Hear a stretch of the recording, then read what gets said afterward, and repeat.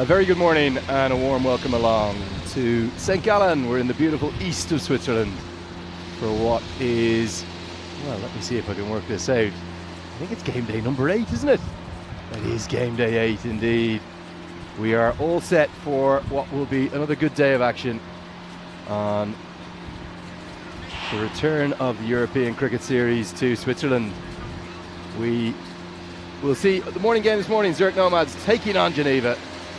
And let's run through yesterday's matches first. We'll start with the action in the morning as the ground staff are just giving our hearing a bit of a test out.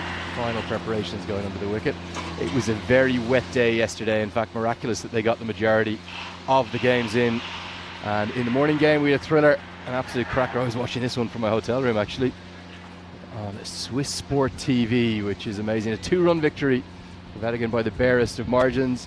And then we came into what was DLS land. Plenty of shortened games. This one was a 5-over versus a 4-over per side clash, but to be honest, Alton were comfortable victors anyway. They got well past what they needed to do, with Malor Stanikside, the star of the show, 38 off 15 after Masood Kabir smashed 57 off just 20 deliveries. And then it was on to match number 33, where Vetigen were again too good. This time for St. Gallen CC.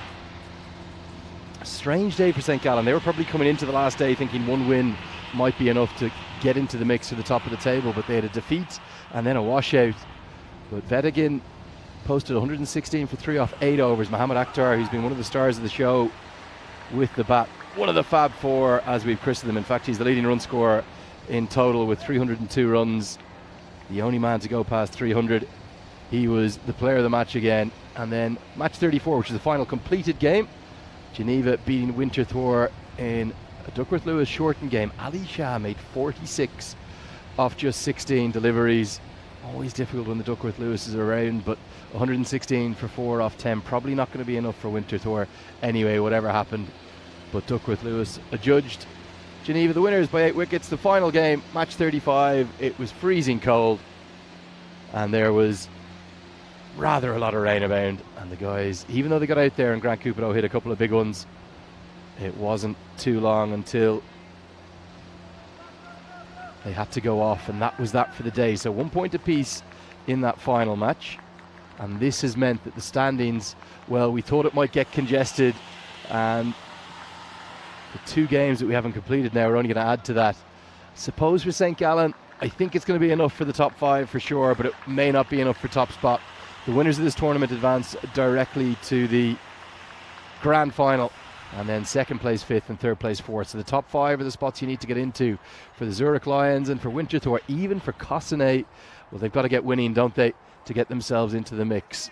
But for the Nomads and Geneva, well, I don't want to say it's a must-win. It's by no means that as we look at the fantasy dashboard, but both sides would be pleased with another 2 points. It would probably give them 1 foot or maybe a couple of toes into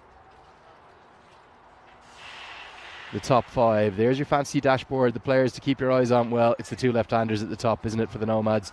Fahim Nazir and Hassan Ahmed have both been standouts there. 2 of the Fab Four, 2 from the one team. So unless you get them out early, you're going to be in trouble. And for Geneva, it's really Idris Ul-Haq who I would be keeping an eye on. Certainly the one to watch. But we're all set now for game day number 5. Geneva, interestingly, winning the toss, choosing to have a bowl first. And it is another very cold, very fresh morning. Not what I was sold in my advance of coming here to Switzerland. I was sold 25 to 30 degrees, the heart of summer. But it's basically been rainy, a little bit drizzly, and a bit miserable throughout. But we're good to go. It should be okay, at least for the first 2 games this morning. There's a bit of rain on the forecast for this afternoon. And we're all set for day number 7 with Jamil Jabbar-Keel to take the new ball for Geneva. The crease is being marked out. Gives me a perfect time to welcome my co-commentator. Hopefully going to join me for maybe the first 2 games. We'll wait to see what happens with the schedule. Vinny Sandhu's gone MIA, which has never happened before. I'm sure he's around somewhere. In fact, I know he's here, but he's not going to hear from. We're not going to hear from him for a couple of overs. So, very good morning to Srinath Sripath, who plays with the Cossonay CC. We saw him in action a few days ago. If I so remember, we might have even seen him hit a boundary, also get out for a low one. Maybe did he drop a catch? I can't remember. Very good morning, Trinath. Morning, Lenny. Pleasure to be on air with you as the first ball is delivered by Jamil. Clipped away. Just going to be a sedate start. Sedate start in T10 cricket is starting with a boundary. Trinath, how have you been enjoying the competition thus far? It's been quite hectic, hasn't it? It's a fast-paced format. I'm more of a longer form cricketer, if that helps.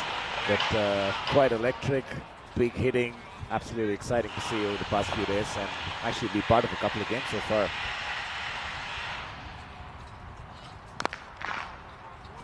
Good half stop from the bowler. Tell us about the format. It is different, 10 over cricket. It's not easy if you're not a power hitter. It's not easy for a power hitter at 50-meter boundaries. Not a good place to be a bowler. Is it ever in cricket, but even more so in a format like this. Absolutely no mercy, especially with hitters like Fahim. And right on cue, you've absolutely nailed it. Out of the ground. It's the first Maximo of the day. I think there's some construction work in the background, but the heavy action is on the pitch. It's just maybe a little bit too full. And how easily does he just swing that away for 6? That's the Fahim zone. Put it into his pads and just disappears way into the distance. There certainly is some heavy action. Maybe it's the tidy up after St. Gallen FC's big win yesterday.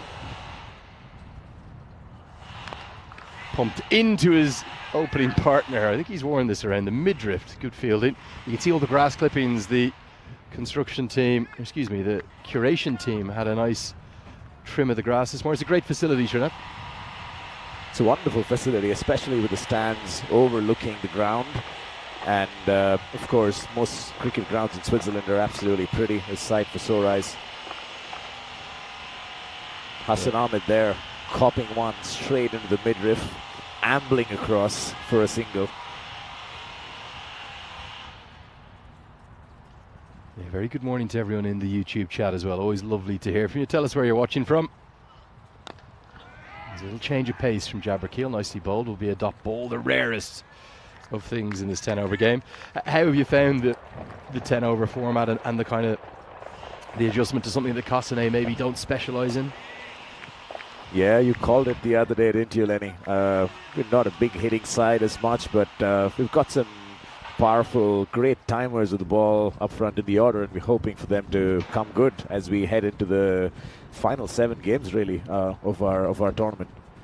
Your schedule is a little bit different, isn't it? You kind of were you the final team to come into play, and then you've actually got quite a bit wedged into what is it 4 game days in total? Yeah, it's backloaded fixtures. We've got 2 triple headers, one that happened on Saturday and one this Wednesday. Got a double header today later. So yeah, it's quite backloaded in terms of the fixture scheduling for us. That one's smoked away. Going to be a Maximo all the way, 6 on any ground you would like. Probably gone, what, 20-25 metres over the rope, just dragged it down and pumped away. He's a real touch of class. I like Hassan Ahmed. Remember, he's playing with something approaching a broken finger, or certainly a deeply bruised one at least. How did the T20s go yesterday? You had 2 T20 games. Actually, we'll get to that in a second. Yesterday was the highest scoring day of the competition so far. Maybe I'm going to put a little asterisk next to that day 7 because it was a rain-shortened day. So there wasn't actually many 10 over contests, but still a higher run rate than any other day. And the trend continues every single day in 2023. Has now been a higher average run rate than 2020. Shows how the game has advanced, as it's going to be Kermatullah Tarakil who'll bowl up. 2 T20s yesterday. Where were they held? In Winterthur?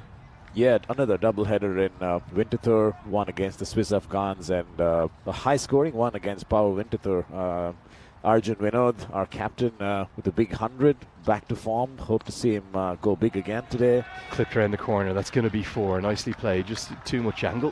100 in a T20 clash, was it? 100 in a T20 clash. It's part of a score of 218. Wow. Incredible hitting towards the end from Arjun. Is that a permanent artificial mat in Winterthur, or what kind of a ground is it? It is. It's more of the Notts County Strip equivalent. More of a permanent fixture than the one here in Dunedin Moose. Yeah, everyone giving Srinath a nice shout out in the chat. Good morning, Rob Thompson. Good morning, Mohammed Shayafat Hussein. Alaman Gaji. A little bit round arm. It's come off the thigh pad now. There's no fine leg in place, so the keeper will have to do the work. And Fahim Nazir wants to get back on strike. He will, comfortably enough. Yeah, great to hear from everyone. Subhas Panta, very good morning to you. Alam Magir Khan, Tipun Salton. Everyone saying good morning to my co-commentator for, I think he's going to join me for the first 2 games before he, I was going to say gets the whites on, but no one wears whites anymore. Gets the colours on. Srinath Shripats.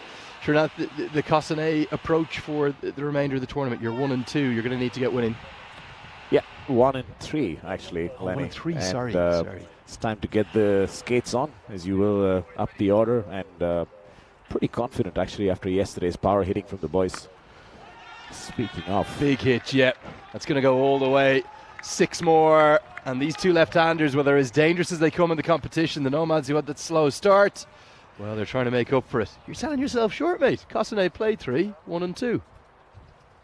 You only played 3 games. 1 and 2, that's right. Yeah.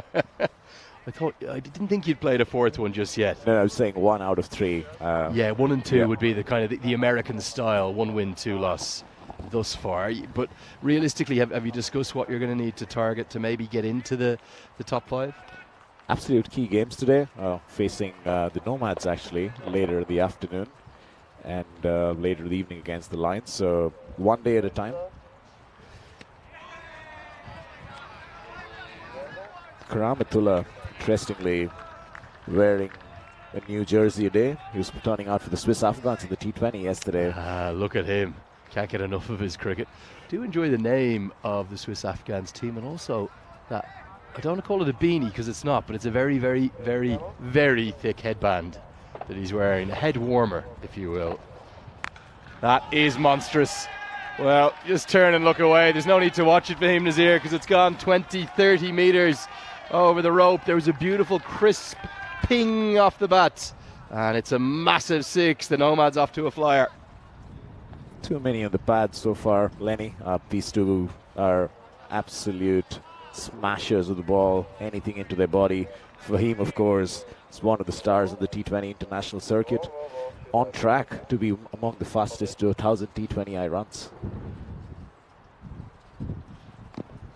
Nicely bowled, but very well played. I think he's going to be happy with the single because it means he will keep the strike.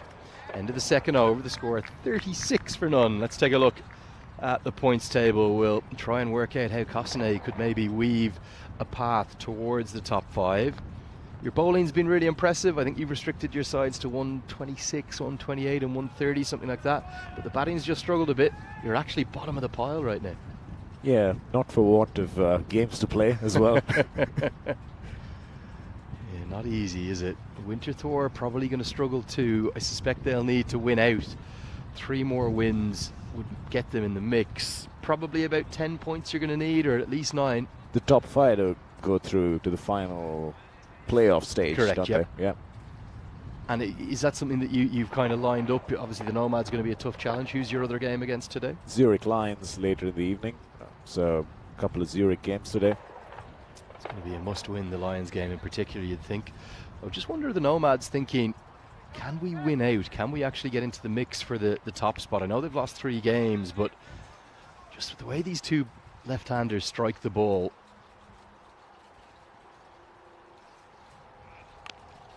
that's very slow, and the little change up from Afif Katak isn't put away. He has a smile on his face because he knows that this probably should have travelled out of the park. Bit of variation to all the balls coming into Fahim's pads, and a bit of banter and smile between the 2 international teammates.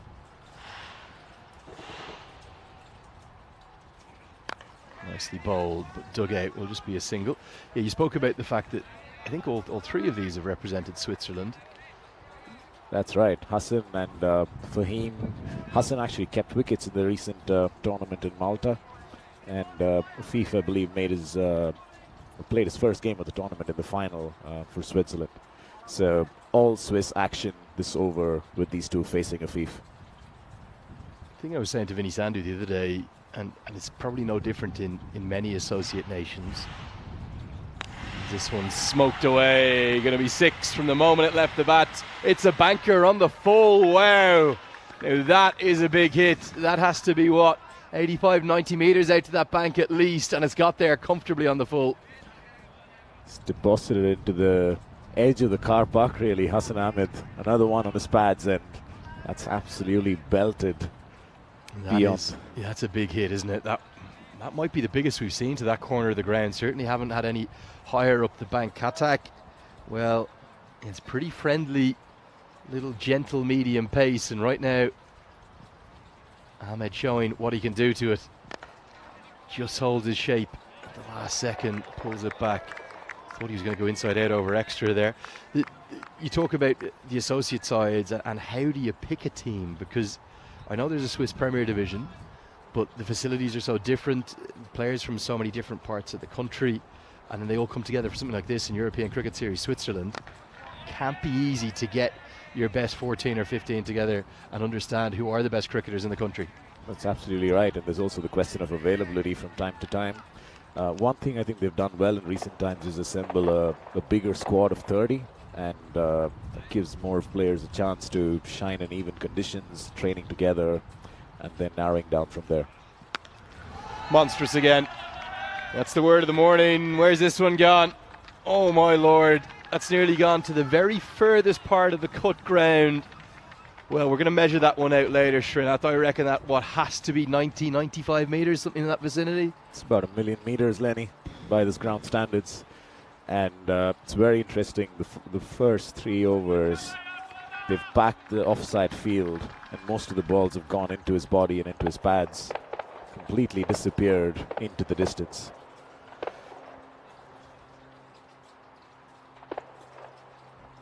Well, a soaring start for the Nomads. 50 up off just 18 deliveries. Just trying to work out how long that might be here, Srinath. That if we look at it almost with a straight line effect, it's exactly 50 metres, the guys from the curation team tell us, to the edge of the boundary. It looks almost that again, but probably not quite that again to the edge of the cut strip there. So I'm going to conservatively say 90 metres plus. This one not as big, but big enough. It's going to be 6 more. The 6s, they are travelling in every direction, but right now the leg side being favoured. These 2 left-handers, well, they're a touch of class.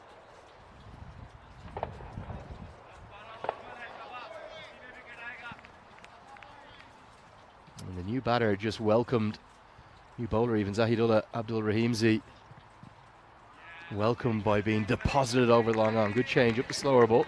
Have you been surprised by the height of the scores? They've been really quite something. How big the scores have been? The scores, yeah, I think it's been significantly more than what it was 3 years ago, when 100, 120 even was quite defendable, whereas it's just gone up significantly by 30, 40 runs. 150, not a safe score anymore. It's going to be 6 more deposited onto the... Oh, there's the bang. That's a long way back as well. We can kind of get the echo of it. We're underneath the roof of the old wooden grandstand here. It's pinged off the roof and somehow travel another 20 metres and come back to the man at long on. Sensational batting. This is some of the cleanest hitting you're going to see at this level, Lenny, and you watch a lot of associate cricket. Absolutely technically perfect batting, but depositing it into the roof nonetheless. Muscles this one. Doesn't get out of the middle, but gets enough. He's gone to 49 off 16, and the Nomads, well, I know it's an early call here. I think they're hunting down maybe the tournament's leading score. 184 is that so far from 10 overs. Their projected score 183. I think that's conservative the way these 2 are playing. Zahid needs to bowl more of what the second ball was, outside off, variation, slower. It's still a packed offside field, mind you. You've got 4 in the ring, 1 deep cover. The balls cannot keep flying into the middle stump and into his pads.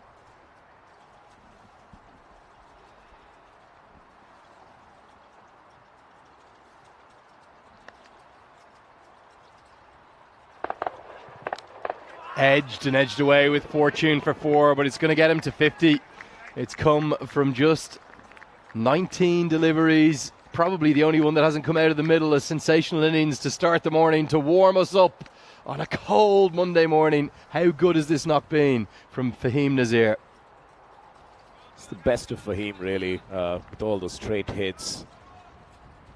Couple of edges here and there, but it's been clean hitting for the most part. Pleasure to watch.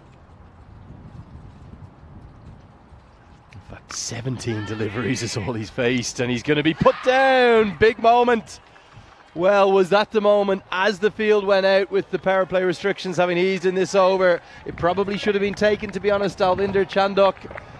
Chances don't come much easier. DC, I think playing his first game of the competition, if I'm not mistaken. Straight into him. Played yesterday. Fielded well yesterday, actually, as well, from the stuff I saw. Occasional wicket keeper as well. Straight into his hands, really, at deep square leg, and that's a costly one to miss. You don't drop for him. So that run rate right now, over 18 runs per over. That'll get us up to that 180 marker. 184, the highest of the tournament thus far. Well, there's a few tingles of triple figures, maybe. Team 200s coming into the mix as we come back live. You see that wide, a long way down the leg side. Free runs are going to help. 2 free runs to the total.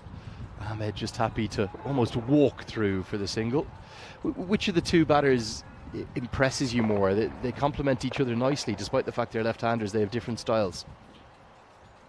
Fahim's more of your copybook cricketer. Successful across formats. He's an absolute beast, even in the 40-over competition over the years. Hassan's your big power hitter, more suited for the shorter formats, really, but again, a consistent performer. I believe he's got the highest individual score so far this comp, hasn't he? 98 against Weddingen.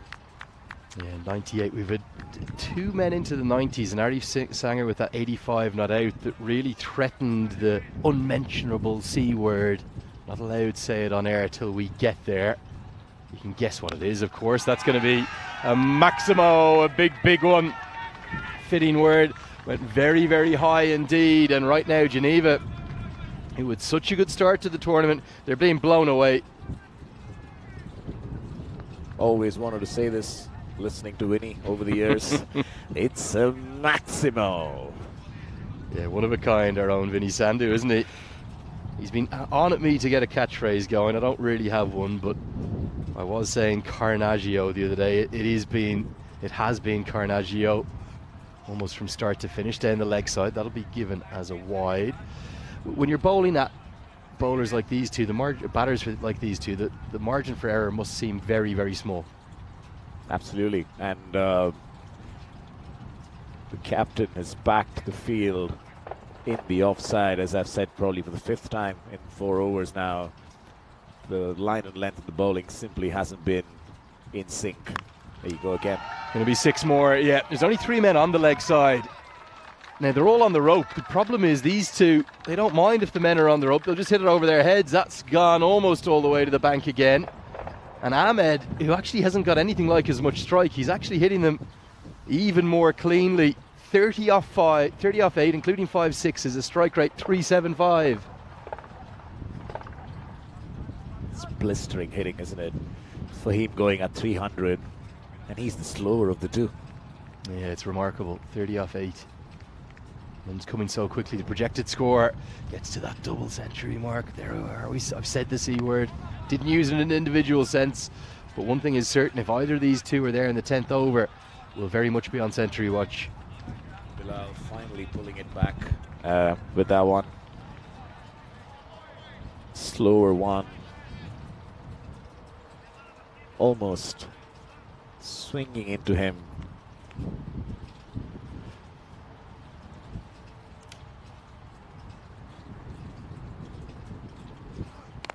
That's better.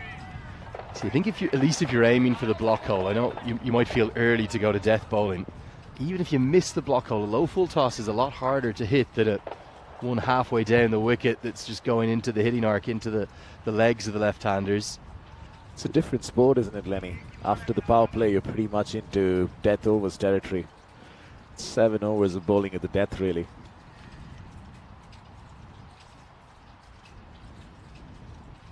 Lost his run up. No surprise with that, because the pressure is very much on the Geneva bowlers right now. We are seeing something special to start our Monday morning. We really are. It's cold, it's chilly. It probably doesn't look as cold as it actually is. I think it was 8 degrees when we woke up this morning. And that's going to be 6 more. There's almost an inevitability right now. If you bang the ball in anywhere barring the block hole, it's just going to travel over the rope. It's not quick enough to trouble him. And that just sat up to be hit. 6 more to the total. Spoke about how cold it is, Lenny. It's really been the most pleasant morning of this tournament so far. The sun peeping out at 8:30. It's not too bad, is it? I'll have to kindly disagree with you this morning. It is what we call in Ireland brass monkeys right now. This is very, very chilly. I can't believe it's the summer, to be honest. And that's going to be 6 more. Ahmed is maybe hunting down a 13-ball 50 here because he's got to 43 off 11. The strike rate soars up towards 400. Well, 100s come up. 5 overs have been bowled. 103s on the screen. This is sensational.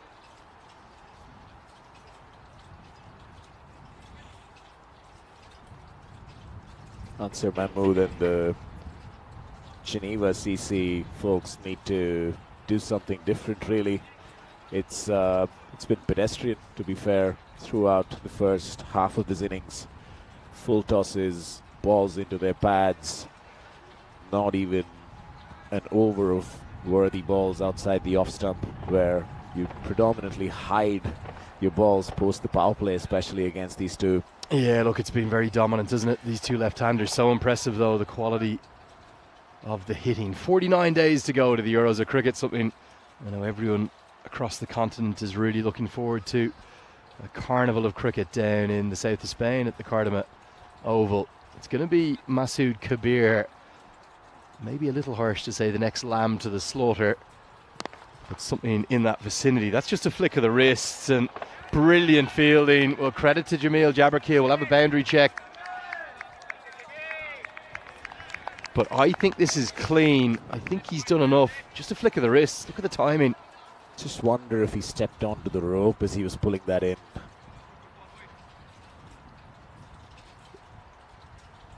I think that looks okay to me. I think he's done really, really well. That would have been difficult. So it was just a single, and even a small moment like that, a single rather than 4, followed by a dot ball. Pretty good start from Kabir. And look, he's got a plan, yeah. Almost showing those new ball bowlers how it's done. And what he's gone there is for the wide Yorker. Tries to repeat it. At least he's getting them to hit towards where he has protection, because he's got 6 fielders on the offside, only 3 on the leg. It's an interesting tactic for 2 batters who love hitting it to the leg side. And there he's forced him to hit it along the ground. So just a slight break in the momentum. Single, dot, single. Brilliant bowling, much more like it. Geneva showing there is a way to contain these two. Kabir, of course, no stranger to power hitting in this tournament so far. Absolutely smoked a few yesterday en route to a smashing 50. Knows where to bowl. And now there's a step across, and it's going to go all the way for 6. He says catch it. You feel sorry for him, but instead it's going to be 50. 50 coming off 14 deliveries. My oh my, are we being treated to an exhibition of the highest quality of ball hitting you'd ever want to see. He hasn't hit a 4. He's just hit the 8 6s. He's only faced 14 balls. Hassan Ahmed, magnificent. Making room for himself, stepping outside the off stump and depositing it on the roof yet again. And add 6 more to that total. You don't need to think about whether he's hit it well enough or not, because Hassan Ahmed is all class, and he's now the leading run scorer in the tournament. He's gone past Mohammad Akhtar. He's gone past the 300 run marker. Those runs, listen to these numbers here, Srinath. They've come at an average now of more than 40 per innings and a strike rate of over 300. Ludicrous hitting. He's averaging 40 in a T10 tournament. It's got to be unreal to have that kind of consistency over multiple games. And the strike rate, crucially, Srinath. If you're scoring it over 200 in any format, even this format, you're going well, and the runs are just going to keep coming. Just a gentle medium pacer from Ali Shah right into the slot. Didn't need to get it out of the middle of Nazir. He knows he's got the power. And these two, well, there's a detailed chat now. They're saying, come on, let's make the first double century partnership in a T10 game. I'm sure Vinny's going to correct me on that. But did these guys, I'm not sure they made a double century. We haven't had two Centurions in the same game. I know that for a fact. The highest total ever, 229. Is that under threat? Maybe it is, Trinad. Oh my, oh my. Another banker, this one on one bounce. Poor bowling, yes, but brilliant batting. You're spot on. It's not easy to have this kind of consistency with your power hitting, no matter where they bowl. And I know this was a full toss. Fahim's up to the task. He's almost telegraphed and smashed into the deep square leg fence.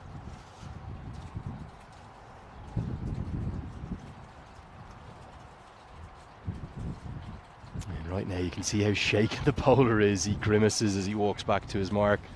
Loses his run up. You don't want to add a no ball into the mix, do you? It's maybe the only thing actually that Geneva have done well. They've kept the... There's a couple of dots every other over, but it doesn't matter because there's 3 big hits.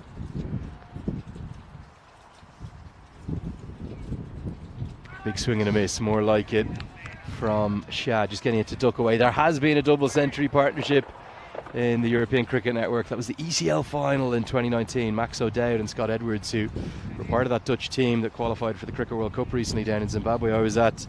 So Vinny, well, he took about 10 seconds to correct me. I knew he wouldn't take long, Mr. Maximo. Going to be 6 more. Well, there's a certain sense of inevitability when you bowl onto either of these two batters' pads. They love it there. It's another Maximo from Fahim. The way this is going, Max and Scott may need to watch out for their record to be rewritten here at St. Gallen.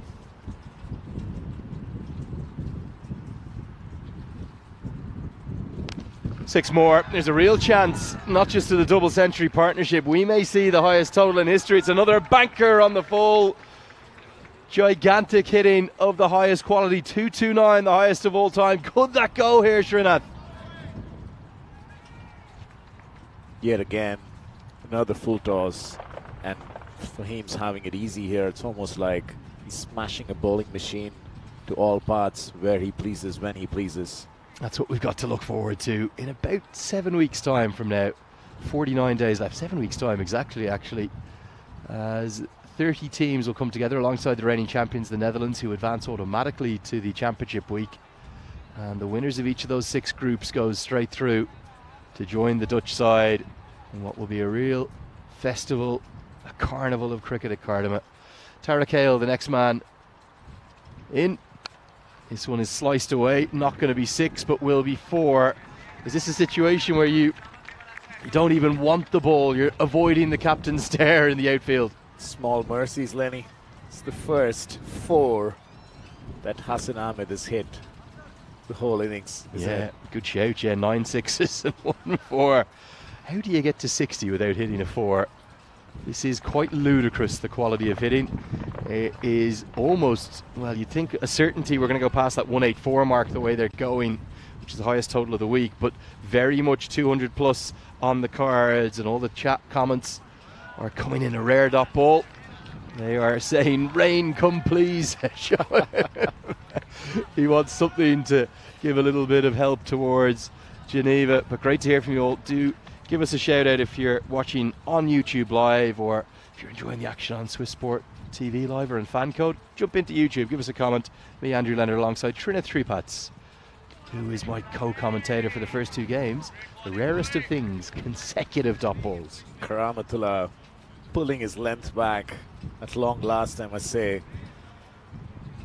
And a couple of dot balls unseen so far this morning.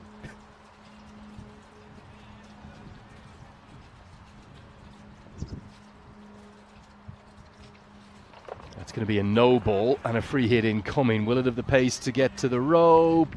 Oh, yes, it will. So 5 free runs to the total, the harshest 4 byes you could imagine. Probably something that the Nomads needed after those two top balls. 150s come up. Where do you bowl against these two? Especially on a strip like this, so narrow and no room for error really for the bowler. That one landed on the edge of the cut strip, so that's a no ball, 4 runs and a free hit. Not like Hassan's needed free hits, but there we go again. He doesn't need the encouragement, but he can't be out off this delivery, and it'll have to be re-bowled. Just as I said, the extras, it's maybe the one thing that Geneva have done well. They give away a couple. The free hit signalled again. The lasso comes out over the head. Nazir 19 short of a century. Ahmed will have time to get there only if he can hog the strike. 15 deliveries left. 200 watch, century watch, individual century watch, double century watch.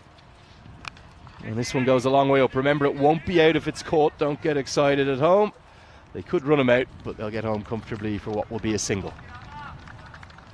It's really the first one either of them's edged or not got the middle of the bat with. Even the chances before pinged to the middle of the bat straight to the fielder. Karamatullah stringing together a decent over so far. He's just bowled a better line. Like, I know that's gone for 4, but at least he's forcing him to hit to the offside. Nazir 15 shy, and I just want to see if this was maybe signalled as a no ball as well. Just see if we get one more look at this replay. There's nothing wrong with the front foot, and I think he's saying that it's just clipped the side of the mats. Keep your eyes on the umpire here. Yeah, no ball.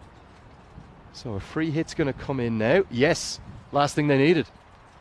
Absolutely no mercy, as I said, Lenny. Umpire Yeti Singh referring that. I think he's called it live, and then there was no evidence to overturn it. Is that right? Yeah, he's called it immediately. The two umpires just having a quick chat. The free hit does stand, and it was a no ball signalled. It hasn't been revoked, so definitely still a free hit incoming. Not that Nazir will need the encouragement. Going to be 6 more. Yes, had to check my call. I didn't know whether he got enough of that. He's into the 90s. The third man to go into the 90s this tournament. Surely it's going to go. Will we see 3 figures in your commentary debut, Srinath? Fahim Nazir gets there most days in a T20, turning it on in a T10, en route to break his own highest score of the tournament with the next ball, really. That's going to be 4 more. It was Hassan Ahmed who's got the highest score, so he wants to rob his opening partner. Fahim was on 91, wasn't he? His highest was... Yeah, but he wants to rob the 98, get past Hassan Ahmed. So the 2 highest scores, in fact, the 3 men who've got to the 90s, they're both at the crease now. This one's edged for 4, 95 not out, projected score 210. Surely 200's going to go, and surely one of these 2 is going to get to the 100. Feel absolutely horrible for the bowlers. Karamat nailing a few of those, keeping it wide outside off, doing everything he could.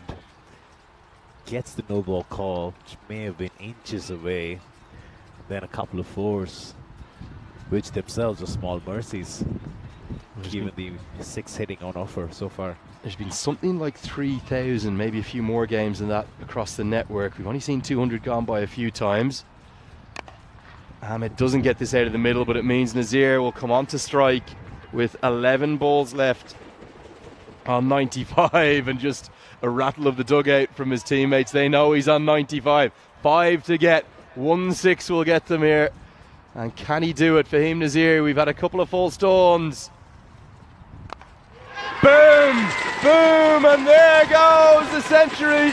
He does it in style. It was dropped over the rope. It didn't matter anyway. It's come from just 31 deliveries. And he acknowledges his teammates. The dugout is being clattered to oblivion, just like almost every ball was. 12 6s, 5 4s. Fahim Nazir, well, you take a bow, sir. Can barely believe it. 17 hits to the fence of 31. He's got into his 100, the first of the competition. Wonderful hitting. Yeah, what a moment for Nazir. And he could have probably left that alone. It would have been a wide or a no ball. We have finally got there. We didn't jinx it this time. And Trinath, I think it's the first time you're in on the mic. You managed to bring a century. You should maybe do it more often.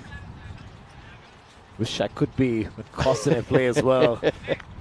Be wonderful to cheer on one of our blokes get to 100. But Fahim, my God, the consistency, astounding. Angling down the leg side, I think, going to be given not out. Kabir convinced with 1, 2, 3, 4 appeals, and as a consequence they're going to run 2. Leg bye is given. He can't believe it, but when he watches the replay back this evening, he'll see it was going to miss leg stump. 9 balls to go. Kabir wants to get rid of at least one of these 2.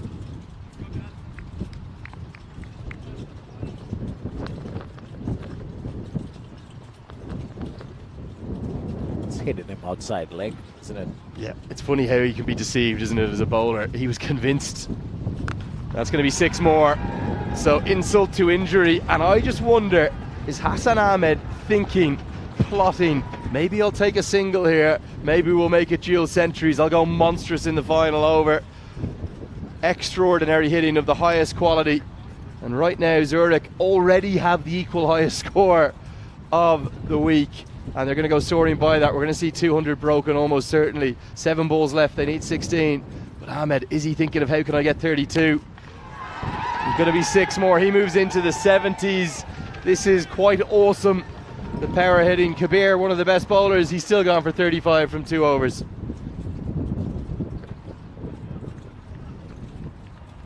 Have to see it to believe it.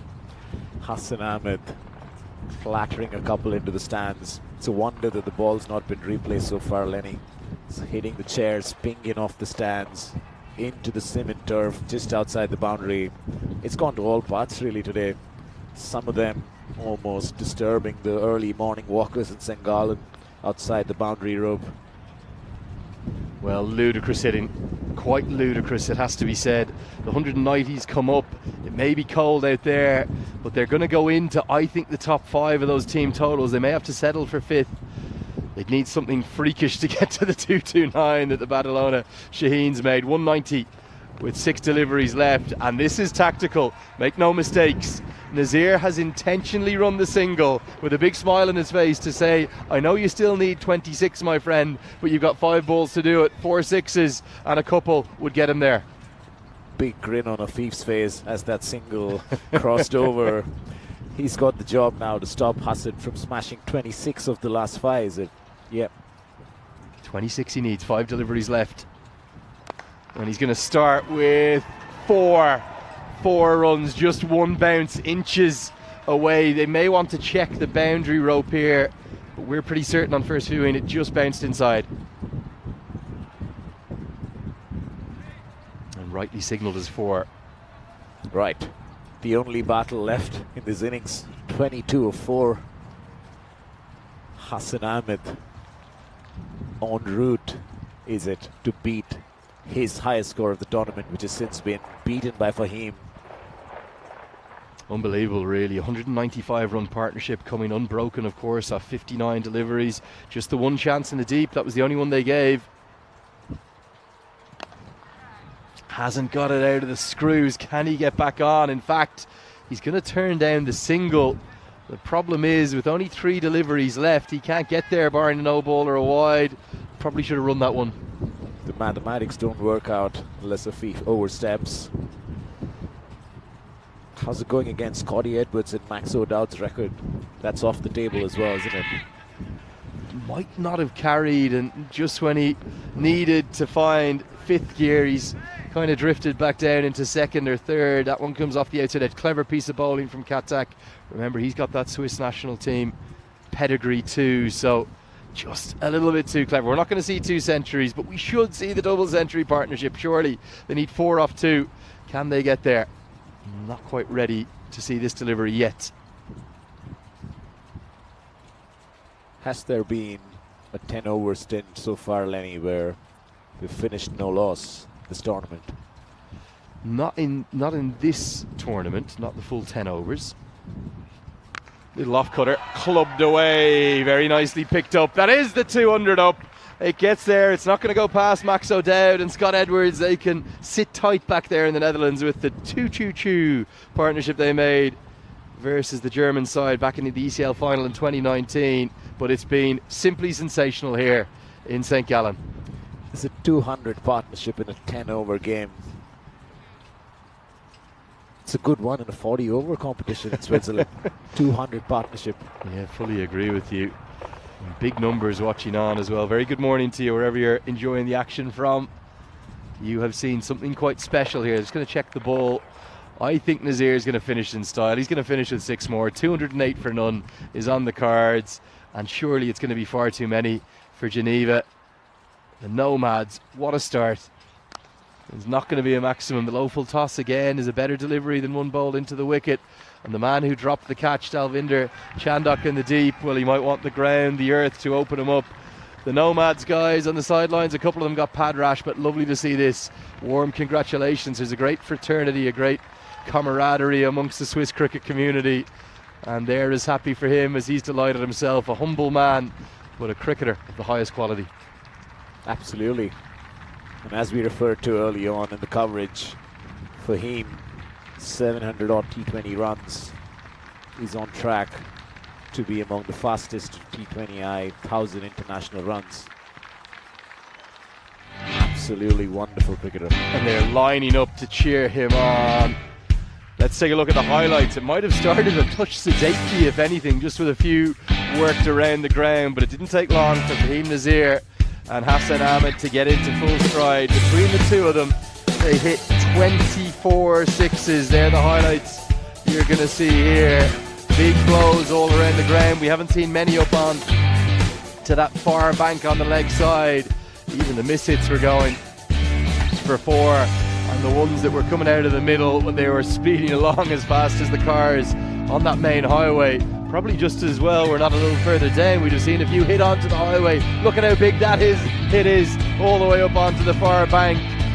Monstrous stuff across the board. Maximos rain down here in St. Gallen. An unbroken 203 run partnership. A little streaky, yes, but just the one opportunity of a catch. There were a few good bits of fielding too. That was a boundary saved as 2 were kept from the total. A couple went onto the roof and even clonked down back off it. Maybe some poor bowling at points, Trinat, but brilliant batting. 24 Maximos there of 60 balls, Lenny. Just the 7 4s. Absolutely incredible. Talk about the boundaries being 50 meters, pedestrian bowling, but that takes a lot to get to 24 big hits. That is the 18th century of the year in 2023. 110 not out, what a memorable one.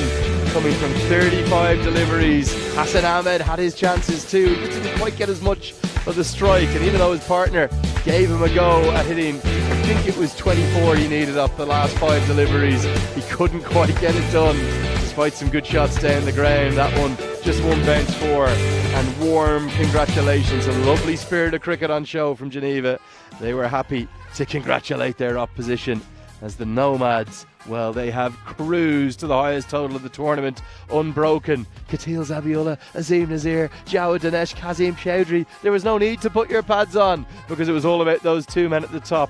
Have you ever seen a better partnership in Swiss history? Not in T10, definitely, for sure. I've seen a few patient ones, Lenny.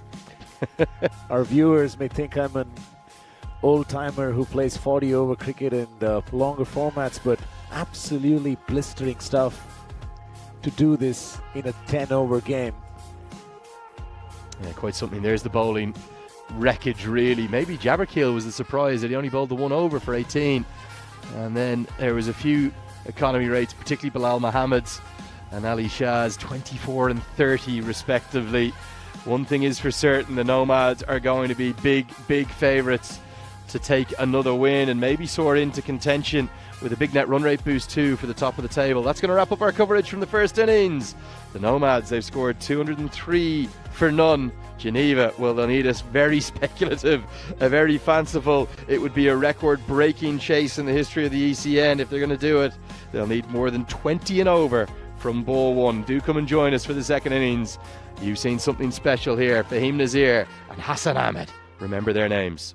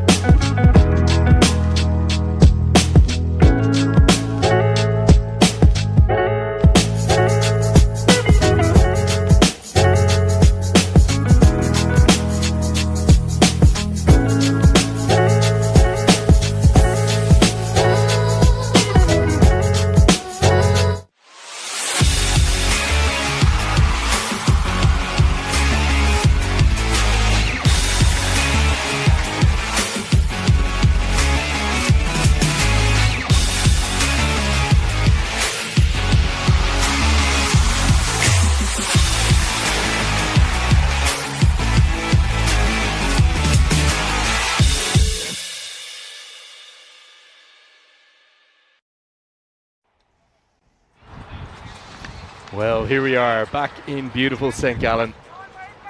And if you've missed this morning's action, you've missed something quite special. Ball striking of the highest quality has led the Zurich Nomads to what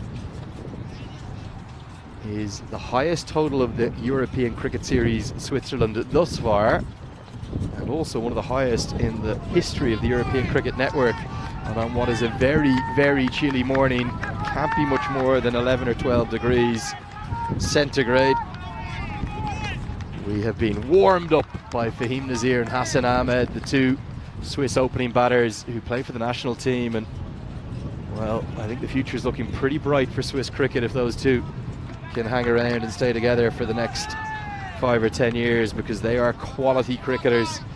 And now the two joint leading run scorers in the tournament, they've #1 and #2 on the list.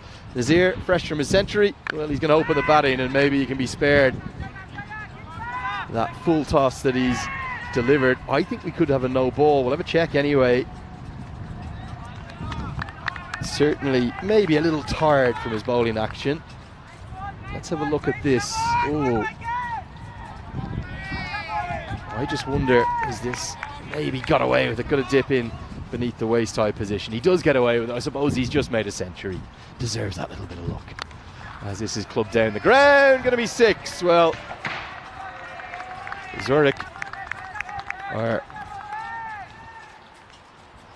the Zurich Nomads are defending 200 odd, but Geneva are in a hurry to chase it down. Andrew Leonard here with you. I've got Srinath Shripats alongside me. Srinath, what have we just seen? Just having a chat with someone, and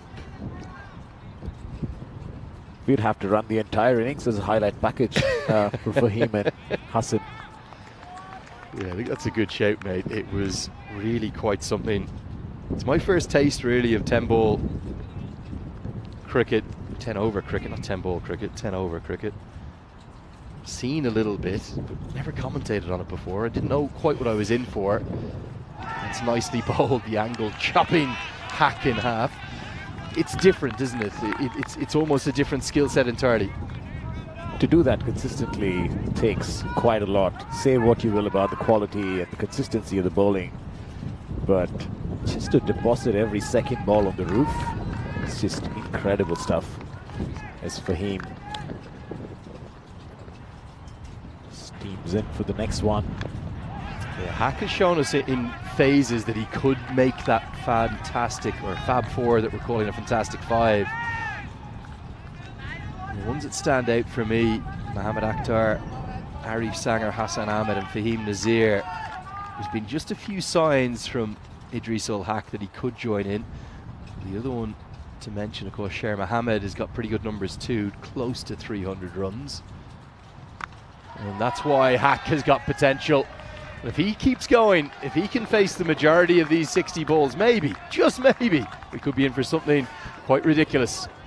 Couple of maximos from Huck to start off that innings with Geneva. They need a lot more to be within sniffing distance of that target, which is it's quite a tall order. Fahim already around the stumps for the last 3 balls.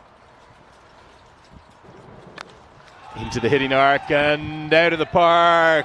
3 6s in the over. Well, they need 20 and over. They've got it from the first. As Fahim Nazir, maybe after you make a century when you bat, maybe you shouldn't open the bowling. It's just an easy changeover. Came back in. Started off really well, and then Idris Huck going bonkers in the last 3.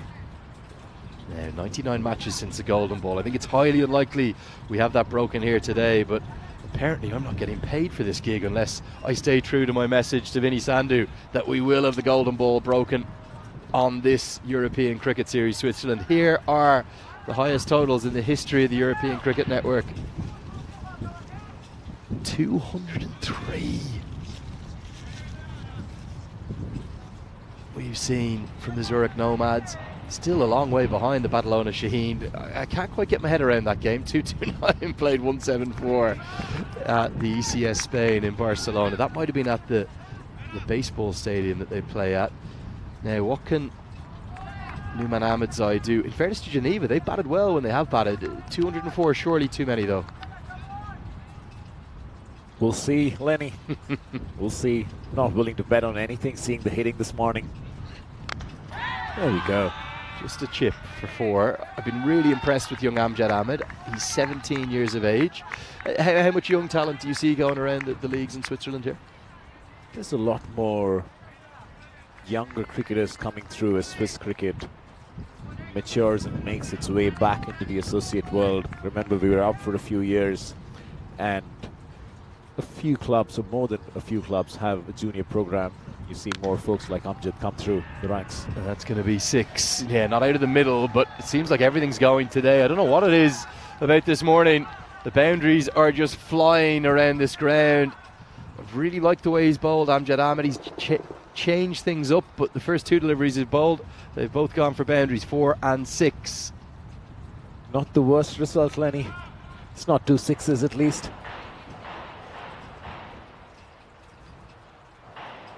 There is his name added to the list, number 18, Fahim Nazir. It only took about 2 weeks for us to see the next one after the century made in Czechia. Whatever happened with that bat, it apparently wasn't good enough. So despite the fact he's hit the last ball for 6, Ahmedzai says he wants a new blade, and this one more to his liking. 20.07 per over required. They're going at more than that at the moment. Really good start in the power play here from Geneva. And that's not going to help. A wide down the leg side. We've got Srinath Sripats here with me for the first 2 games from the Kosane Cricket Club. Srinath, you're playing against Zurich later. How are you looking forward to that? Looking forward to it because some of our bowlers have actually done really well against Hassan in the past. It's usually good length outside off. This is chipped down the ground, but it's chipped for 6. We have had a few questions in the chat about the boundary sizes. They are 50 metres. They're not as small as you'd think. It's just the quality of the ball striking has been that good. An off-cutter, nicely bowled, but equally well played. And they're standardized across the European cricket circuit, isn't it, Lenny? Which makes those stats comparable across players and leagues and countries. It's also what has made the scores we've seen here so impressive. Oh dear, now that's going to be a no ball. He's tried to play a baseball shot at it, and he's got it all the way for 6, I think. We're going to have a boundary check, but this is quite unbelievable. It's going to be a 7-up, I believe. We'll check the boundary. How has he got this one for 6? From over his head almost. That's a pure baseball home run swing from Nouman Ahmedzai. And credit to Jawad Dinesh, who does rightly signal it's gone over the rope. Pressure on young Amjad Ahmed. He's 17 years of age. I think that would have been over his head height, let alone over his waist height. It's one of the harder boundaries to access with any ball, leave alone that one. Yeah, the jumping 6 will be followed by a free hit. And the free hit's going to go for 6 more. Well, do not adjust your TV sets, your smartphones, your laptops, wherever you're watching us. Right now, we're seeing Carnaggio, 10 deliveries bowled, 50 has come up, and the runs are flying. Geneva, I can't believe I'm saying this, they're ahead of the required rate. I think that's 250 up for the day already, Lenny. In 11.4 overs. Yeah, quite ridiculous what we're witnessing here, to be honest. And right now, the required run rates come down to a more manageable 18.5 per over. Another little off cutter, helped away. Man out there should take the catch and puts it down. Oh dear. Now that should have been taken. It's as easy as they come in the deep. I think it might be Wakas Khawaja. We'll get that checked. This surely should have been held. Couple of really easy ones put down now by that fence. It's where the hitting arc is. You ping them higher up on the bat and you get these sort of chances. They don't come too often, as we've seen. It's a 50-meter boundary. Sometimes the miss hits go over and above. You've got to take them, as Dalvinder Chandok found out in the first innings. Exactly. Drops can be very, very costly. It was indeed Wakas Khawaja who's put it down. Well, we saw Usman Khawaja catch brilliantly throughout the Ashes, in the slips in particular, as well as bat beautifully. He didn't quite bat at this rate though. I'm not sure Usman Khawaja will be made up for this 10 over cricket as the boundaries keep raining. Remember, Hack is someone we've been so impressed with, and poor Amjad Ahmed, well, he's gone for 37 in the over, more than the maximum allowed because of that 7 up. And my, oh my, what a start to the chase.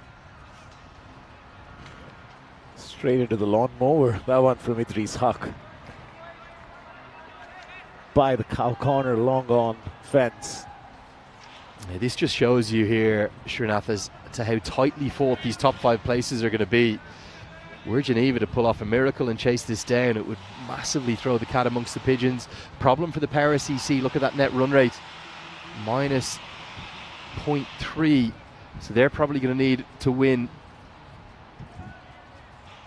It's a good job that Geneva are plus 2.5. Exactly. And that's the other thing, even if they don't get there for this total, if they could get 160 plus or something like that, that will at least keep the net run rate damage to a minimum for them. It's going to be Arbab Khan to bowl. That's a full toss down the leg side. They're going to try run a by, direct hit. Oh! It would have been gone, but it's hit the edge of the mat. And the main man, it's Jawad. Ringo Star Dinesh saying, I was on track to hit, but the edge of the mat's done me. It's one of the most unlucky things that can happen on any wicket. Oh. And there you go, that pings off the edge. It wasn't travelling towards the stumps though. I think it was. Well, that's what Jawad Dinesh is saying. 37 runs from the opening over. That was given as a wide, so it won't count as a legal delivery. Again, I'm going to say it, do not adjust your television screens. The score is 59 for none after just 2 overs. And that's going to be 6 more. What are we witnessing here? Carnaggio of the highest order. It's gone onto the bank. Let's hope the mower doesn't keep going towards it. The ball might get run over. It's a race between the fielder and the mower. It's more competitive than this battle between bat and ball here at Sengalan. It's just disappearing. Idris Haq swiping right into the grass banks. These are the highest chases in history. Well, if Geneva keep going the way they're going, we may see something that will never be broken, because 174 we thought was impossible. That got done as Hungary beat Portugal. But now Geneva are not just ahead of the rate, they're well ahead of the rate. And the ball is still being searched for out there. Finally come back. That's another 75, 80, 85 metre hit. Hack's got 32 off 8. Ahmedzai 29 off 6. There's only been 13 legal deliveries. They're going at 5 a ball. It's 65 for none. And that's going to be 6 more. Well, this is, I can only use one word, ludicrous. That's an absolutely beautiful shot. It's a 6 over covers. It's not a wild hack. It's not a slog. It's beautifully done from Idris Haq. Maximo. Yeah, unbelievable. It really is. And as you said, it's not even a slog. It's a beautiful cricket shot. I've been really surprised by how well batters have hit inside out over extra. You just keep clocking them up. I don't think this will be 6, but it will be 4 just about. And Geneva, they're starting to believe. Arbab Khan coming around the stumps, trying something different to stop this carnage. Goes over the infield and out for 4. Once again, not the worst result for the Nomads. It's not a big hit. Small mercies this game. Well, the comments are flying in. Remember, when you do give us a comment, tell us where you're watching from. We love to hear what part of the world you're into. Boundaries keep raining. That one won't go, though, as the deep extra cover, or very wide long off, is being placed in. We see Karen Dami. He says, easy chase. They're going to get there easily. I'm not sure, Karen. Kroom says, this is too much for a Monday morning. I'm there with you. My morning coffee or my morning peppermint tea hasn't kicked in yet. We hear also Vinny Sandhu sitting in there saying the most runs in a match ever is 403. That's very much under threat right now. That was that 2-2-9 game, the Badalona Shaheens versus the Men in Blue in November, last November in Barcelona. Good ball striking on offer, but this time just a single. Somehow this power play has got miles out of hand. If you think about the first 3 overs, you want to get more than a third of the runs chased down. They're well past that. And the Nomads, to be fair, keep trying something different. Hassan Ahmed, the big hitter you saw earlier in the morning, is positioned at a straight long on now. Long off for the left-hander. Hack doesn't quite get this out of the screws, but it will be 4. I'm not sure about the field, to be honest. I know you can only have 2 out, but a straight long on. When Hack favours the leg side bowling round the wicket, he can just hack it across the line. And the power play, well, it belongs to one team. It's the men in red, or maroon if you will. And at the end of the third, Geneva, they're 81 for none. They are 31 runs ahead of where the Nomads were. Absolutely incredible. I think we're running out of words here. The field, both Idris and Norman toying with the field really. You place a fielder at straight long on, there's a hack down the leg side. You place someone there, it's a straight hit. It's an impossible job for the bowlers really. Just put the ball on that hard length, get your variations right, and then pray. There's only one way to hope here. Well, all the comments are coming in. Can you find an adjective for us to describe what is going on? Nabin Sapkota watching on says unbelievable hitting, absolutely amazing. Stephen Kelk says it's a bonfire, but it's a bonfire for the bowlers. Well, I'd agree with that. We're hearing, well, I think Carnaggio's kicking on. Kroom says welcome to Carnaggio. I think it's the only word that I can think of. WTF is going on? Well, I tell you something, it is all happening. And right now, if Geneva, particularly if Hack and Ahmedzai, can just keep going for maybe 3 more overs, then we've got a game on. As we see spin for the first time today. Azim Nazir faster off breaks or ping seam balls, seam up balls. Well, the captain has been called into action. He's just going to bowl some little off-spinning darts from around the wicket. In fact, he tosses it up and tosses it up beautifully. Oh, pace off, the way to go. That's wicket. More like it. The first wicket we've seen in 14 overs of cricket. And it's a good catch held at short third. The captain strikes Ahmedzai. He was only out there for 8 balls. He's made 30. It's Tarani Taran at short third. Just about held on to it, I think.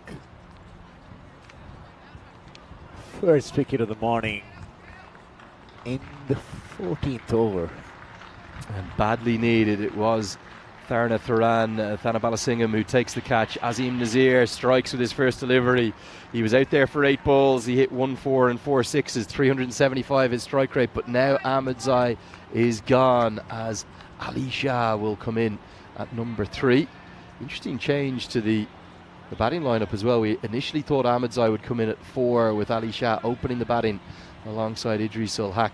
But instead, Ali Shah now at 3. He comes in with a brilliant platform. The problem is they can't even afford half an over, let alone a full over to go by.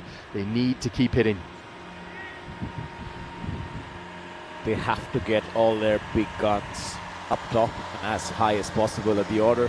Ali Shah, one of their biggest hitters, makes sense for him to be here. There he goes. Puts it away. Clever bowling. Great credit to Azim Nazir. Your default as a spinner, particularly when you come to the crease and the score is 81 for none or 80 for none after 3 overs, is to dart it in. But the medium pacers have gone the distance today, so he went slower and slower through the air. The left-hander, he went across the line of it and he paid the price. Hack gets a good piece of that. He's going to get to 50. It's a 13-ball 50, the fastest of the tournament thus far, I believe. Unbelievable hitting. And Idris ul Haq very much wants to turn that Fab 4 into the Fantastic 5. One of the best batters of the tournament. One of the more consistent hitters in Switzerland when he's on song. You really have to get him early to have any chance. He's going out wide outside off and he's hacked that in. That's going to be surely given as a wide, probably very close to a no ball. You can see the plan here from Nazir. It's to hide it away out to the offside. Doesn't want to allow Hack to go into the leg side, but that's too wide outside the off stump. Pressure back on the bowler. Amazing how these games swing.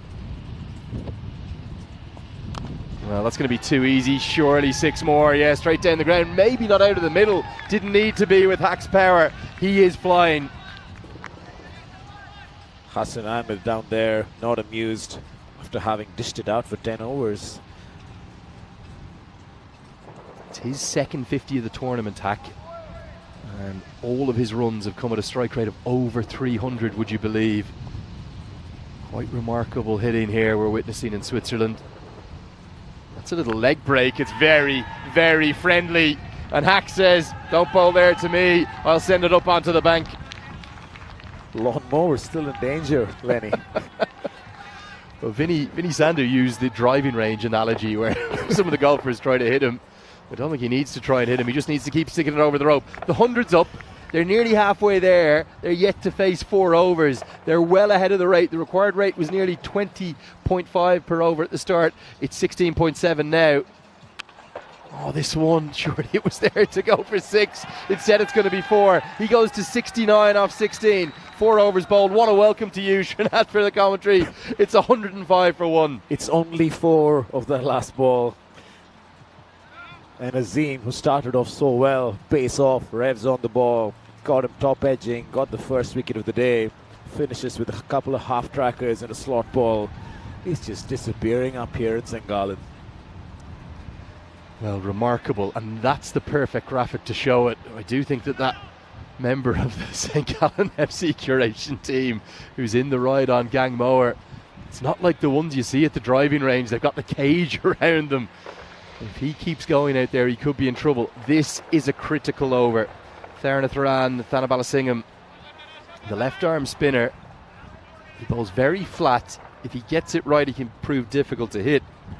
But he could angle it in sometimes into the hitting arc with the 2 right-handers. Can Shah complement Hack, or does Shah just get him onto strike? Don't think there's any time to pass on the strike, Lenny. Got to go from ball 1. Let's see what Ali Shah does here. Nicely steered away, much more conventional stroke. I think he's happy to get Hack onto strike. Well, Vinny Sandu, I said he's not working this morning. That's a lie. He was here at 7:30.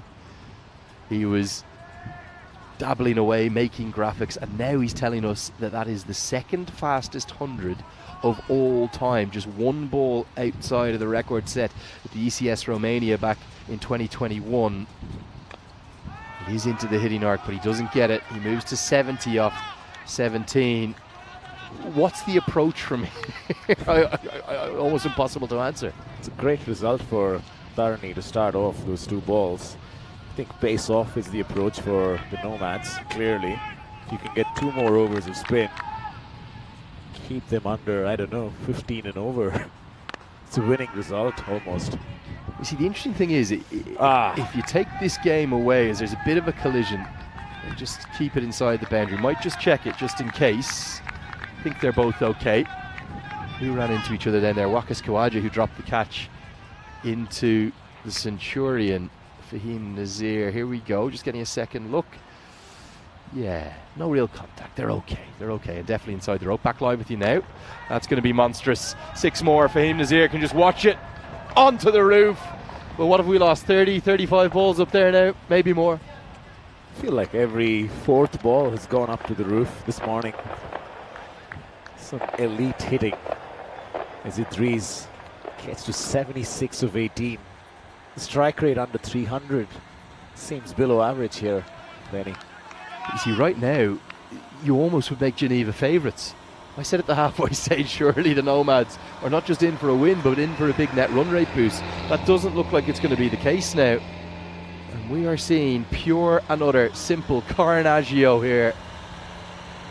That's disappointment from Mac. Just a bit more bounce from back of a length. I think that landed on the seam and bounced off the wicket. Top result, a dot ball.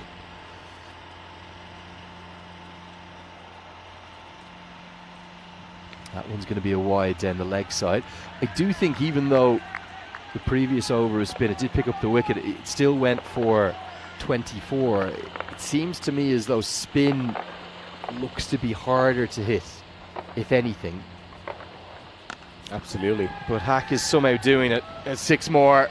Well. Geneva at the halfway stage of the chase. They're well above the halfway point of the total. They're 1-2-1 for one. Is it as much a case as anything now, Srinath, of just holding their nerve? 2 more overs of spin surely to come, and then it's a question of holding your nerve in the chase. Even if they lose the wicket or two, remember Masood Kabir, the star from yesterday, is still to come.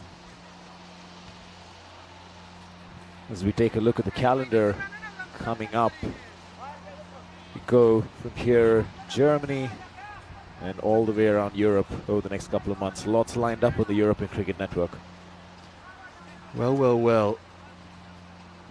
I'm finding it hard to get the superlatives in here to describe to you what exactly is going on. The next lamb to the slaughter is Amjad Rahmani, who's bowled really well in this competition. He's going to need to.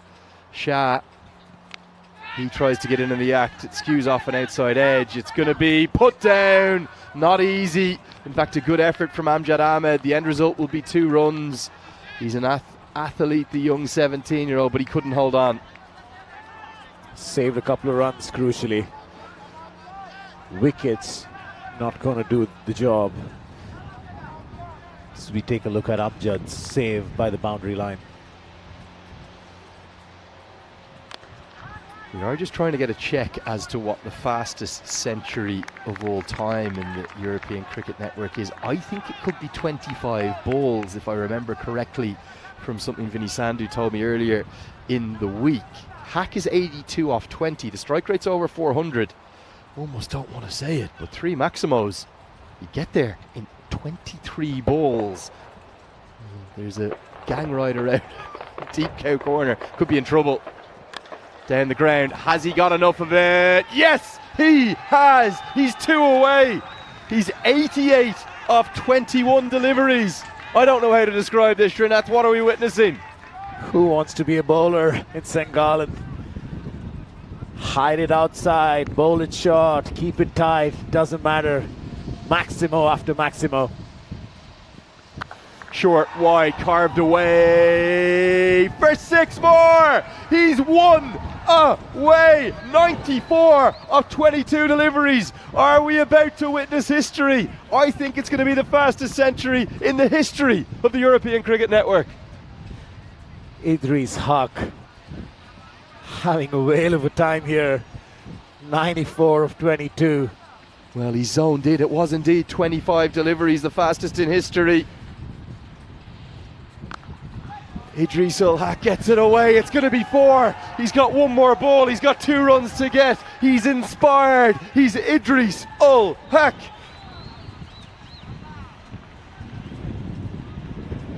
Sher Ali it was who made the fastest ever. That came off 25 deliveries. Geneva, we're almost forgetting about the game for a moment. They're well ahead. They need 64 off 25. They've got 9 wickets in hand. Is this the history-making moment?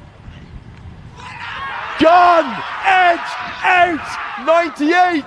And the cartwheel from Jawad Dinesh. Oh, you would not believe it. If that's gone inches over the head, it's instead going to be the history-making moment, but he's not got there. It takes nothing away from his innings, but the umpires, oh, what's this? Controversy. What are we checking? We're going to check the height, I think, from the side on replay. Umpire Yati Singh had just signalled 1 for the over, the ball before. This could well be a big moment in the game. He's now given. Might just try and get that once more. He's definitely edged it. Now, is it over the head of the batter? Well, for me, no. Don't think it's gone over the shoulder either, so no controversy. Look at the celebrations from Jawad Dinesh. His trademark cartwheel comes out. Absolutely worthy of that celebration, given what we've witnessed from Idris Haq. A 6-a-thon, a hackathon, if you will. Absolute scenes in St. Gallen. Yeah, 24 deliveries he faced in total. He hit 13 sixes. He gets a massive ovation. And unbelievable what we've seen. He takes a long, well, there's probably mixed emotions, aren't there? He would have desperately wanted that century. And Geneva, they're all on their feet. They're patting him on his back. He's going to have to watch on from the sidelines. He's finished with 98 off 24 deliveries, a strike rate of 408.33. I think we can officially upgrade the Fab Four to the Fantastic Five now. Idris Ul Haq more than deserving of his role and his place there. But more importantly, is this a way back into the game now for the Zurich Nomads? Because they can only defend 64 off 24. It's 16 per over. Yes, it's a tall task, but with what we've seen thus far this morning, maybe, if anything, Geneva are favourites. Kabir, the new man to the crease. He's at the non-strikers end. The runs, they keep coming. It's 6 more. It's only inches over the head of the man out at deep square leg. Another Maximo. Perfect swing from Alisha, giving himself room, moving himself away from the firing line. That's another short one from Tarani into his body. Swung away for 6 over that deep square leg fielder, just about. Alisha, known to be a big hitter, and he's got a job on his hands here. It's 58 of 23 needed. Tossed up, hit down the ground, long on in place, takes the catch under pressure. Amjad Rahmani holds his nerve. It definitely wasn't anything like it was out of the middle of the bat from Ali Shah. The bat sort of skews in his hand, and that's a good catch held under pressure, maybe a yard or so inside the rope. Another one, Lenny, where the bowler has given some air, slowed it down, looped it, and Ali Shah finds the fielder at long on. Couple of wickets to spin. It's interesting that Geneva did not have a single ball of spin bowled throughout that carnage from Fahim and Hassan. Maybe that's the way to go. Maybe Nomads will bowl the rest of them out. Ali Shah, 12 of 7. You 146 for 3 after 6.2. A good 58 needed of 22 for Geneva CC. Well, if you had thoughts of a sleepy start to your Monday morning, a chilly start, we've had the polar opposite. It's Jabberkeel to the crease. And the big question is, can the new men hit from the off? It's the first time in the innings since the openers were together. We've got 2 men on none. Geneva, they have the platform, but maybe finishing the job is going to be even more difficult. Well, he says no. Jabberkeel goes boom, boom, out of the ground. 6 more, the 150's up, and it's 52 now to win off 20. Very much in gettable territory. As ridiculous as that sounds, they only need 16 and over, just a touch under 16 after that 6. Jamil Jabberkeel is one of their more consistent hitters in recent times. Swings against Tharanitharan. Well, comments are flooding in. Santosh Kapazi says, I told you guys the commentator's curse is real. 98 and out. How else could we call it but being set for the fastest 100? He was too short. He did every ball for 6 pretty much. Game change, says Sapiens. Comments flooding in. Big numbers watching. You can't get enough of this European Cricket Network action. I think the highest concurrent viewers we've had throughout the entire week. It's a rare dot ball to close out the 7th. 51 off 18. Come on, Srinath, tell us who's winning this game. It's a rare moment also to praise the bowler, Lenny, this morning. It's been one of those days. Tharanitharan finishing with a couple of great Yorkers there. That's what's coming up next, Srinath. That's the 10:45 a.m. game. I'll be off for a lie down. I'm not going to be able to keep going at this rate. It's too helter-skelter. There's too much going on. Geneva are 3-2. Will they be 4-2, having taken victory? And for the Zurich Lions, they're going to rely heavily upon Ankush Lal and Ashwin Prakash. Surely Kanik Shah, the other one to watch, who's bowled really, really nicely with lots of wickets. Surely they have to win to get into qualification permutations and get into the mix, as Rahmani is brought back on. Is this another one? Yes, it is. The Nomads are fighting back. It goes to show just how difficult it is. It's a good catch held by the youngster. He's dropped one. The 17-year-old Amjad Ahmed holds on. Rahmani finally finds the magic ball to get the first wicket by a medium pacer today. It's taken 17 overs to come. And Jabberkeel goes for the wild heave through leg side again. Only manages a top edge. Finds the fielder in the circle. It's young Amjad Ahmed. What an incredible game we are witnessing here in St. Gallen. We're in the beautiful east of Switzerland. You might be looking on and thinking that it's a gorgeous summer's day. It's not. It's freezing cold. It's probably 10 or 11 degrees, something like that. But somehow the batters are warming us up. The latest man to the crease is the Geneva captain, Ansar Mahmoud. He's held himself back. Is that going to be a good move? It's about 15, 16 per over required. Up towards 17 per over now is Ringo Starr. Jalwa Tadesh, he's great to watch, isn't he? Great celebrations, always active on the field, never a dull moment. Also keeps well, that helps. Here's Masood Kabir. He's not had too much of the strike since he came on. Obviously, the man who smashed his way to a 50 yesterday. Keen to see how he gets on here. You really need to go from ball one. Up to 18.75 per over. Amazing how a couple of dot balls just swing the contest entirely. I think what we're seeing here is a classic example of it's easy to get off to a flying start. Well, not easy, but you can. It's finishing the job in a big chase, so difficult. Captain Azim Nazir from long off, urging his players to keep calm, not give away overthrows and cheap runs here as they start getting a semblance of control. Oh dear, all of a sudden it's going wrong, and thanks to Rahmani, he's got 2 for 20 from 10 balls, which in the context of today's game, it could be match winning. Brilliant bowling.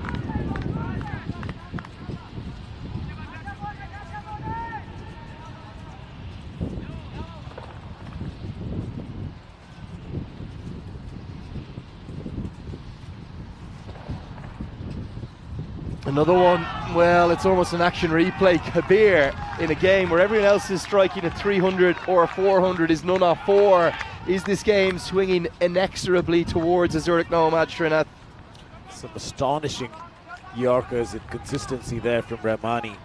Last couple of overs, the Nomads seem to have found their length, nailing it. The toe crusher always helps. Oh dear. He looks down at the bat. Kabir, Masood Kabir, our original team sheet had him down to bat 11. Why is he in up the order, and are Geneva going to rue that fact? He's 1 off 5. Well, you saw yesterday, probably on your day off, Masood Kabir teeing off into the distance. It's grown into a bit of a pinch hitter, power hitter, pinch hitter, yeah. I'd say. And those 4 Yorkers, never easy for anyone, leave alone someone known to bat lower down the order, to get away. As we see the Centurion back into the attack, it's Fahim Nazir. He's got plenty of runs to defend. Back live with you now. And right now, poor old Masood Kabir. It's always difficult when you come new to the crease, but this innings, sadly, for Geneva, unless something changes quickly, it's running out of steam. Shows you how hard it is to come in, especially this cold, and start teeing off from ball one.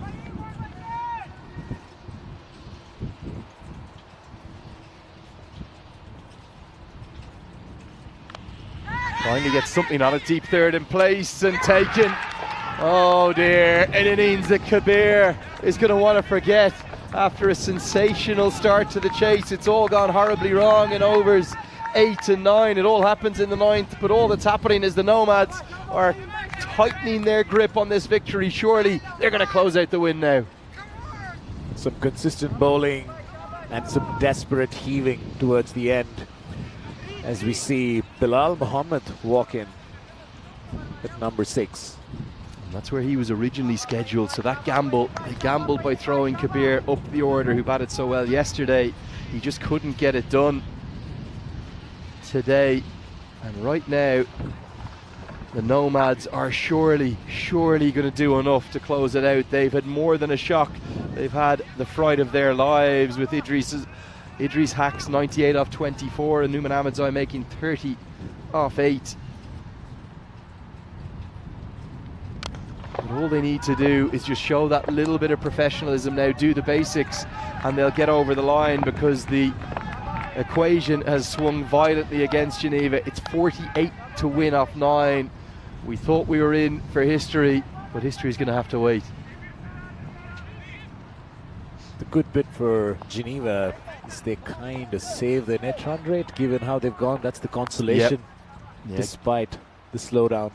Good shout. They'll still want more runs, no doubt. They just haven't been able to get anything going. Goes to show that Idris Haq was making it look like stick cricket out there, wasn't he? Definitely, I agree with Di Maria's shout in the chat. One of the best matches in the ECN history, hands down. We've been treated to a specky this morning. Yes, the Nomads are going to do enough, but my oh my, they've been given a real fright. And it's been that length, the sort of Yorker angled into the pads, that's done the business in the last 2.5 overs. Fahim Nazir, as if it wasn't enough to hit 100 in a 10-over game, coming back to do the business at the death for the Nomads. And even there, when he gets one into the slot, because it's 2 new men at the crease, it shows how awesome and simply awesome Idris Ul Haq was, with 98 off 24 deliveries. His wicket was the game-turning moment. Since he's gone, nothing has really happened. In fact, the last couple of overs, Srinath, they've gone nowhere. After we had double-digit overs for the first 7, Rahmani and Nazir have conceded back-to-back overs with just 2 runs each from them and a wicket in the game, set, and the match to the Nomads. It's 14 balls, Lenny, since the last boundary, which is absolutely crazy given how this game has gone. And I agree with Meyer Patel, one of our admins on the YouTube chat. The poor guy, not easy coming in and hitting straight away. It's going to be Khan to close things out. It will be a Maximo.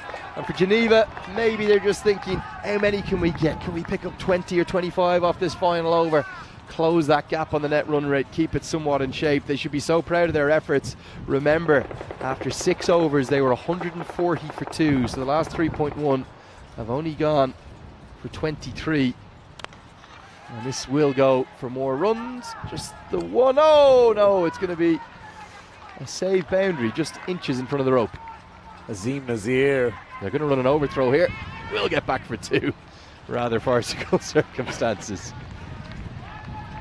Desperate dive there from the captain to save that from going to the boundary. Amjad Rahmani with a bit of fancy footwork. It's just 2 in the end for Geneva. Massive. Well, that's more like it. And I just wonder, is Ansar Mahmood, the captain, thinking of what might have been those 2 overs, overs 8 and 9? Somehow they only went for 4. Everything else today's gone for double digits. But just when they needed to keep it going in cruise control, they ran out of puff. Also got to be appreciative of the consistency of length from the Nomads bowlers. Tarani Tharan and then followed by Fahim with that wicket over in between from Rahmani. Incredible consistency to pull this game back. That's going to be 6 more. All this will do will leave that little bit of bitterness, that little bit of, oh, how close were we? How could we have nearly got there? And where was this from Ansar Mahmood? Poor old Masood Kabir. Well, he's going to be inconsolable, isn't he? In the dugout. Back-to-back Maximos. This time doesn't get it. The recipient of those consistent Yorkers was Masood Kabir. The move to send a pinch hitter sometimes does not come off, and you get an innings like that. 1 of 6. Yeah, it shows sometimes you're better off actually just getting out, aren't you?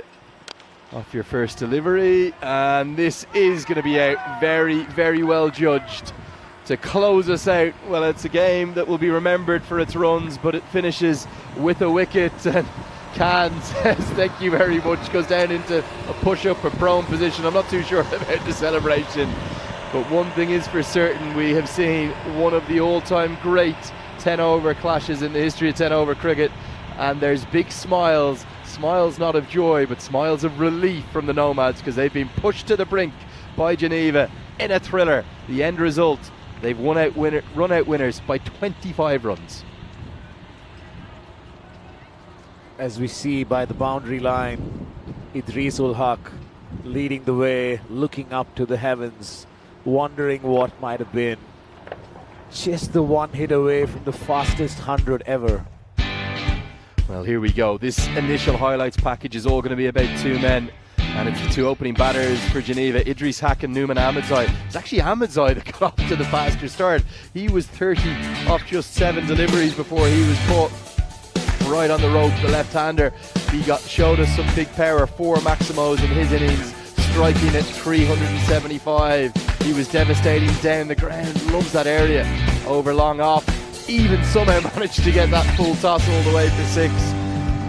as the youngster had an over to forget. Amjad Ahmed went for 37 and the free hit went the distance too. As the Nomads, well, they were feeling the pressure thanks to that drop catch, one that certainly Wakas Gawaj is not going to want to see again. We nearly had a run out barring the edge of the mat, and what that meant was that the two batters were able to keep going.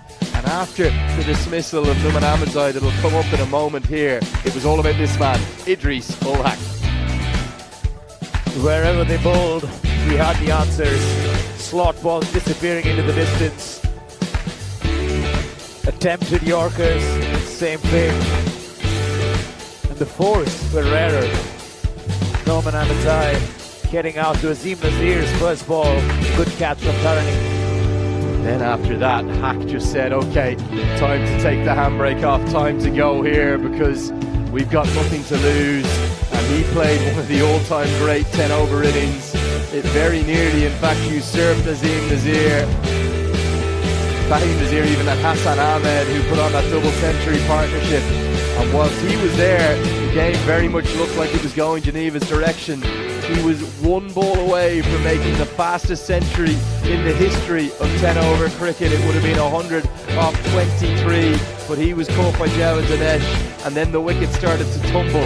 All the momentum, it was like a tyre being deflated as the life went out of the chase. Particularly Masood Kabir just couldn't get anything going there. We saw 1 off 7, that was probably the game, but even Bilal Muhammad at the end, 1 off 4. It shows that it's not easy to go in and hit from the off. Good catch held down there at deep third, and somehow, by the barest of margins, they've got over the line. It might say a 25-run victory, but it felt ever closer than that, despite Ansar Mahmood's late blows. He made 23 off 7. We've been treated to a classic. What a debut to be part of after thousands of games in the European Cricket Network. You don't see too many new things too often. These two sides have put on a show here at St. Gallen, and their Monday mornings have not been boring at all. No, it's been quite remarkable what we've seen. We've run out of adjectives to describe it. Incredible is the one I'm going to stick with. Ball striking of the highest quality, particularly from Idris Ulhak, Fahim Nazir, and then Hassan Ahmed in the first innings, the two openers for the Nomads. A high quality game that gives you a lot of hope for the future. Well, of Swiss batting, at least, maybe less so the bowlers. Idris Hack, the star of the show, 98 off 24. If he hit that 24th ball, even for a couple, he'd have broken the record for the fastest ever ton, but that holds and stands for the moment at 25 balls. Amjad Ahmed, maybe just forget about today. Don't look at that economy rate. But even everyone, Arbab Khan, Azim Nazir, also going at more than 20 runs per over. But the way in which Amjad Rahmani in particular bowled, I think deserves great credit on a day for the bowlers. Fahim Nazir good too with 1 for 22. So that's going to wrap it up for the coverage of this an extraordinary game number 36, the first game on game day 8. We have been treated to a run fest. Let's hope it continues like that. For me, Andrew Leonard, for my co-commentator Trina Tripats. We'll hear from him again in game number 2. Great to have him with us. That was a barnstormer. Let's hope game 2 is much more like it. Of the same, the Zurich Nomads, they beat Geneva by 25 runs. We'll see you for game number 2 of the day, game number 37 in total, in about 15 minutes time. Do come and join us then.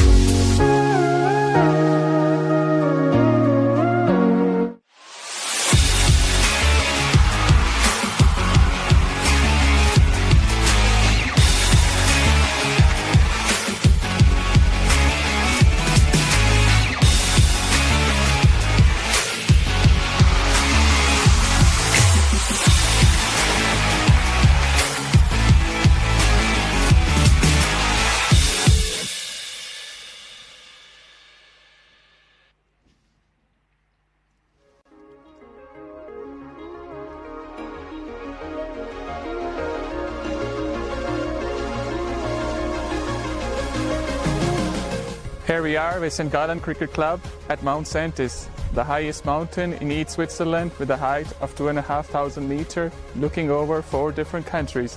What an unusual place to play cricket.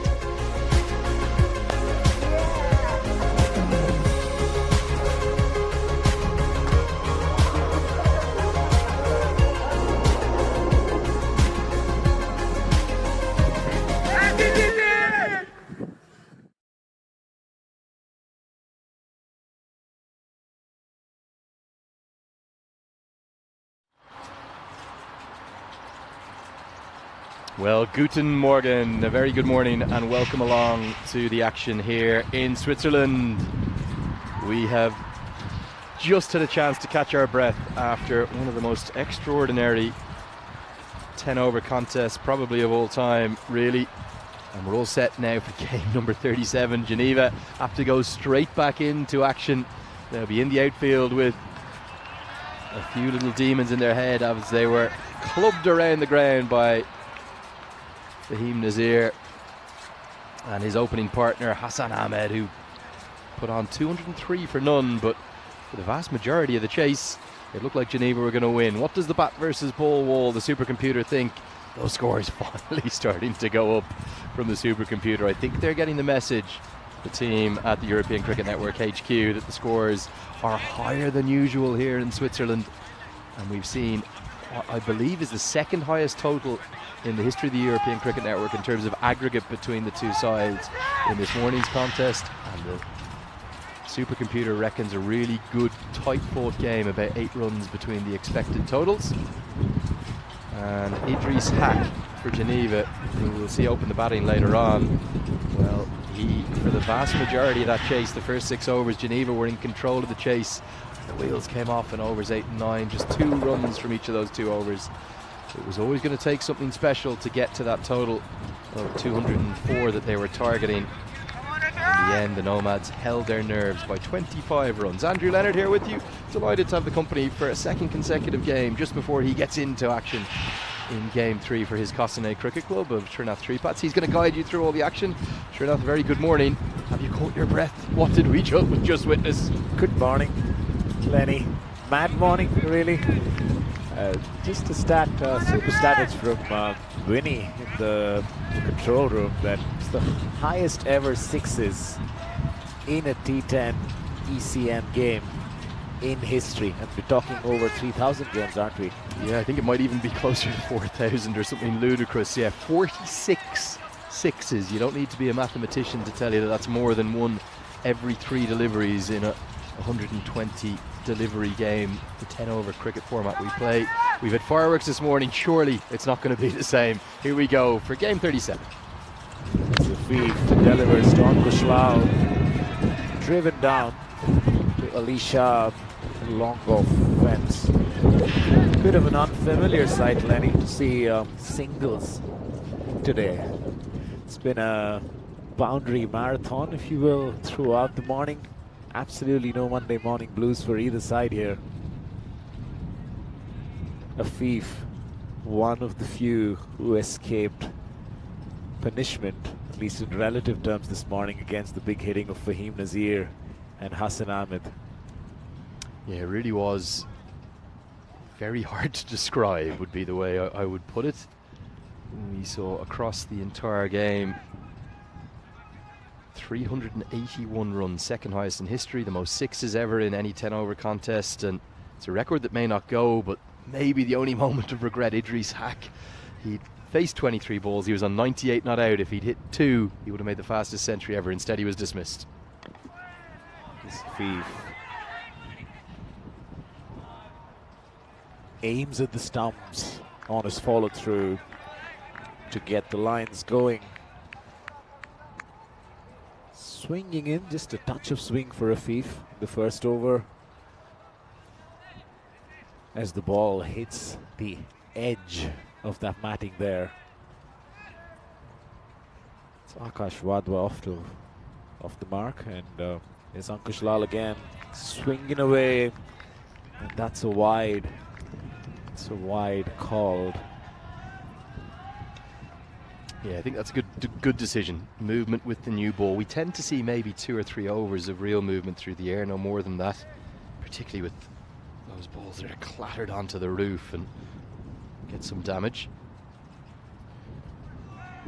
That's a full toss from Afif. That's completely missed Ankush's bat. The Lions may yet live to regret this sort of opportunity. We're in the power play here, of course, the first 3 overs of the game. And a full toss like that, escaping punishment, is not a good thing at all. Here we go again.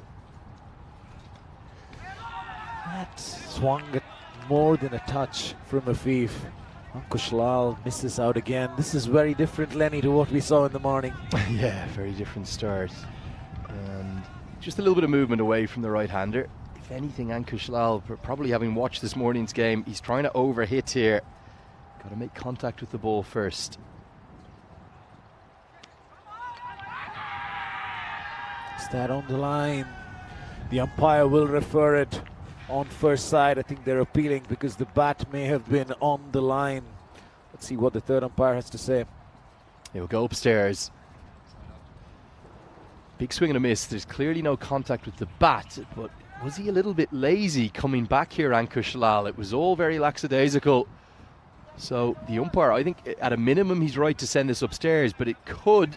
Oh, it's really close. We're close. going to need a slow motion of that. You just have to roll it.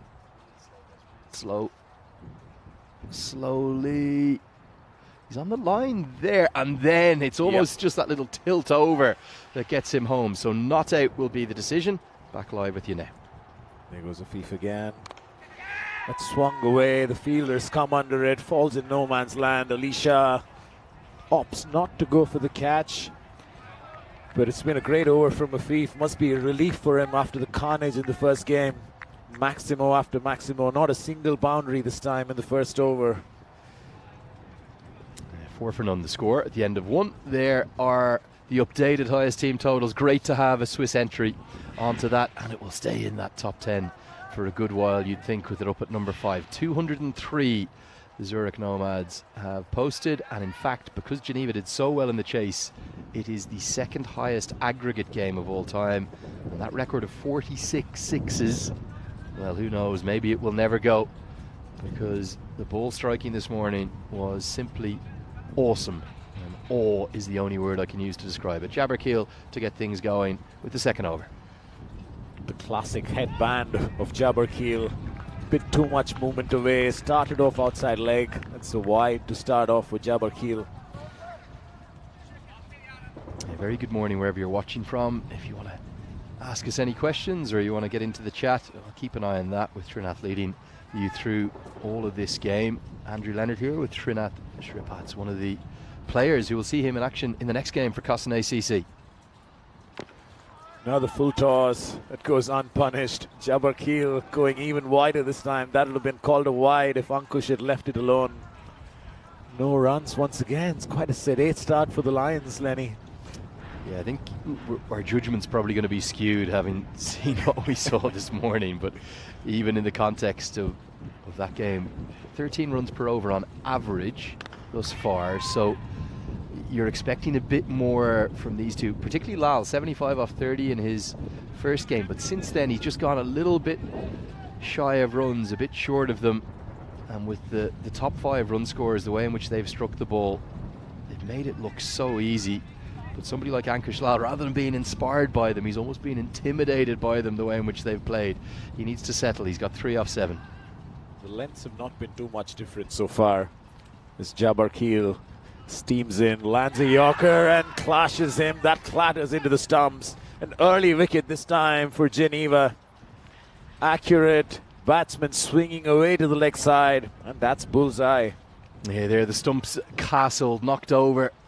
Probably not quite the Yorker length, more a full length, but it's the movement through the air that's done him, and it's that lovely shape angling in from around the wicket to then swing away, and the top of off is always a pretty good place to hit. We keep saying it, and that is the first wicket with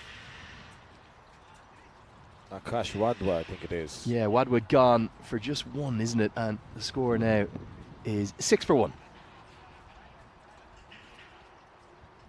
Jamil finding his range. And you're absolutely spot on. The same balls were disappearing onto the roof from Fahim and Hassan earlier in the morning. Jamil will want to continue hitting that hard length, getting it to angle away as we've seen in these first couple of overs. Cover drive, misfield from Karamat. Kanishk Shah off the mark with a single there. Hit straight to the fielder, extremely wide again, wide full toss. It's not been dispatched nor left alone. Lions 7 for 1 after 10 balls. Yeah, Kanishk Shah, the captain, to the crease at number 3. He's bowled so well throughout this series. It's wide again, a bit wilder from Jamil. Both sides trying to hide it away from the batsman, almost outside off. This one straying down leg, aiming for the body, but only managing to go way down leg side.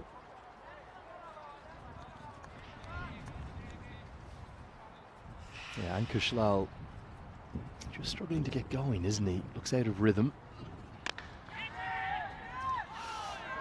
Magnificent effort from Afif, actually. Almost throws down the batsman at the non-striker's end with that. Probably a little harsh to call it a chance, but certainly a good stop, maybe 1 or 2 runs saved.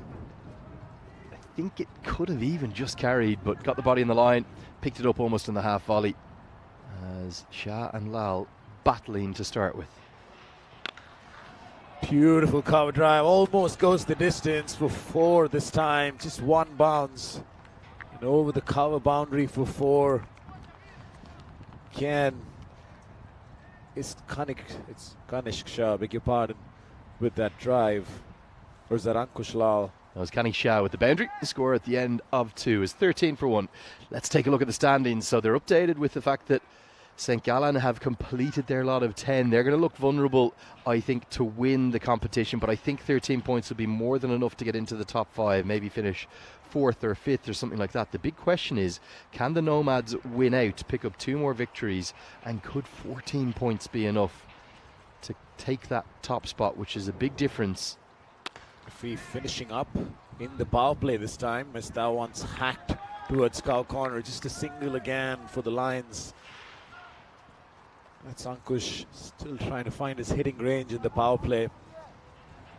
But yeah, the winners of this league, Srinath, will advance directly to the grand final. So big swing between finishing 1st or 2nd. 2nd then plays 5th, so they get a bit of an advantage. In theory, play a slightly weaker team in what will be a virtual quarter final, and then 3rd will play 4th. It's moving away, given a no ball as it hits the edge of the turf. It's a free hit for the Lions, one but they'd aim to profit from here. Remember, it's a no ball if it hits the edge of that turf. That Matting. Reverse angle is the key one there. You can see it clearly coming off the green artificial turf. The free hit's incoming, no damage done. Right now, the Lions look like a side who are having a sleepy start to their Monday morning. Clear Monday morning blues for the Lions as Afif finds his range again in the power play. Remember, he finished off with the 10th over against the Nomads, who were amidst a carnage. As we see Kanishk Shah again, almost. It's an appeal for a run out. Striker's end after the 2nd. That's not even being referred. He was well into the crease. Yeah, nice to hear from you all in the chat. Good arm, very good throw from Dalvinder Chandok out there in the deep. But nice to hear from everyone in the chat, and I am going to agree entirely with Rob Thompson, who says I'm still recovering from the last game. I'm there with you, my friend. Shell-shocked from all the drama that we saw. Now the drive for a single. Karamat misses the ball. It's almost to the end of the power play here in St. Gallen. And there's barely been a couple of boundaries so far.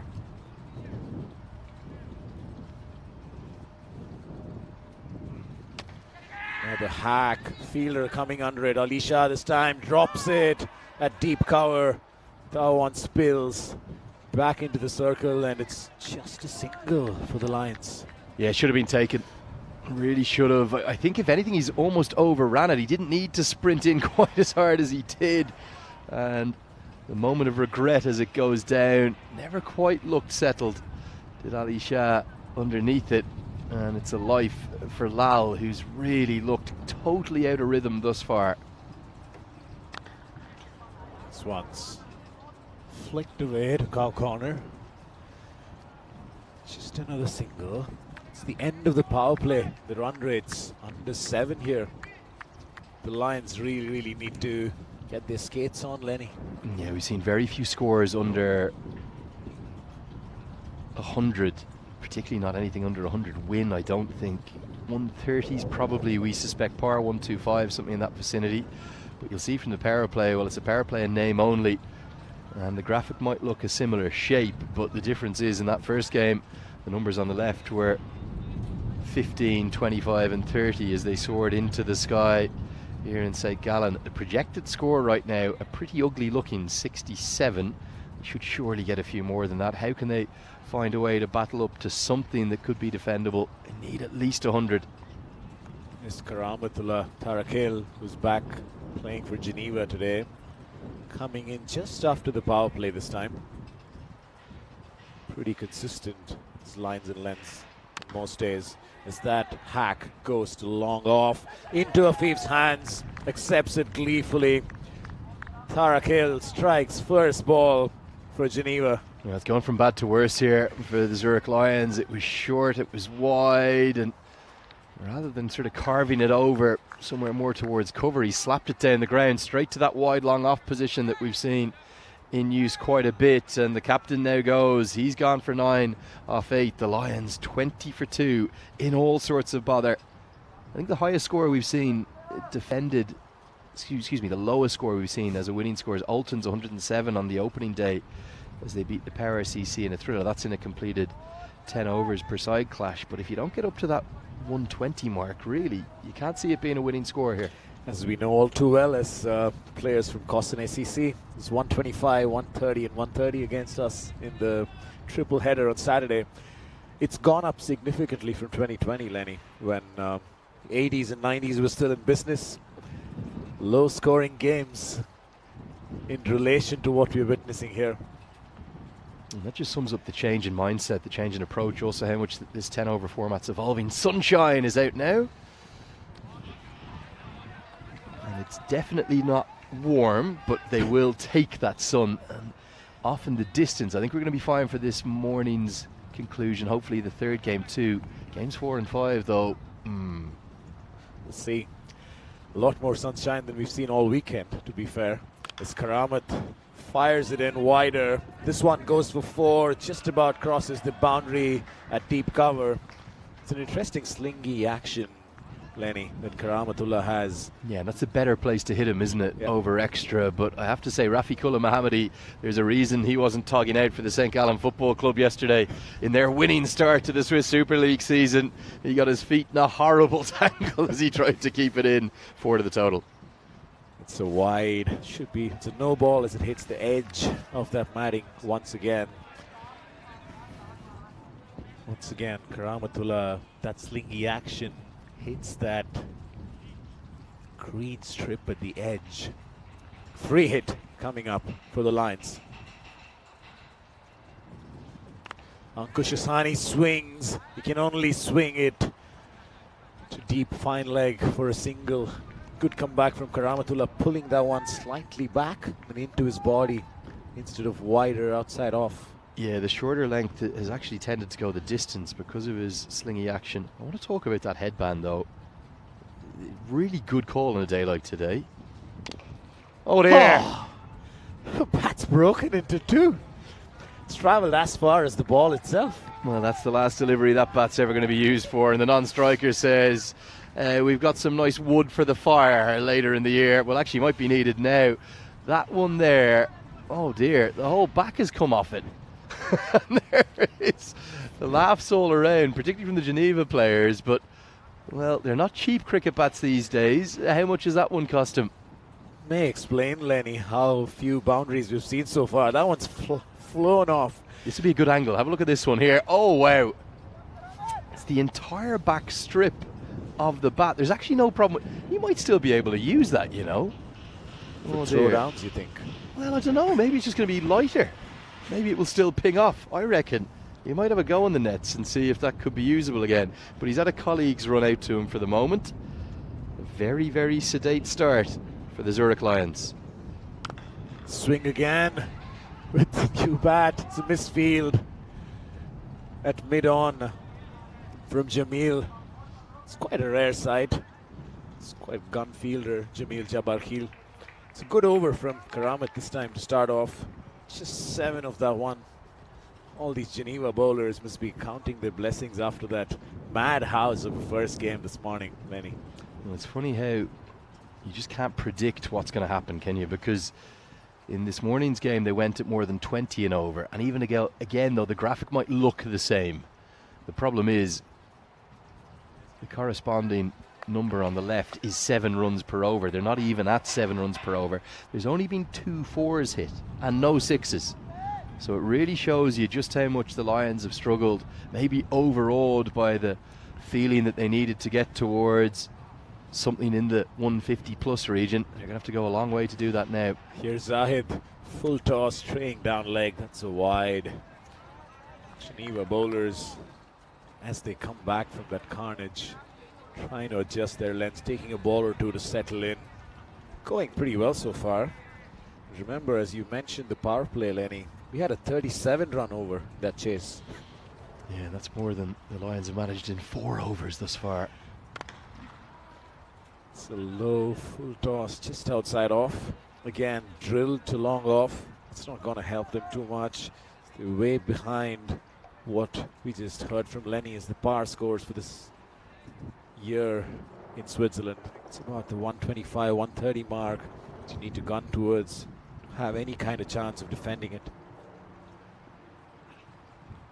Slower one from Zahid. It's a French cut to fine leg as they steam back for 2. Idris Haq misses that one and takes off the bails without taking the ball at all. Well, this was gone. I think he's just got a little bit over eager to whip the bails off. If he gloves this cleanly, oh, he's gone for all money, but he's just got far too keen, hasn't he? And it was a suicidal second, but somehow Ankush Hassani is going to survive. Still no timing, no rhythm for any of the batters. This innings, it's going nowhere. None of the top 4 even finding their range so far. That's a high full toss, maybe a no ball. Just flies over cow corner for 6, and it is called a no ball. 7 of that plus a free hit coming up. Finally something for the Lions to cheer, and I think that's a pretty good call. Yeah, it's going to be over the waist high position of the batter, and Abdul Rahimzi is trying that little kind of, might have been out of the back of the hand, slower ball. Instead he goes for 7, and just as the Lions were looking like they were going nowhere, they get a big boost. What can they do with the free hit? He lands this one straight onto the stumps, and those are still runs. It runs down to the boundary for 4 byes. Is it? Yeah, 4 byes given. We'll see the signal from the umpire in a moment. I'm not sure he did give it. It's definitely no bat involved. It's the leg stump it's cannoned into. It's now given as byes. The umpire correctly establishing what's happened. The poor old keeper. Well, Idris Haq, what a big swing. If he'd affected that run out, would have been a new man to the crease. I've no doubt the next ball wouldn't have been a big full toss. But 11 runs from just 1 legal delivery. We go now again. Got Geneva moving. Excuse me, the Lions moving. Geneva conceding some runs finally. Pulls it back. That's a slower one. That's a legal ball. Karamatullah holds on. What a catch from the fast bowler. A short fine leg. Runs behind him, and those are never easy ones, are they? No, he's taking that nicely. Again, it's a little floater. And he makes good ground. The ground's the key way to get there. Just outstretches the 2 arms. A bit more like it after the missed run-out chance, and the Lions continue to stutter. I think Zahidullah Abdul Rahimzi needed that wicket. He'll breathe a deep sigh of relief as it's going to be Ranjit Ramakrishnan to the crease at number 5. The Lions now 42 for 3. Just a semblance of momentum to that innings after that big hit of the no ball. They lose the wicket of the very, very next ball. It's not been a great start, but such is the name of the game that you keep going, you keep hitting, irrespective of how many wickets fall in the power play or otherwise. You've got 10 wickets for a 10-over game, you've got to go all guns blazing, maybe take a ball or two, but there is no stopping the action in this format.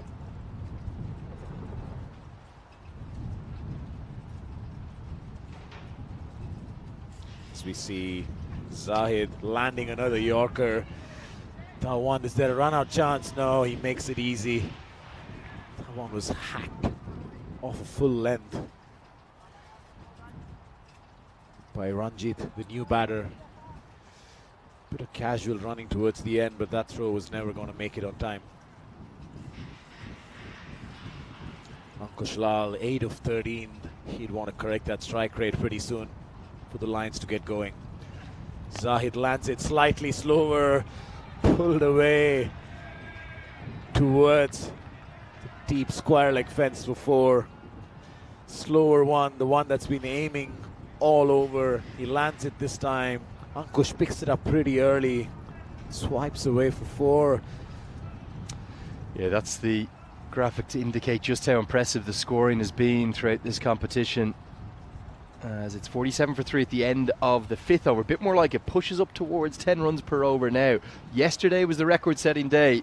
If the Lions could start getting something going, or maybe Geneva chase this down very quickly, we could be in for a record-breaking day, given that was the second highest aggregate total of all time. We're going to see a change in bowling, as it will be Bilal Mohammed, the bespectacled quick bowler, to come on now with right arm over the wicket. 5 fielders in the deep, 2 on the leg, and 3 on the off. Slightly wider, and that is signaled wide by the umpire. Bilal attempting to hide that one outside off. As the batter moves away. It's just over the line, but such are the fine margins in this competition. Can't really have any room for error, even a couple of centimeters. Bilal over pitches, not punished again. It's drilled down to long on. So do let us know where you're watching from. Any questions in the live chat on YouTube. Also welcome to all our viewers on Swiss Sports TV. I was actually enjoying the action on the television in the hotel room. My one day off yesterday. Really good coverage too. It's another fuller one, this time actually moving away from Ankush Lal as the wind picks up steam again here in St. Gallen. Well, I think it's winds of change that we're feeling right now, Srinath, because I suspect this afternoon it's going to tip down. There's very dark clouds in the distance. There really are, and I just wonder whether or not this is going to be the best bit of weather we'll have all day. Heavy, heavy wind. Maybe the winds could blow that away, but it's tended to come almost exclusively from the distance as you look now, as we look out too. That's where the weather's come from, up towards Lake Oversea. Tries to hack again. There's an LBW appeal. May have been too high. This is close for me. I think this is worth a second look. Height is maybe the only thing going against it, because it's definitely hit him in line. It's hit him in line with what? Oh, I think that's plumb. I don't think that's going over the top. He's on the crouch. The problem is it's hit him up on the back thigh pad. For me, that's hitting middle stump. Now the pull attempt gets nowhere. The Lions really haven't found their range. Particularly Ankush Lal. 12 off 18 deliveries. You have to remember we've seen a 13 ball 50 in this morning's game, and he right now is going nowhere. That's that dark cloud I was talking about. You can just you feel a chill in the air, don't you, before it rains as well. I'm sure as our viewers listening on the coverage, you can hear a little bit of the winds movement really across the field. It's buffeting all of the branding as well. It's another tight over. Only 3 have come from it. Oh God, that does not paint a good picture, does it? 50s come up after 6 overs. We'll be okay for game 2. You might get a bit wet out there, Srinath, in game 3, I wonder. Does look okay for now, but such has been, I mean, the famous Swiss microclimate, where it changes hour to hour sometimes. Even a few minutes away, it's completely different. Well, I brought 5 layers to wear. I've got 2 more over my legs, and I'm still freezing even though the sun is shining. Now the full toss, not profited off. Straight down to long on. It's quite a statement from an Irishman that it feels cold. I hate the cold, mate. I absolutely hate it. This is why I spend my entire year away from Ireland, apart from the summer. Well, I mean, I'm actually never there, really. Do not like the cold one bit. Gives himself room. Another drill down to long on has become a routine in these last overs after the power play. Trinath, it's your first day in the commentary box. You can't call that drilled. That was tapped. Gently nudged to long on. Ushered to long on. Ushered. Wasn't drilled at all. They just can't get any timing, can they? There's no rhythm, there's no flow. And in fact, the only maximum they hit was from a waist-high full toss that was signalled as a no ball. Lions going nowhere. It's a wide, down to fine leg. And broken bats. It's been quite a different start from the Lions. Yeah, great photo from one of our Blue Crew team, shoved down pitch side, showing just how ludicrous the break is of that Gray Nichols bat. Karamatullah pitches it up a little more. Again, laboured to cow corner for a single. I have to say, pretty surprised with Ankush Lal here, because he has got pedigree. He made 75 off 30 earlier in the competition, but it's just funny how rhythm can go. Sets himself up with a power hit. May just escape the wide call. Karamatullah almost questioning the umpire and gets a wide signal in return. Don't think the umpire was going to signal there, but here we go. Lenny, speaking of broken bats, I hear it's the most recent fancy ingredient in gins around the world. As we see a big hit down, that's the Maximo after what feels like forever. Ranjit Ramakrishnan getting going here with that straight hit down the ground. A welcome boundary for the Lions. Yeah, nicely struck straight down the ground. And it is going to be 6. Ramakrishnan probably needs to get the strike here. I wonder, is Ankush Lal going to think about maybe calling time? Is he going to walk off? We've seen it happen before. A bit more like it. Can they scrape up to 100? Could it be enough? Ranjit goes again, this time straight to the fielder in the circle. They sneak in a single. Looking for the overthrows, but it's Dalvinder Chandok with the circle on the offside. Gets that. Right, Ankush Lal, 15 of 21. Swings, can't go past the bowler. This is getting a bit painful to watch a batter struggle through the power play and beyond. It's 15 of 22 as he attempts to hit that through the offside. Can't go past the bowler. There's a bit of a chat between the batters at the end of that over. Ranjit Ramakrishnan clearly starting to find his range. 63 for 3 after 7. Yeah, real struggles for the Zurich Lions. 9 and over, obviously in a T20I or an ODI would be great going, but not in this 10 over format, not at this ground. That's what we got to look forward to. The bandwagon moves on after this week. The final week in Switzerland, we're into the first day of the second week. On to Germany, back-to-back events there, then Italy and Croatia. Lots to look forward to. Short ball, Ranjit Ramakrishnan almost heaves that away and top edges to third man. Clearly not finding the boundaries of these edges and top edges down to the boundary. Now some people around somehow wearing shorts, Trinath. I'm not sure how that's possible. It's freezing cold here, genuinely freezing. Getting ready, mate. If I step onto the field, it's useful to get used to this cold. No doubt there'll be more blistering winds in the afternoon.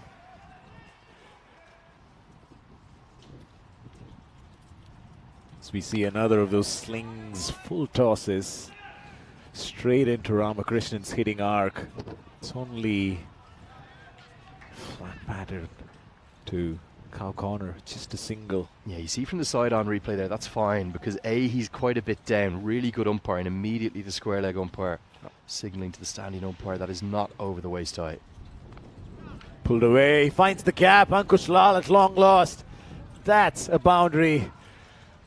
Welcome one as he gets Bit of a pat on the back from Ranjit, his partner. Much needed boundary. Ankush could do with a few more of those. 20 of 24 now as the projected score creeps up to 90. Yeah, I think the target has to be 100 from here. Have 2 big overs to finish, take some momentum in, and just give your bowlers a chance. But for Geneva, just keep doing the basics. Close this out. Remember, they were smashed for over 200 in the morning game. Shorter one, he pulls it back. Bilal almost slightly into Ankush's body, away from his hitting arc. That one goes straight to the keeper. Dot ball, another dot ball. Ankush would want fewer of these. Yeah, Mohammed's bowled nicely, isn't he? He's got a spring in his step, a little bit of pace. And certainly good start from him. As he cuts that one for a 4. Almost to Maximo, but not quite. A boundary for Ankush, he'll take that. Nearing a strike rate of 100. It's taken 8 overs, but the Lions finally start get going here in St. Gallen. So that one's carved away. Going to be 4. Poor old Ankush Lal just can't really get anything going. 24 off 26. Remarkably, he's only had 3 4s all the time he's been out there. Ranjith Ramakrishnan has shown a bit more, but the run worm is showing some life. I think they somehow have to get to 100. Can they get to 110? They need an almighty finish to get there. The problem is Jamil Jabberkeel has still got overs up his sleeve, so he'll bowl his second and final one. He's already taken a wicket, and he's generally been very good this week. So comes in again, slightly shorter, hit straight back to him. That pops off his hand and onto the matting. Tough chance, but a half chance nonetheless. We see that again, rolling his hand over. That just popped back to him, slightly lower. Shorter and pulled again this time. It is Ankush Lal. It is another boundary. The Lions get going. Still only 10 balls to go, and it's 79 for 3 for the Lions. For the first time, I think, today, Ankush's strike rate just over a run a ball. Yeah, somehow was battled being the operative word there to get up over a run of ball. But the angle, I really don't think short deliveries have shown much profit here on this matting, and it's helped away for 4. Goes again, does Ankush, is that a catch? No, just falls short of Bilal at long on. Just the single again. As we see the Lions power hitters warm up for the last 3 overs, itching to have a go. Still Lal and Ramakrishnan at the crease.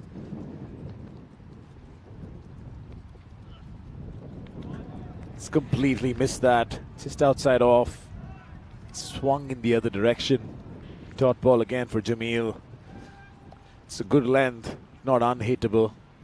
It's more of an offside ball that Ramakrishnan's gone all around. Stepped another pace down the crease as Ramakrishnan tries to almost flick it. That finds the boundary. That goes for 4. Ramakrishnan with another boundary. Good effort from Karamatullah Tarakel in the deep, body on the line, but unable to just drag it back in, was he? You can see here, yeah, not quite able to get there. But a good diving effort. It's got colder and colder in the last 20 minutes, and the wind is hammering across us, howling across us.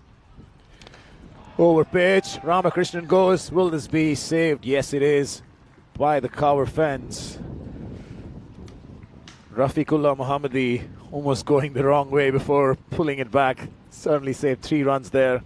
The Lions 85 for 3 with 1 over to go. Will they hit that 100 mark? Still well below par, Lenny, given what we've seen this tournament.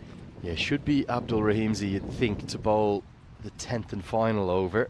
And Zurich, they probably take 100 from here, but Geneva, whatever happens, they'll be delighted with their effort, having battled back in a big way. Done so well. Some detailed instructions for Zahid Abdul Rahimzi from Afif at long off. Let's see if he lands it on the spot. He does, almost a wide Yorker, given the batter was down the pitch. Just a single straight to captain Ansar Mahmood. Still a way away from that 100 mark. Need 14 of that over to give themselves at least something to bowl at here. It's funny, isn't it? You look at the partnership, 44 off 27, you think pretty good effort, but problem was the start for Zurich Lions was so timid, so tame. They have recovered things back from 42 for 3, but really, I'm not sure it's going to be enough, particularly with the way Idris Ul Haq is hitting the ball for Geneva. He made more than what the Lions have made in 9 overs, Lenny, all by himself. As we see another dot ball, Abdul Rahimzi sprinting back to his mark to complete the full quota of overs. As the wind picks up steam, wherever you're watching from, you're probably going to hear that and wonder how it looks so bright and yet blustery here in St. Gallen. Another single. It's going well for Zahid so far. He just wants to get out of this over. For Geneva, they want to get off and get chasing a total. There's a small chance that that rain could come a little earlier, so they'll want to get out there and get those 3 overs bowled that we need minimum. Had another one struck down, just inches away from Zahid, but it goes for 4, just over the 90 mark. That one smashed away. Again, not fair to call it a chance, but it was a tough chance nonetheless. He probably would have fancied his chances, maybe getting something on it to stop the boundary. Low full toss, flicked away by Ranjit Ramakrishnan. This one's down to long on as they attempt a second run. Is that a run out? Is it going to be referred? Yes, it is. We'll have a look. Hard to say whether he's got there or not. We'll obviously only have this angle, but the umpire gets into a good position. He's sent it upstairs. The flick onto the stumps is definitely good. Oh, I think that's gone. I think the bail's probably just come out of his groove. A full stretch dive might have saved Ankush Lal there, but it's not to be. I think that's just on the line as the bails come off the groove. Yeah, I think that's the key frame there. Not this one, but the next one. If we roll it on one more, yes, bail out of the groove, bat short of the ground. He's going to be run out. And for Ankush Lal, who's had a good tournament, a bit of a day to forget, he's going to be run out for, I think it's 30 off 30, and we'll see the new man out to the crease, Nazib Safi. Final ball, he'll be at the non-strikers end. It's Ranjit Ramakrishnan. Streams down for a single.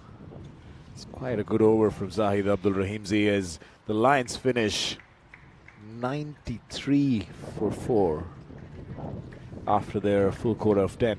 That's well under par for this tournament, and it's more like what we saw in 2020.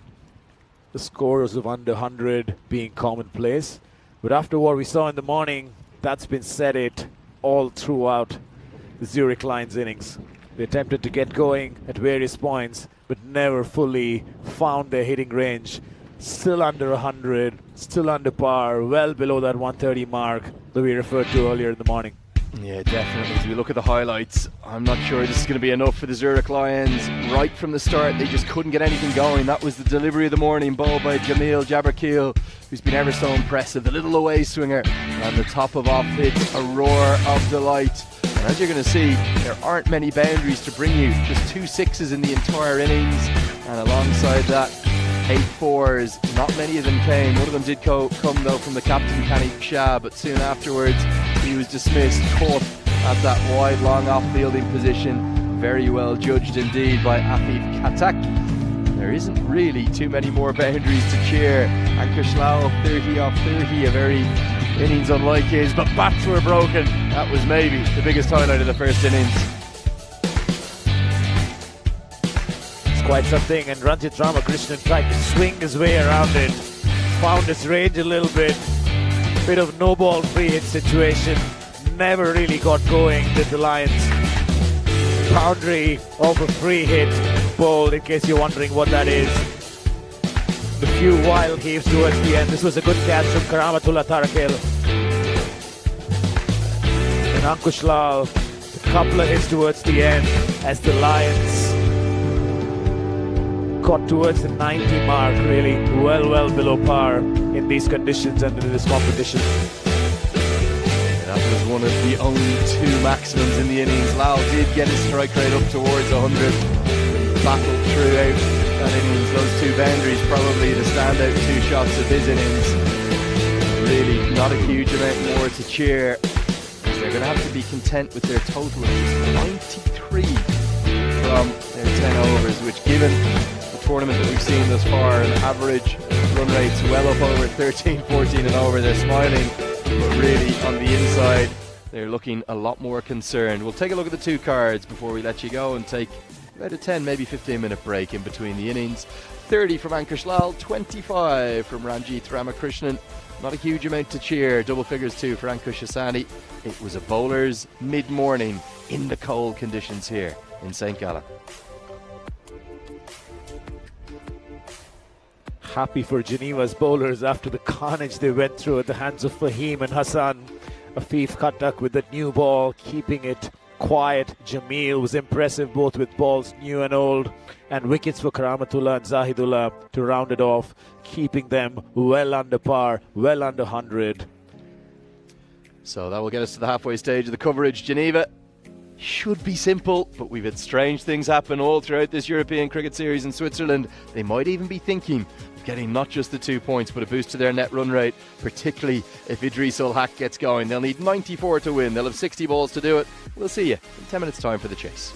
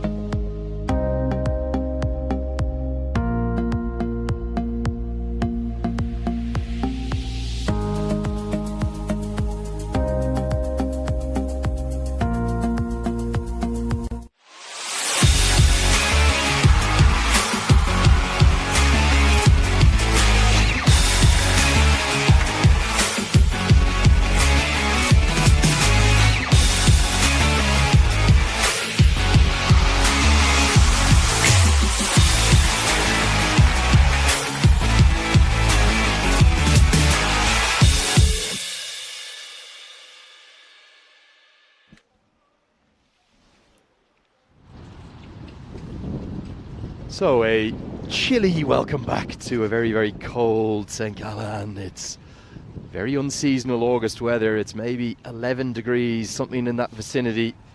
And after a flying start to the morning and a very short innings break, we are going to get underway with Geneva needing 94 to win from their 60 balls and runs from the very first delivery. Andrew Leonard here, alongside Trinath Shripats, who's going to guide us through this second game of the day before getting into action for his Cossonay Cricket Club. Game number 3, you'll be back into action. Trinath, confident? We'll find out soon. It's against the Zurich Nomads, and after that, can only go down, can it?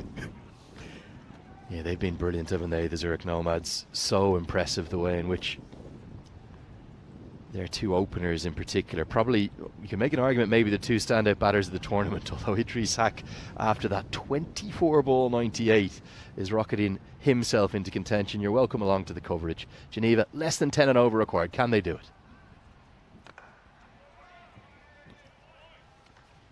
More sedate start this time. So far, just a couple of balls. Ganesh Shah, the captain, comes around the wicket to Nauman. It's quite a cold, calculated assault from Idris, but they took the field against the Zurich Nomads, chasing over 200.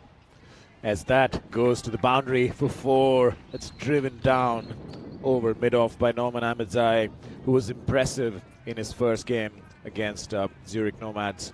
Yeah, really, that's his favourite area too, isn't it? He likes going over mid-off, and as a consequence there's going to be a field change, so long off will go back now. If long off was out, that could have been a catching chance, but Ahmedzai gets the first boundary of the chase. So that one goes up in the air, there's a fielder under it. Pouches it safe, there's an early wicket for the Lions. May not all be lost yet for them after that score was slightly wider. Yeah, just trying to see who that is. I think it's Lokesh Verma who's taken the catch. Does really well to judge it. And just what they needed. A big, big moment. They've got Ahmedzai back in the hutch. Remember, never easy playing back-to-back games as Geneva are having to do here. Just a small window open. Ali Shah is going to be the new man to the crease. Ahmedzai, he is gone for just 4. And the score, it's 5 for 1.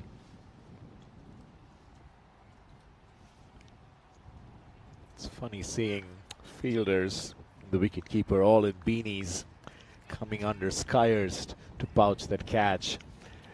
But such are the conditions here in St. Gallen. It's gotten noticeably darker since the sunnier morning. And of course the winds picked up, as we've referred to and you've heard many times over in the coverage. So we have Alisha at number 3 again for Geneva.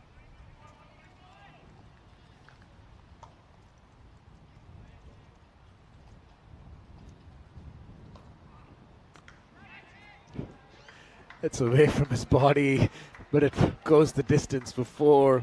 That's cut away well outside his hitting arc, but it's almost a one-handed 4, Lenny. It's quite a sight to see.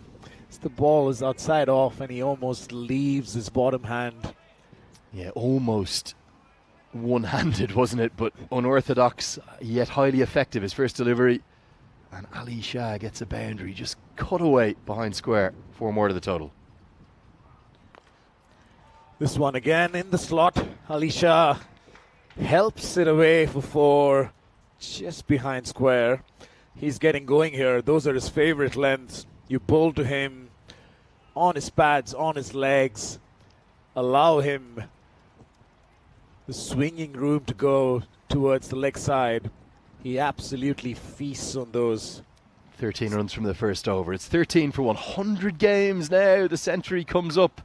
Well, people giving out to us for cursing some of the batters, but we did have the big 100 today, the century, the unmentionable C word. It's been 100 games now without a golden ball, and I have promised Vinny Sandu we're going to have one before my time is up. I've got 4 days left, including today, before the dream team of Vinny Sandu and Riku will guide you boys through the finals day, which is going to be a cracker. That's what they're playing for. The top 5 places will go into that finals day. The winners advancing to the grand final automatically, as Nicholas Salonen will come in with his right arm medium. He's been impressive when we've seen him. He's going to need to be. Oh, that's an outstanding grab from Salonen. That's cracked away by Idris Haq. And Salonen takes it one-handed, reaching full stretch, just near the non-strikers. And that's an outstanding catch, Lenny. We've seen a few of those go down earlier. Yeah, brilliant. Maybe one of the catches of the tournament. In fact, definitely the best caught and bowled we've seen. Seen a few bowlers put some down, but Salonen pumps his teammates up and says, we're in this game. And we're going to get a look at the replay here. This is a specky. No timing at all. One-handed on the artificial wicket that's, remember, laid upon wooden panels. So that makes it all the more skillful, all the more difficult. A moment to savour for Salonen. A specky from him. And Geneva, well, they're getting themselves in a bit of a muddle. And it's the big wicket to go with it. It's Idris Haq. He made 98 off 24 in the last game. But now he's caught short for just one. Are we seeing a twist in this game? Geneva, 13 for 2. Speaking of best in the competition, Lenny, is that the best man bun in the competition? He's got a great hairstyle. Not that I'd know much about hairstyles, but that is a beauty, isn't it? I think he's had a fresh trim. Yeah. I think he knew that he was back in for some TV time, wanted to look at his very best, as he does. It's what I'd call a centre-back haircut. He could play for St. Gallen FC with that. Number 88, Nicholas Salonen, heading it into the net. Yeah, I got in to watch the last, well, I probably shouldn't say this publicly, but I got in to watch the last 20-25 minutes of that game yesterday. I didn't have a ticket either. Just wandered in. I reckon you can always find a way into a stadium if you try hard enough. You've got an big all-access crowd. pass. You've got an access pass. It's that wrap straight on the back leg. That's given. That was in front. That was in front. You could see it from a distance as the batter smashes his bat into his pads. Well, is there a different wicket that we're playing on? It's all happening here. We saw the second highest aggregate total in the history of the ECN in the morning game. As we get to mid-morning, it's all changed. And now Salonen's on a hat-trick. That, for me, is a good decision. Has to make it pitch in line. He pleaded with the umpire. He did get it to pitch in line. Going to go on and hit leg stump. He had a long think about it. Finally, the finger went up. We've got another man on a hat-trick. Well, he's giving out about the decision. I think when he looks back on YouTube later and he has a look at the replay, he'll see it's pitched in line, probably middle and leg stump. Going to go on and crash into leg stump for me. I'm sorry, sir. That's out. On your way, Rafiqullah Mohammadi. Are we going to see Nicholas Salonen add his name to this list? We saw the Hall of Fame updated for the Centurions with century number 18 coming in the morning game. Surely this is the moment. Nicholas Salonen, step up, make us number hat-trick 23. Here we go. Will Salonen be the hat-trick hero? Speaking of football references, he is ready to deliver number 3 for the Zurich Lions as they attempt to come back after what is a below par score on this track and in this competition. Answer Mahmood defended safely, negotiated that hat-trick ball in answer. It's a bit of an early collapse from Geneva after all the big hitting from Idris and Norman and co the first game. Yeah, certainly Salonen has made a big impact, and it goes to show the change of mindset. You need 20 and over. You're trying to hit every ball for 6. You just go out and play with complete freedom. Maybe Geneva guilty of just getting themselves in a muddle, a little bit of a clouded mindset going out. 82 and off 51. They're still favourites, but those 3 wickets have given the Zurich Lions real hope in the defence of this very subpar total.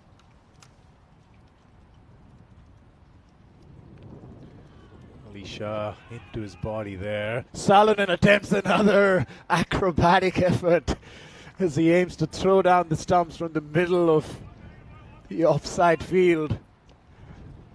Just off target this time, as opposed to the catch, which was quite a screamer.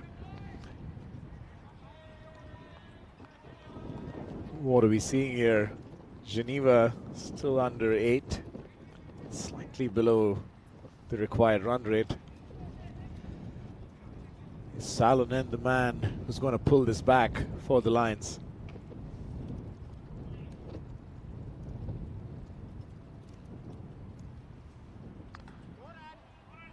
It's funny because nothing in the pitch has changed, does it? It's the same wicket. We've played on it throughout. We've had an average run rate throughout this competition of over 13, I believe, or something in that vicinity. And all of a sudden, with just 93 on the board, Geneva are getting themselves into a muddle. 16 for 3 in the second. They do have batting to come. And even all the way down to someone like Dalvinder Chandok, they can all bat, but they're going to need to. Do you see this more often across the associate world? It's the end of the second over, 16 for 3. Where chasing sides base their innings according to the run rate instead of being clinical and closing this out in, let's say, 5 overs. Yeah, there'd be a big chance, wouldn't there, to get a net run rate boost here, but that might be gone now. Geneva will probably just take the 2 points. Remember, the top 5 qualify, and you can see here that it's getting very crowded in that middle order. You've got 7 games left yourself with the Cossonay side. How many of those do you and your team think you're going to need to win? Probably 4 or 5 of them? Isn't it around 12 points that you need to get into the top 5, pretty much?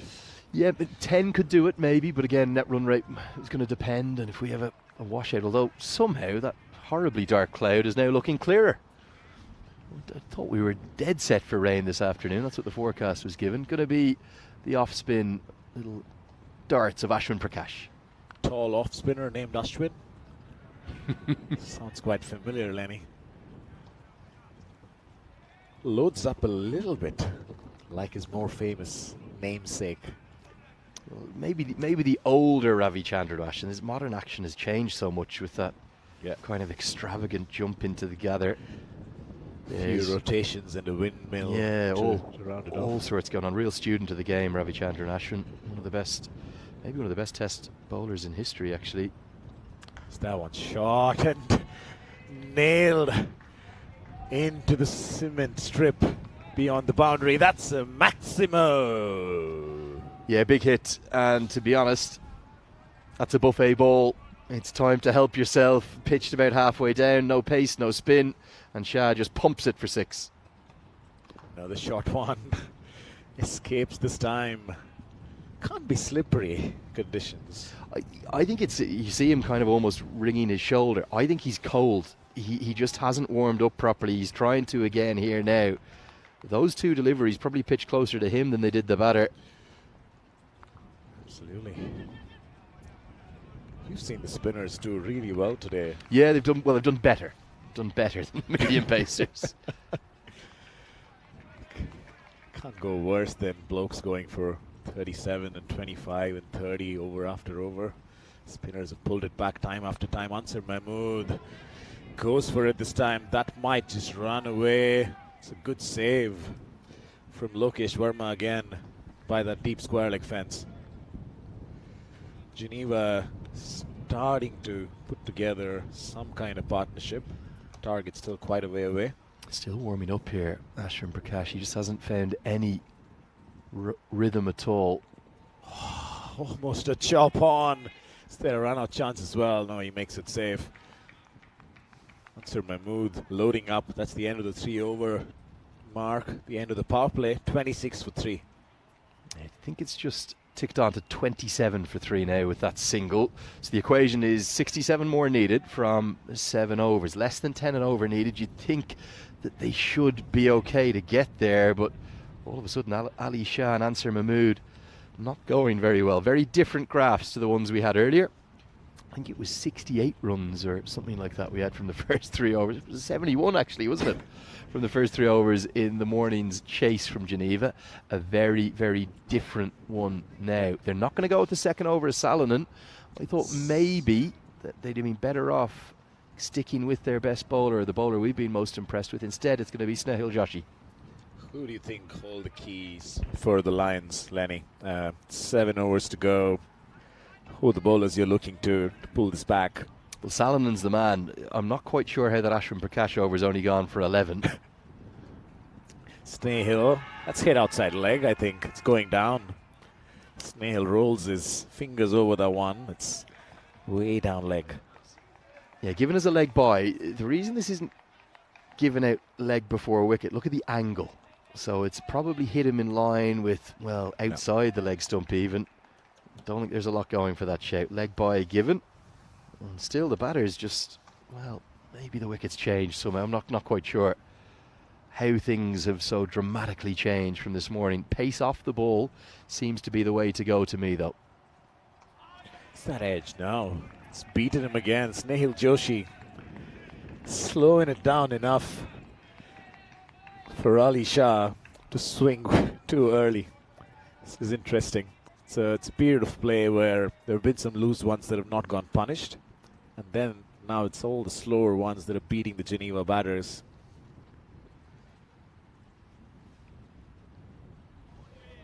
It's a no ball. Once again, the edge of that cut strip. Free hit time for Ali Shah. Yeah, nice to hear from you all in the chat as well, particularly from a very, very proud brother of Nicholas Salonen, Paul Salonen, watching on from South Africa.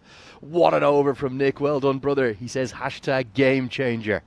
Here comes the free hit. Good morning to you, Paul. That's driven away over cover for 6. Straight onto the boundary holdings. Ali Shah, that's bread and butter. Meat and breakfast for him. Yeah, particularly with the benefit of the free hit. You know that you can take on that fielder who is actually Nicholas Salonen, just as we're talking about him, over at extra cover, but it goes over his head. So the no ball, it costs 7, and the free hit punished to the maximum. Snehal Joshi, is that a catch down to long off? It's well held on, well held on. That is Nazib Safi with the catch for the Zurich Lions, and that's another big wicket early on. It's only the 4th over, but they're 4 down at Geneva. Yeah, you could see as soon as he made contact here, Ali Shah, he knew he didn't get enough of it, looking for back-to-back 6s. Instead, it's a good catch, well held by Nazib Safi, and the Lions, they still believe. They still keep fighting in this contest. And Geneva, well, they've got themselves in a muddle, haven't they? 35 for 4. Are we in for the first low-scoring classic of this week? Reminded a little bit of their innings against Kosane the other day. Had an early collapse in the power play. Then Jamil Jabarkhil pulled things back for Geneva with some patient nurdling and then big hitting towards the end of that innings. We'll see how they go. They really need Ansar Mahmood, the captain, to stick, and for Jamil to bring out some big hits. Net run rate, Lenny, not looking like it's going to get a boost. Yeah, right now I think the Geneva team would just take the 2 points, wouldn't they? They got themselves into trouble. The good news is that all those dark clouds in the distance seem to have, well, disappeared. Don't know where they've gone, but no rain for the moment. Bit of blue sky even. Could do with some warmth. Come on, sun. Get out and heat us up. 11 degrees right now. Jamil Jabarkhil, first ball into the grass banks, and that's a Maximo. Big hit. Yeah, really good. Look at this. Right out of the screws. The little cross seam sort of floater.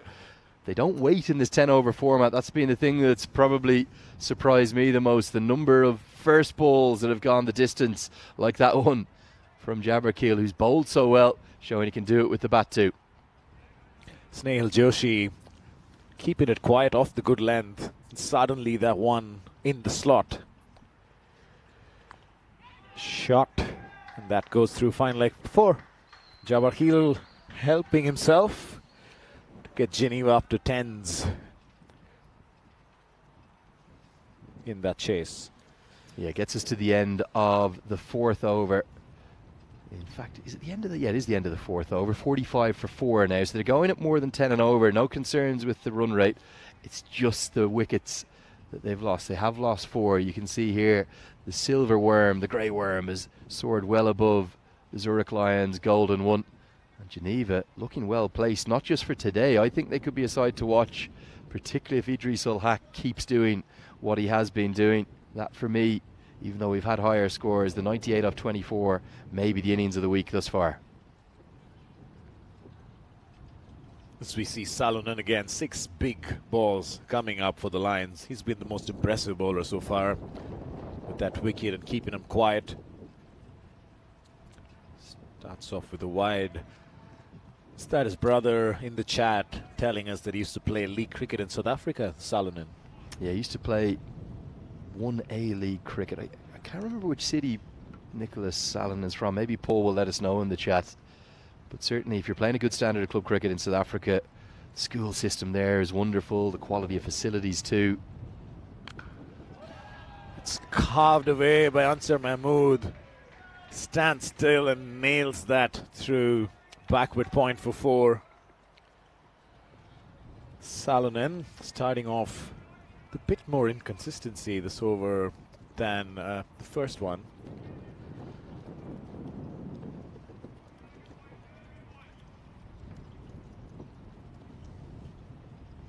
Yeah, short, wide, cut away. Got a nice piece of it too, didn't he? Mahmood, the 50s come up.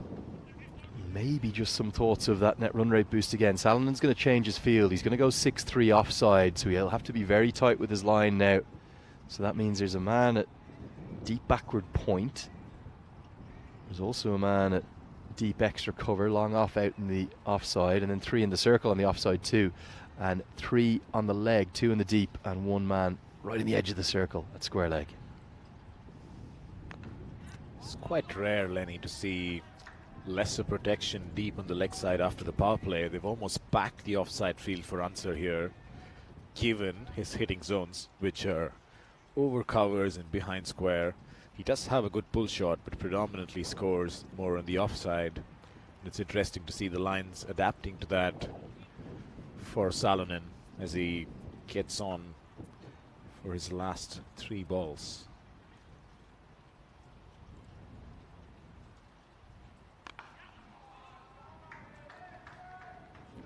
Just a single there.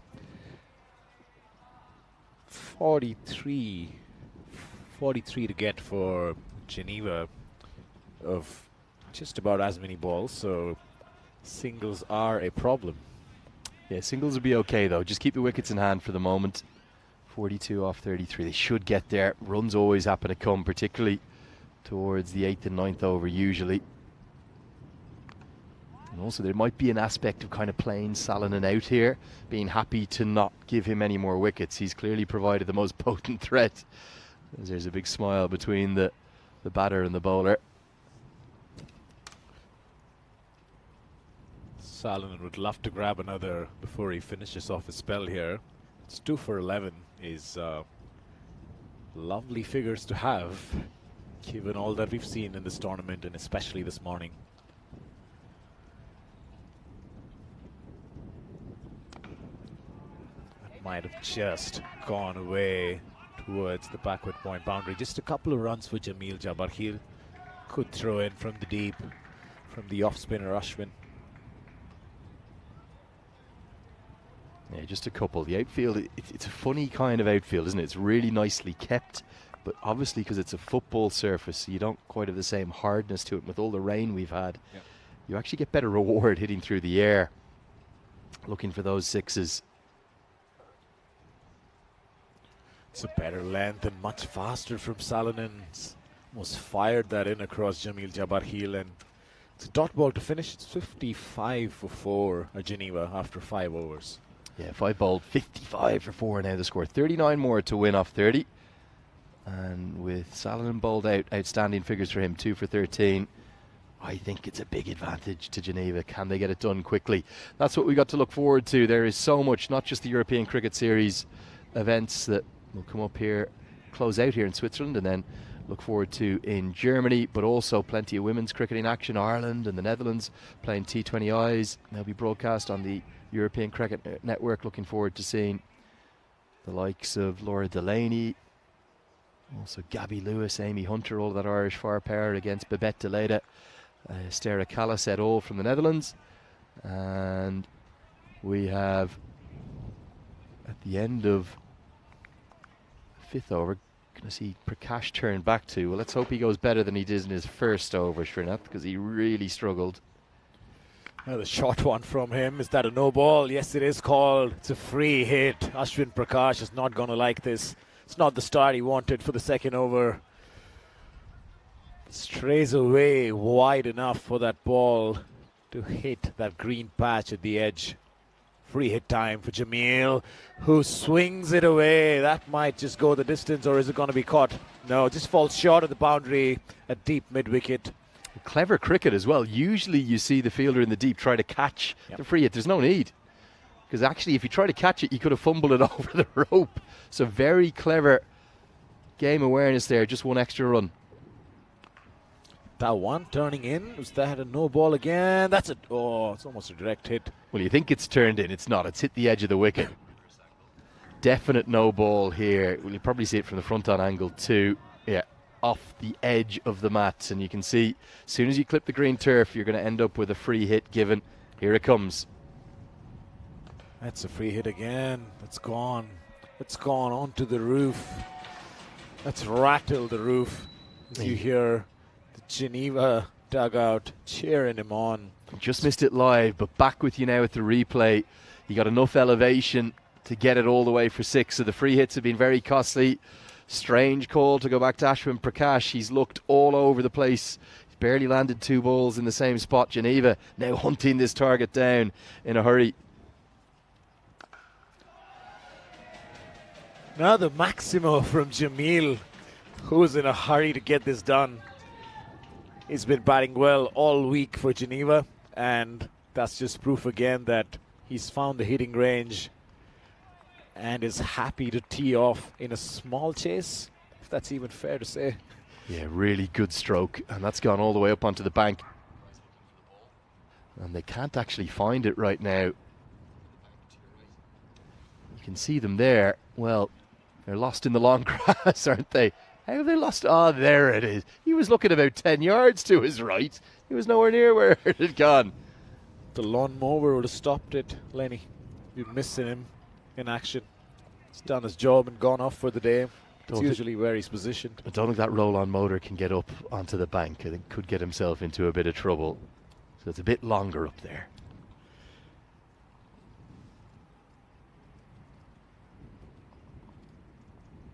Oh, that one's landed even outside. That's a no ball. That's landed on the outfield from Ashwin Prakash.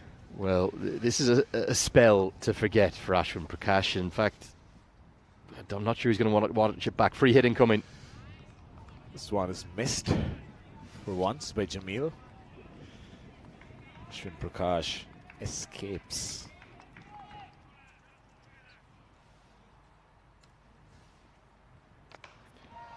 Jamil goes again. This time we know where the ball is, but it's the same result. It's a Maximo from Jamil. Yeah, big hit, and Jamil Jabberkeel is making the difference. He is ending this game in a hurry. And Geneva, well, they've had an all-action start to the morning. They really have. It's all been happening. And this time it's a big swing and a miss to close out 35 runs that Prakash has conceded from his 2 overs. 6 have been bowled, 79 for 4. If they could get this done in the next over, that's a good net run rate boost with three overs to spare. They've got back after that early collapse of Geneva. Lost about 3 wickets close together with that Salonen over. It's a good partnership they've strung together now. It's about 44 runs between these two in 2.2 overs. So Jamil's caught the gas up and pushed up a few gears for Geneva. It's only 15 needed now, much less than a run a ball as Kanishk Shah, the captain, comes on the ball. Blue sky in the distance as well, which is something I did not think we were going to see. Great turnaround. They were 13 for 3 after that Salonen double strike and in trouble, and also lost Shah, and it was 35 for 4. But like you said, they put on 45 runs really without any trouble, and I reckon Jabberkeel wants to end this in maybe 3 big blows. It's lining up. Misses the one. May have just cut off the surface a little bit maybe from Kanishk Shah, but early premeditated heave from Jabberkeel in his favorite region, about deep mid-wicket. Only finds wind on that occasion.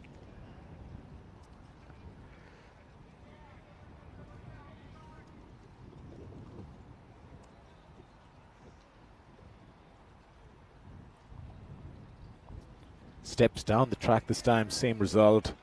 The keeper, who's been looking out for that run-out chance for the last couple of overs, finally gets to throw down the stumps once. But Geneva well on track here. Yeah, cruising right now. 14 to win off 21, less than a run of ball. What does that do to their chances? I think they move up into the top 5 as they win this one.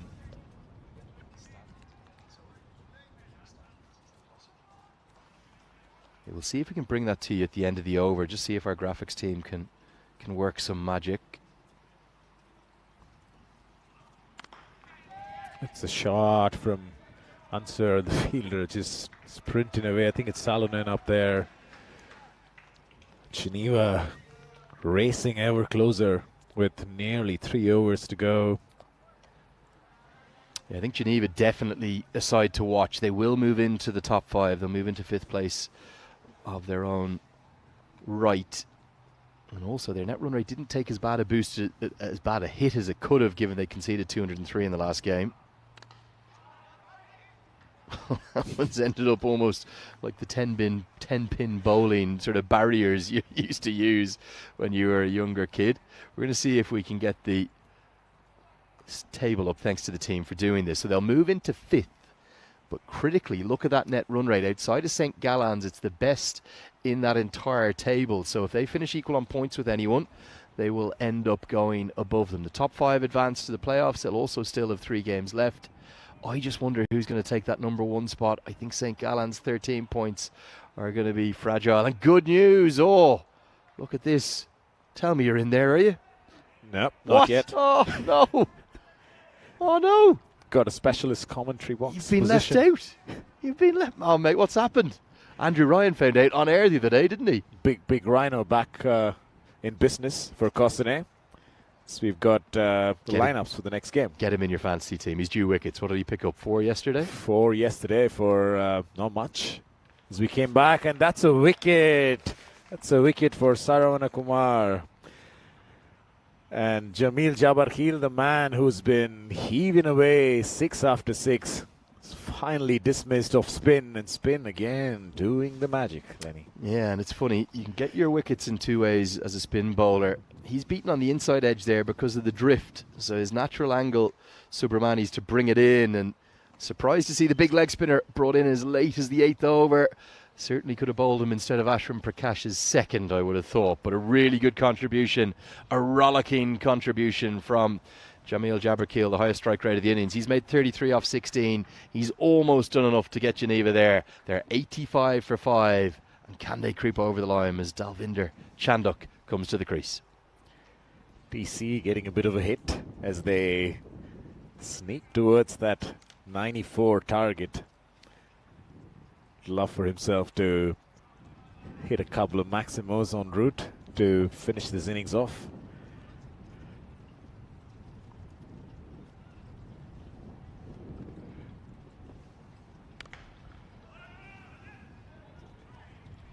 That one's driven away. It's a misfield.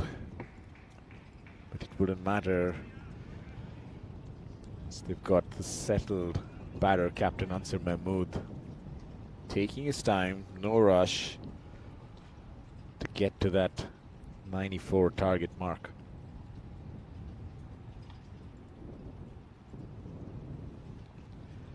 That one spins into him.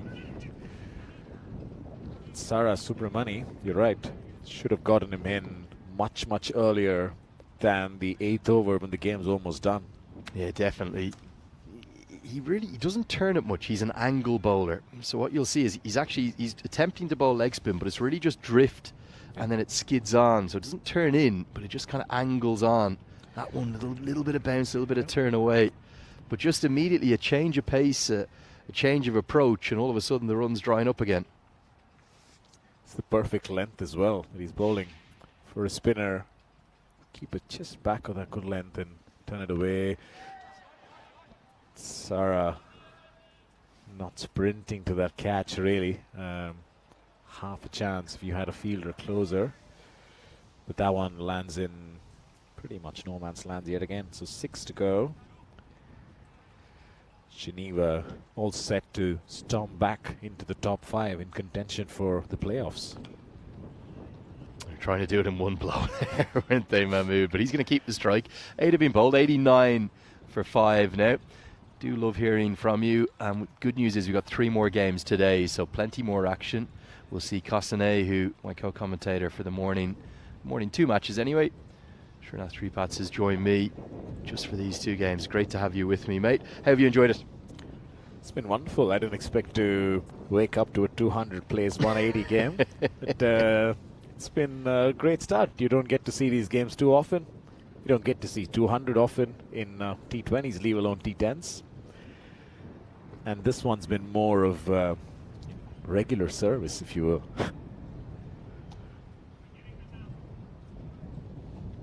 Yeah, nice to hear from everyone in the chat. Paul Salonen telling us that he's the faster of the 2 brothers. He bowls even quicker than his brother Nick, and he's a good batter too. We didn't get to see him today, did we, Nicholas Salonen? Or maybe did we see him? I don't think we saw him. No, not today. So wide, as it should be. Down leg. Had a bit of a think about it, didn't he, the umpire? But just double checking it hasn't flicked anything. Yeah, don't think it has. That's okay. Giving us a wide bowler non-2 plus 1-4 will do it now, and it would give them a win with about 2 overs to spare. Geneva, they've been good value for their victory, bouncing back after this morning's defeat. Answer goes for it to finish that innings off, and he does in style. That's well over the long on boundary. It's a maximo to get Geneva back into top 5 playoff contention. Yeah, and that's going to be that for Geneva. They've got it done. They've done it pretty easily too, I have to say, despite that wobble and despite a great effort from Nicholas Salonen with the ball.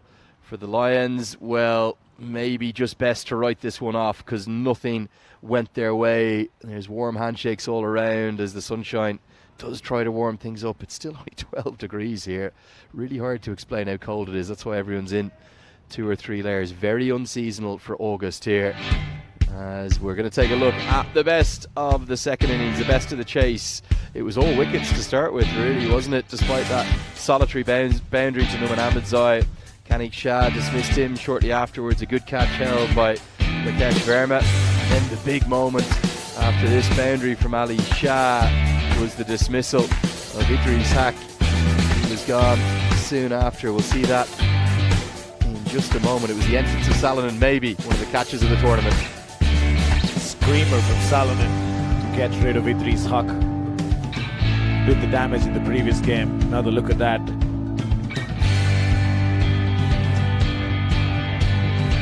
Lovely stuff from youngster. Caught another right after, plumb in front, hit him on the back leg. Bit of a change-up ball from Salonen. Had an impressive first over. Wasn't bowled immediately after as Geneva came back with some wickets there of Snail Joshi. That was number 4. And then the comeback with Jamil Jabarkil going bonkers from ball 1 for Geneva in the company of Captain Ansar Mahmood, who studied the ship. Yeah, they put on 41. Excuse me, they put on exactly 50 for the 5th wicket. Jabarkil making 33, Ansar Mahmood making 27. And the runs started to come quite quickly. Much more like it in terms of clearing the ropes too. That one went a long way up into the sky. And then Ansar Mahmood, the captain, got into the act with 2 boundaries and a 6 to his name. There was that moment of joy for Sarah Vancouver Subramani, who castled Jabarkil, who was trying to end things quickly.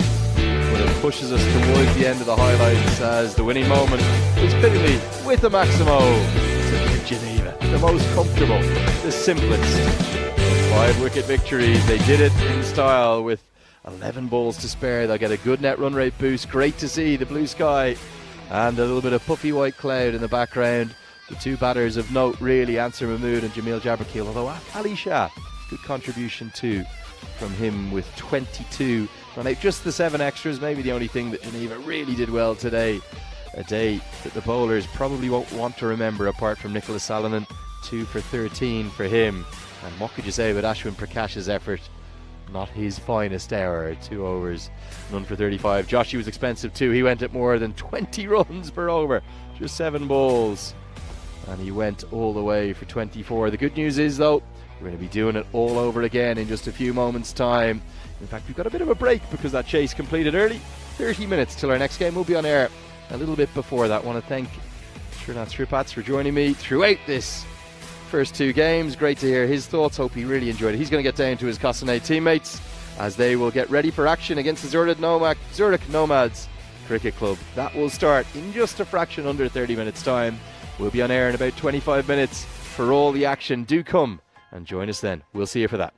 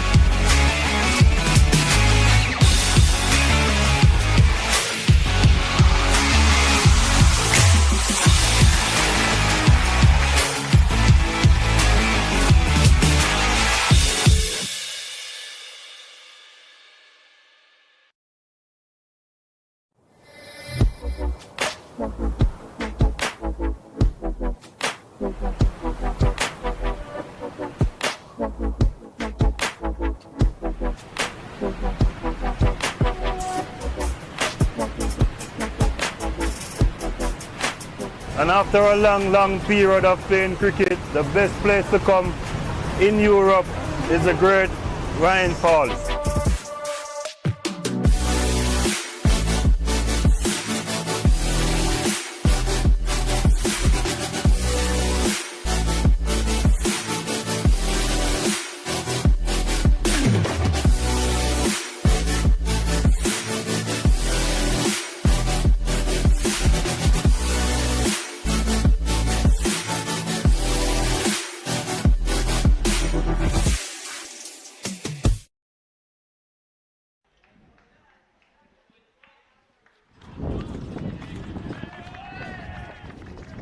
So welcome back to St. Gallen. We're in beautiful Switzerland. We're in the east of the country for this game day number, let's count them up, 1, 2, 3, 4, 5, 6, 7, game day 8 here, and match number 3. We're approaching the halfway stage of the game. It's the lunchtime clash between the Zurich Nomads and the Cossonay Cricket Club.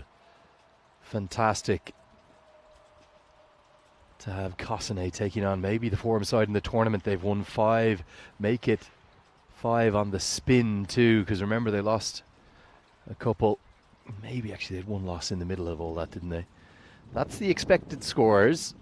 I think the supercomputer might need a tap there. I'd be very, very surprised if it's 88 plays 72 with the power-packed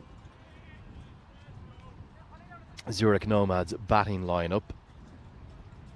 I'd probably look more towards those numbers at the bottom, maybe 146, 128, something in that region. But the big news is it's going to be Cossonay with the bat for the first time in this competition. We've seen them bowl first in all 3 of their games thus far.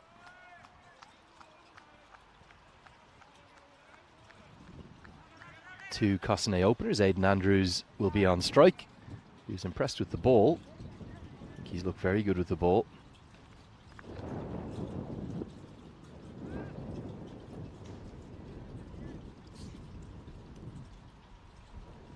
And at the non-striker's end, it's going to be the stylish, the enigmatic keeper batter, Wasim Javed, who will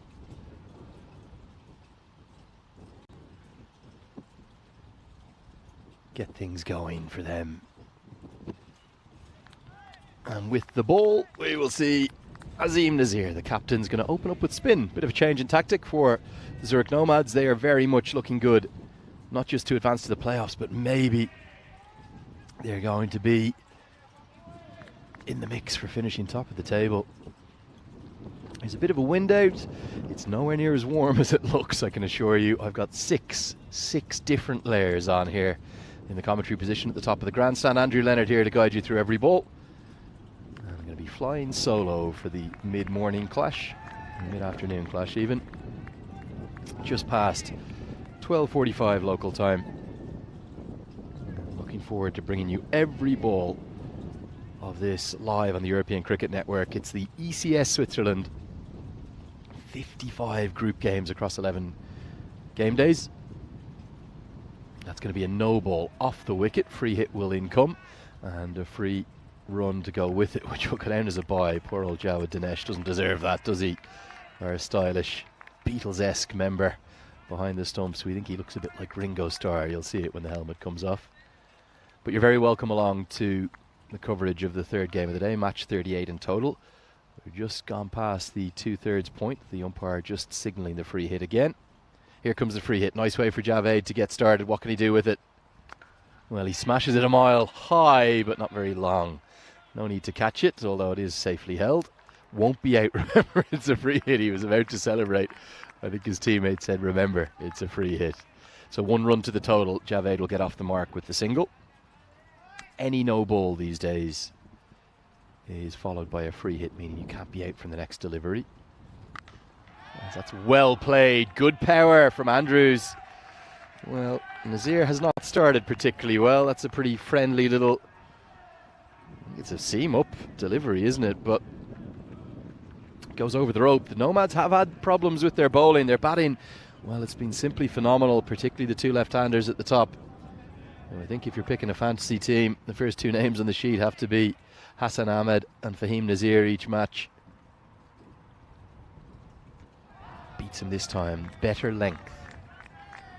Very small margin for error here on this wicket. If you go too full, you get into trouble. You go too short, you get into trouble. You've got to bowl a good length. One that will get the ball to bounce in and around the top of the stump. Something like that is where you want to be. Any shorter, any fuller, you'll go the distance. That kind of a length is difficult to get away. They'll run a quick single though. As Costanet are going to need to find a way to get up to a sort of 130, 140 if they can. Haven't shown us much power hitting.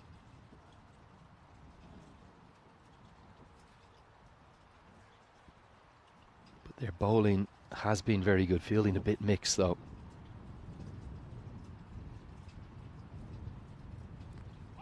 Edged and edged over the head of third, who's in the circle, Amjad Ahmed, who fields really well. That's excellent work. Keeps it to just one. So Javed lucky to survive. Gets us to the end of the first over. The score, it's 11 for none.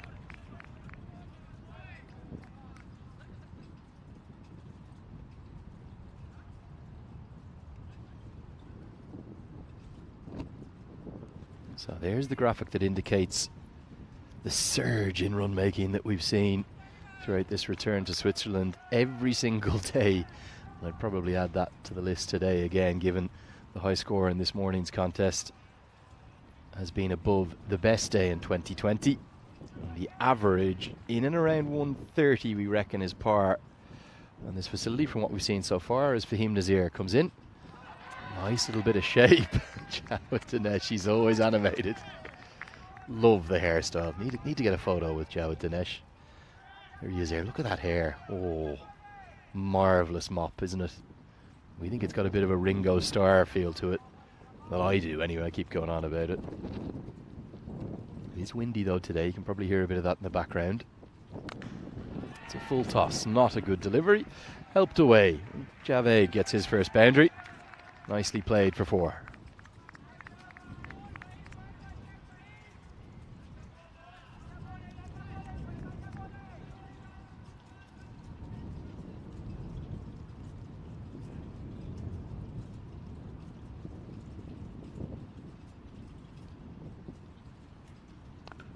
This is clipped into the sky. Fielder out there, but all he can do is watch it to his right, and it goes all the way for 6. 2 full tosses consecutively. I do feel a bit for the bowlers today. It's so cold. Hard to get any rhythm, particularly when you're only bowling 2 overs. And that's 2 poor deliveries back to back. The first one went for 4 over the offside. The second one all the way for 6. 2 fielders are allowed outside the 30-yard circle, and that's one of them there at long off. The other is on the leg side at deep mid-wicket. Nazir just losing his length. He's batted immaculately, hasn't he? He's right thereabouts for the leading run scorer in the tournament. I'll give you an update on that now in a moment. That's going to be 4 more. He's a classical cricketer, is Aidan Andrews. He plays some very technically correct strokes. Doesn't quite have the muscle often to get it over the rope, but he doesn't need to if he keeps hitting boundary 4s. That's a good shot all the way for 4. Just 1 bounce. Yeah, Fahim Nazir and Hassan Ahmed are matching each other blow for blow. Hassan Ahmed scored 346 runs. Fahim Nazir 342 runs. Goes a long way up. Now, has he got enough of it? Yes, he has. Not out of the middle, but Costanet just showing that they do have runs within their capacity. 32 come from the first 2 overs. A really good start for the men in blue. And they'll be very pleased with their total. It's 32 for none. Here is the points table. We'll get a look at it now. Top 5 go through to the playoffs. And with the Nomads into their final 2 games, to get past St. Gallen, they'll have to win both of them. Even if they do, it might not be enough, as Alton could catch them and do have a better net run rate. They'd likely only need to win 2 from 3, depending upon the margins of victory across the 2 teams, of course. Maybe Geneva will quietly fancy their chances too. They've only lost 3 games, so they could win out and also get to 14 points. St. Gallen, don't rule them out in terms of finishing top 13. Probably more likely they'll finish 3rd or 4th though. This one's chipped into the leg side for a single. Who else could maybe get in the mix? Well, Vettigan, they could get up to 13 points as well with 2 wins from their last 3. Paktoon Zalmi, the same. If they won out, they could get to 15 points. So plenty to play for. The sides at the bottom of the table, though, particularly Winterthur and the Zurich Lions. Put down. Well, that's regulation.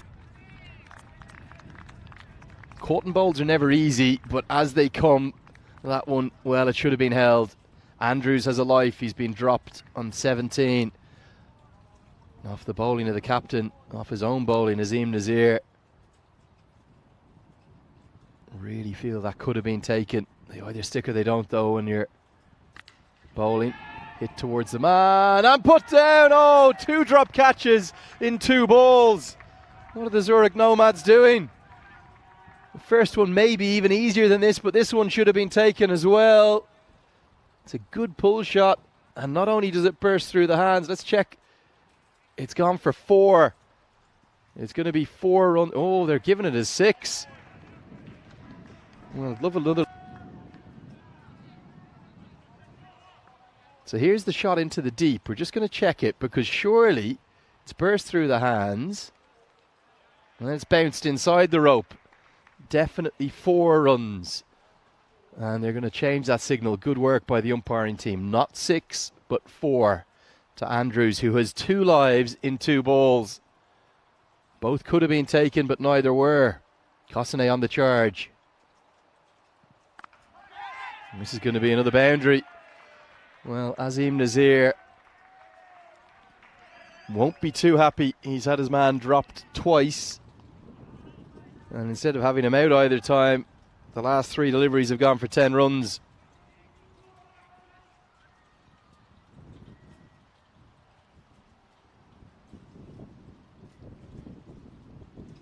Do want to thank you all for joining us in the live chat. Any questions? I'm flying solo for this match. Match number 3 of the day. Andrew Leonard here with you. Anything you want to ask me? Anything you'd like to know about the competition? I won't have the same scale of encyclopedic knowledge that the main man, Mr. Maximo Vinisandu, has, but I will try my best to answer. If you want to know any of the statistics or who's doing the best with the bat or the ball in this competition, you can put a message in the YouTube chat and ask me. As we get to the end of the 3rd over, maybe advantage Kosane. It is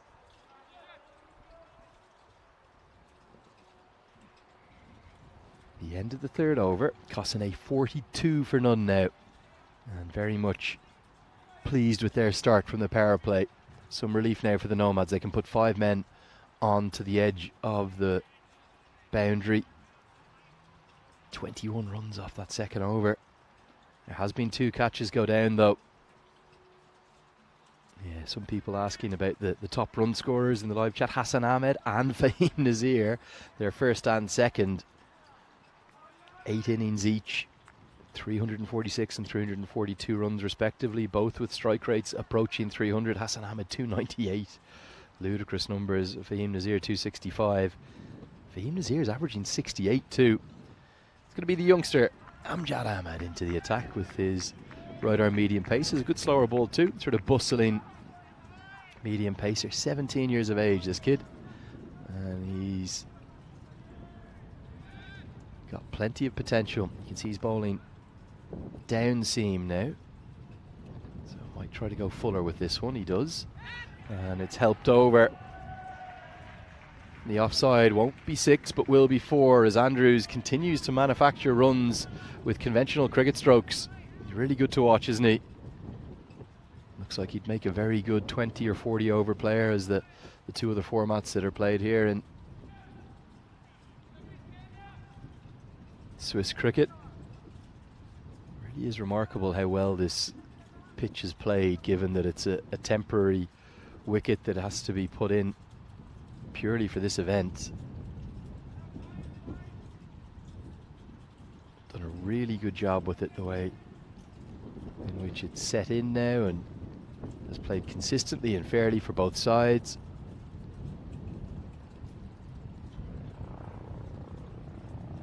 Really good venue this, I like it at St. Gallen.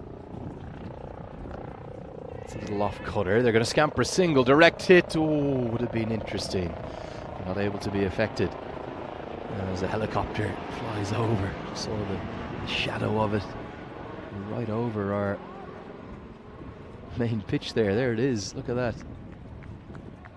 It's like a Swiss Army or maybe a Swiss hospital. Helicopter of some kind. Still not warm, guys. 12 degrees, the latest update. 1 degree warmer with the sun coming out. Doesn't feel it. Short, wide. Not a good delivery. Well, Ahmed, let's hope he's not too affected by that previous spell. Remember, he went for 37 in just 1 over against Geneva as Idris Hack made merry. Idris Hack is the only batter in the top 10 with a strike rate of over 300. In fact, I think he's the only batter in the competition with a strike rate of over 300. He is. 331 he's striking at, which means his 199 runs have probably come off about 60 odd deliveries.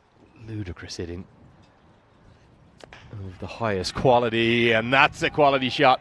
6 more. This time it's Javed who gets in the act. And this is really good from Castanet. Wasn't quite expecting this. Sunshine out now. Much more like it. 50 partnerships come up in good time. Castanet maybe just quietly confident they can scrape up to their best total of the tournament so far. They've been in and around the 110s, 120s. Looking on track for more than that now today. Much better length. They're going to run a single. Oh, direct hit, surely, is it? We're going to go upstairs to check that it was a direct hit, but I think this could be gone. And Javed could well have run Andrews out, although, in fairness, I think Andrews called him through for it. This is the critical part here. Yes, gone. No contact made from Jawad Dinesh with the ball. He actually did well to get out of the way, didn't he? And Andrews is indeed OUT out. Well, after 2 drop chances, it's a run out. We haven't seen a huge number of direct hit throws. Working the Oracle, they're going to switch bats. Don't see that too often, the departing batter switching with the guy who's still at the crease. Sometimes you see them switching as they walk off. Well, that was a great bit of work at backward point. Try and check who it was for you. You can see there, the other problem with Andrews, he's got to run straighter. He's run off a true line. That's cost him maybe 6 or 8 inches, which may well have been the difference between getting in or out. He's only run out by half a foot, but he's veered off to his right. Maybe worried about the throw hitting him and impacting him. And will that bring the Nomads back into the contest? It's been all Castanet up till that point. The end of the 4th over. It's 57 for 1.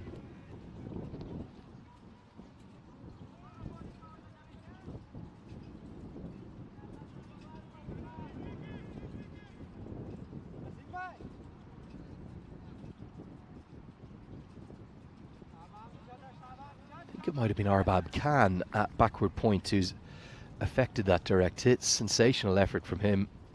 Yeah, it was indeed Arbab Khan. Maybe a stump and a half to aim at. Here comes Rahmani, who's been so impressive bowling to the new batter.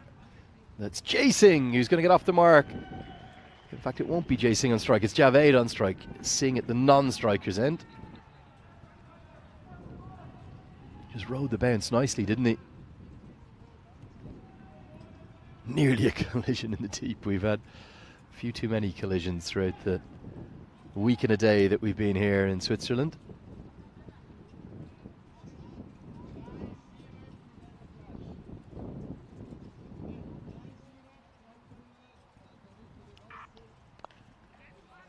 Helped into the leg side. Going to be 4 more. Those 2 fielders out in the deep on the leg side just got their positions a bit off, I think. He's got to be a yard behind square, particularly with the mid-wicket in the circle. It should have been 1. Instead, it's 4 because his positioning is all off. He's got to come a couple of yards to his right, which he's being indicated to do so now. I think because the previous one beat him to his left, he snuck a bit that way to his left. Back-to-back boundaries from Javed. Kosane, keep going. Big swing and a miss this time. Been impressed with Rahmani. Bowled a 2-run over, remember, in this morning's contest in what was the highest aggregate, second highest aggregate match of all time on the European Cricket Network, the game with the most number of sixes in history. 46 of those, and that's how he kept things tight, by bowling that full Yorker length as Jawed Ringo star Dinesh does the athletic fielding. They're great to watch, the Nomads, I have to say. I'm impressed with them as a team. That was exactly where he bowled in the morning contest. He is wonderful to watch. Jawed Dinesh. Athletic, entertaining. Here comes Jay Singh on to strike, who, if you don't know, he's part of the European Cricket Network team, works with the Blue Crew, who help put on all these events across Europe. He's going to get off the mark immediately. The wrong line. Just wonder why there's not a fine leg in place. If the tactic is to bowl leg stump Yorkers, why would you not have a fine leg in place? That would have been a single then, straight to him. He's got 5 fielders on the offside, 4 on the leg, and just as we talk about it, it will bring about a change in the field. So the man at mid-wicket, who was a bit of a nothing position, because he wasn't even saving the single, he's right in the edge of the circle, will come to a very square fine leg. He needs to go 5 yards to his right, needs to go finer. This is hit out in between those 2 fielders who continue to struggle to work out their angles. Going to be 4 more. This is nice stroke, good power. That's a good cricket shot. I know it wasn't the best of deliveries. 1 bounce and runs away for 4 just in front of the rope. So a good over. 16 runs have come from it, and it's 74 for 1.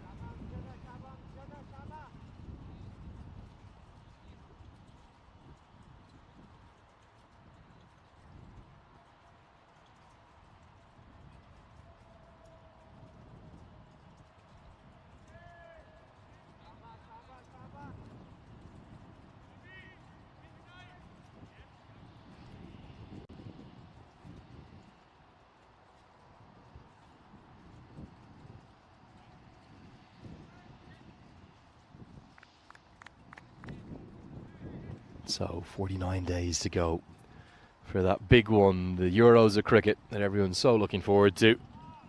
Held down in what I hope, I pray, will be much warmer weather than the stuff we're experiencing here in Switzerland. But it is at least sunny as we see Tharana Tharan and Thana Balasingham come into the attack. The 11-syllabled name, which is quite an effort, isn't it? Tharana Tharan and Thana Balasingham. Beautiful name as well.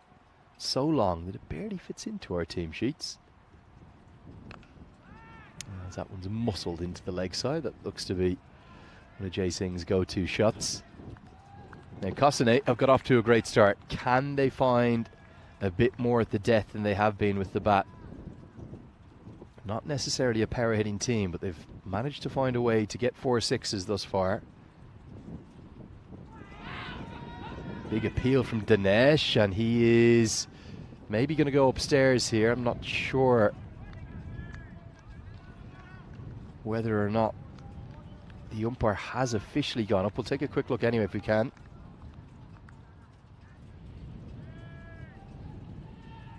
Well, this is the behind replay. That doesn't show you much. We need the side on. Here it is here. Oh, the problem is number 3 is in the way. Not out is going to have to remain the decision. I think this front on isn't going to tell us much either. Back live with you now, and speared in, and another big swing and a miss, another stumping attempt, and not given. That was nicely bowled, good rhythm. This is the delivery you just missed there on the live coverage. Really darted in. Dinesh is absolutely all over those stumps, isn't he? Whipping the bails off in a flash. His glove work has been clean, it's been swift, it's been full of energy. We've seen cartwheels too.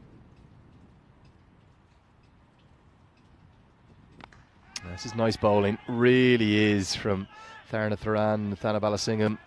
He is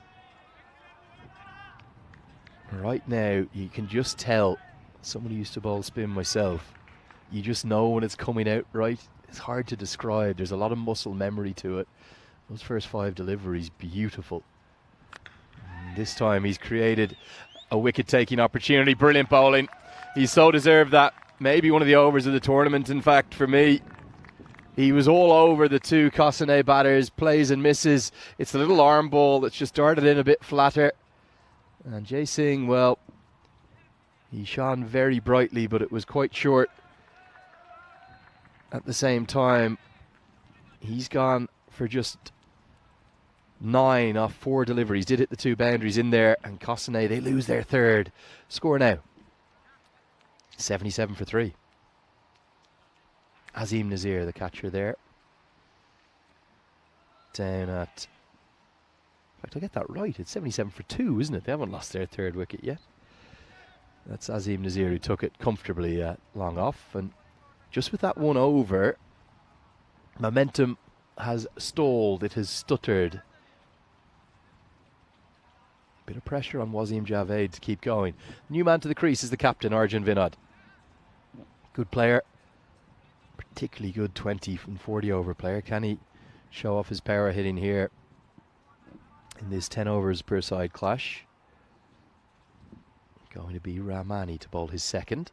Just got his radar a little off, and again it is. He's looking to bowl, in essence, what I would describe as outside leg stump Yorkers, because he's not trying to hit the stumps. He's trying to basically bowl it at the shoelaces of the batter in their current standing position, which is, you know, a yard outside, or well, half a yard outside leg stump.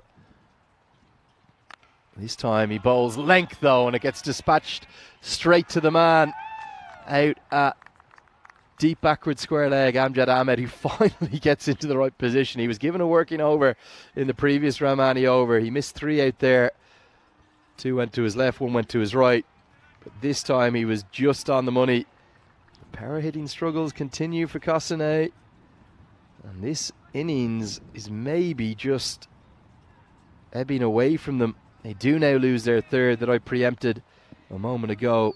It's a very good innings, a 34 from 20 from Amjad Rahmani, and a lot of work to do as Amal Prabhu comes to the crease at number 5.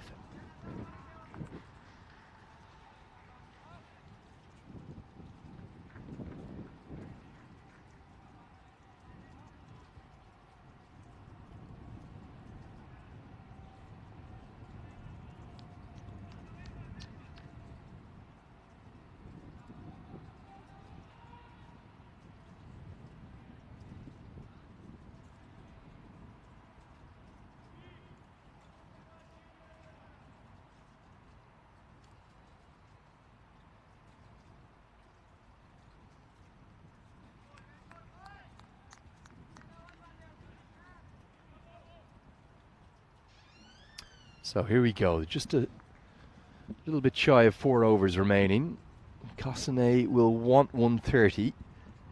They have a long way to go to get to that. The current run rate 12.65. Smashes into the pad, probably going to angle down and miss the leg stump, you'd suspect. But a crucial dot ball. Big problem for Kosane, 2 men at the crease, both on 0. You just don't have time in this format to chew up a couple of balls to get a sense of the bowlers or get a sense of the pace back live with you now. That is the line he's really trying to bowl. Excellent work from Jawed to Nesh, and oh dear, goes tumbling at the non-striker's end as Anmol Prabhu. Oh, that looked a bit nasty. I'm not sure he needed the dive in this case. After having all that momentum in the first 3 or 4 overs, Kosane just feels like it's drifting away from them, but can they, between one of these two, find some maximums? That's been their trouble.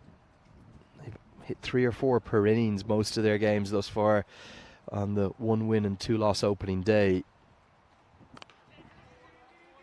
Lovely length, really good from Rahmani. So they're your 2 lengths I think you need to target as a bowler. So you go back of a length that it's not short enough to pull or hook and not full enough to smash down the ground. What you really would just describe as a good length, not too full. And then your other one is the leg stump Yorker. That time, though, because of the shuffle down the ground, it's into the slot and it's smoked with a shout of boom from the Cossonay bench all the way for 6. Much more like it. Now, if he doesn't take that leap down the track, that wouldn't necessarily have been a bad delivery. In fact, it probably wasn't really either. He hasn't done a huge amount wrong. But just Prabhu has adjudged that length and felt that that's where the ball was going to be. He's almost premeditated. He's guessed that it wasn't going to be the Yorker. And as a consequence, got a good piece of it, didn't he? All the way for a maximum. Edged and all, Fortune. Not where he intended it. And it goes right into the base of the tripod of our camera down behind the wicket keeper. And well, there's nothing, simply nothing that Jawad Dinesh or the bowler can do there. More like it, a little 10-run surge off 2 balls, momentum again. Maybe swinging back to Cossonay. They show that they can get up to a 130 plus mark. 7 have been bowled. It's 90 for 3.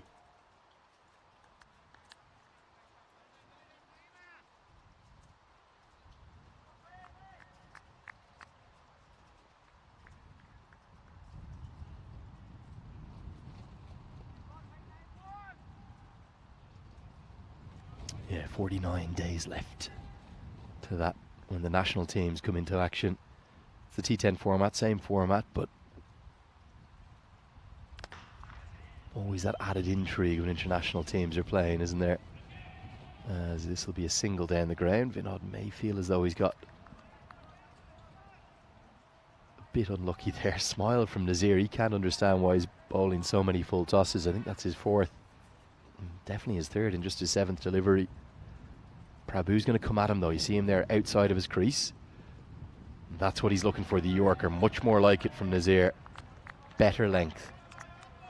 Just little medium pacers. Not easy bowling conditions, I have to say that. It's just so cold. Hard to explain how it's August. It feels much more autumnal than summery. This is hit away with no timing at all. In fact, it's hit so poorly it won't carry to the man on the rope. So just be a single.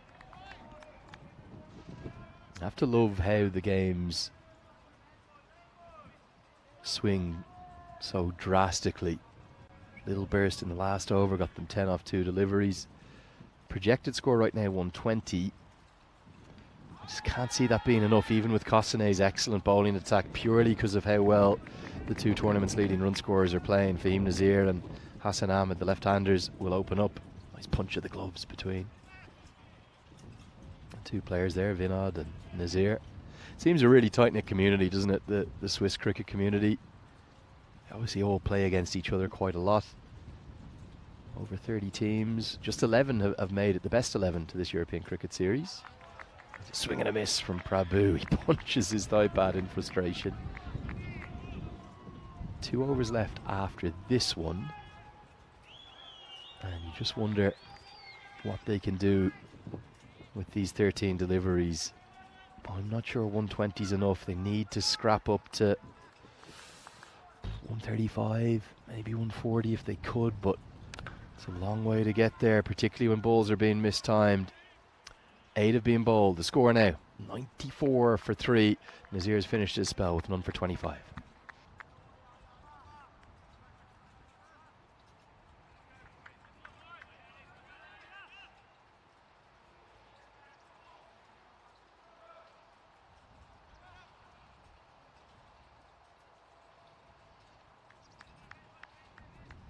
Steady decline, isn't it? Just consistently that run worm is trending downwards. It's Tharnatharan Thanabalasingam who still has 1 left. That's those Euros that are coming up. How good will that be? Lovely just even to see all the different countries that are going to be playing. Well, he's got it on a string right now, doesn't he? Tharnatharan Thanabalasingam.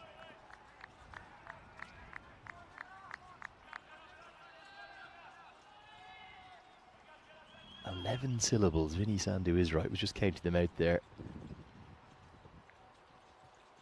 Beautifully bowled. It's not a wide.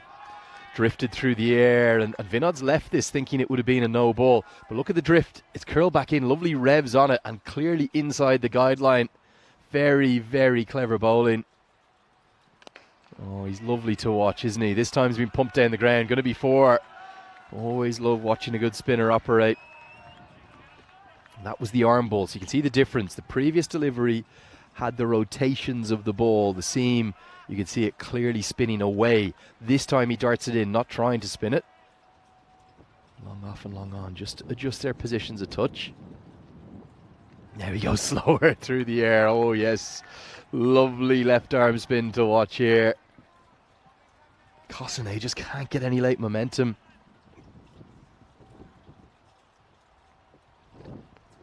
Ooh, the first errant delivery of the spell.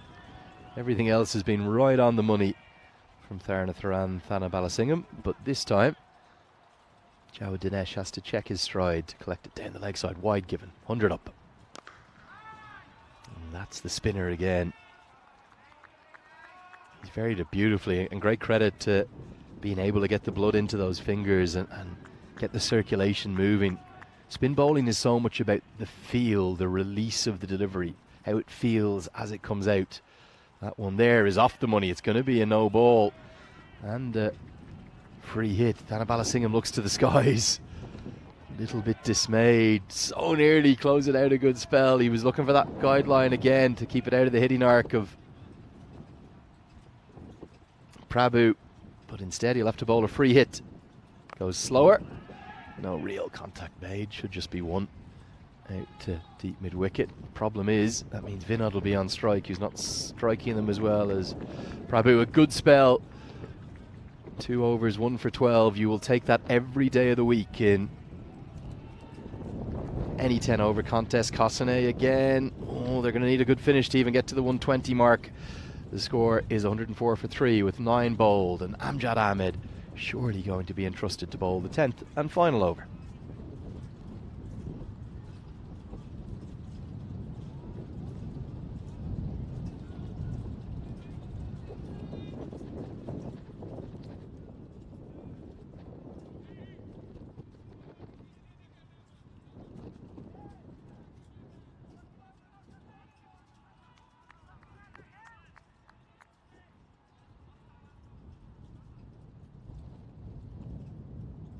Here we go, the final over.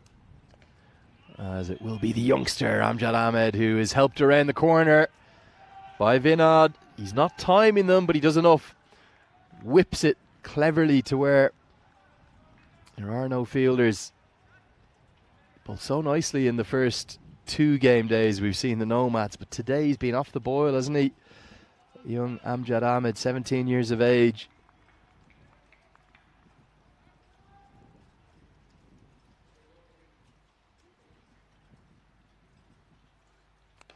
Gets away with that. That could well have been a wide, you suspect.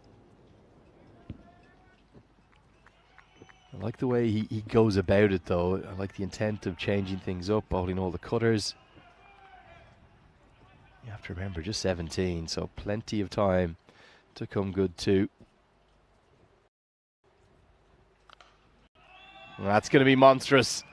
That's going to be 6 of them. More like it, it's Praboom, as they call him, down in the Cossanet bench. They need these runs. They need every one of them. Maybe 1-2-5 back on the cards. Has picked up 8 wickets, the youngster, so I know he's had a rough day today. This is his 7th appearance. 37 from 1 over in the morning game, and now he's gone for 26 off 9 balls. Now, they're interested in the stumping because it's deflected off Jawad Dinesh's leg, but the umpire says, no, the batter never move. Oh!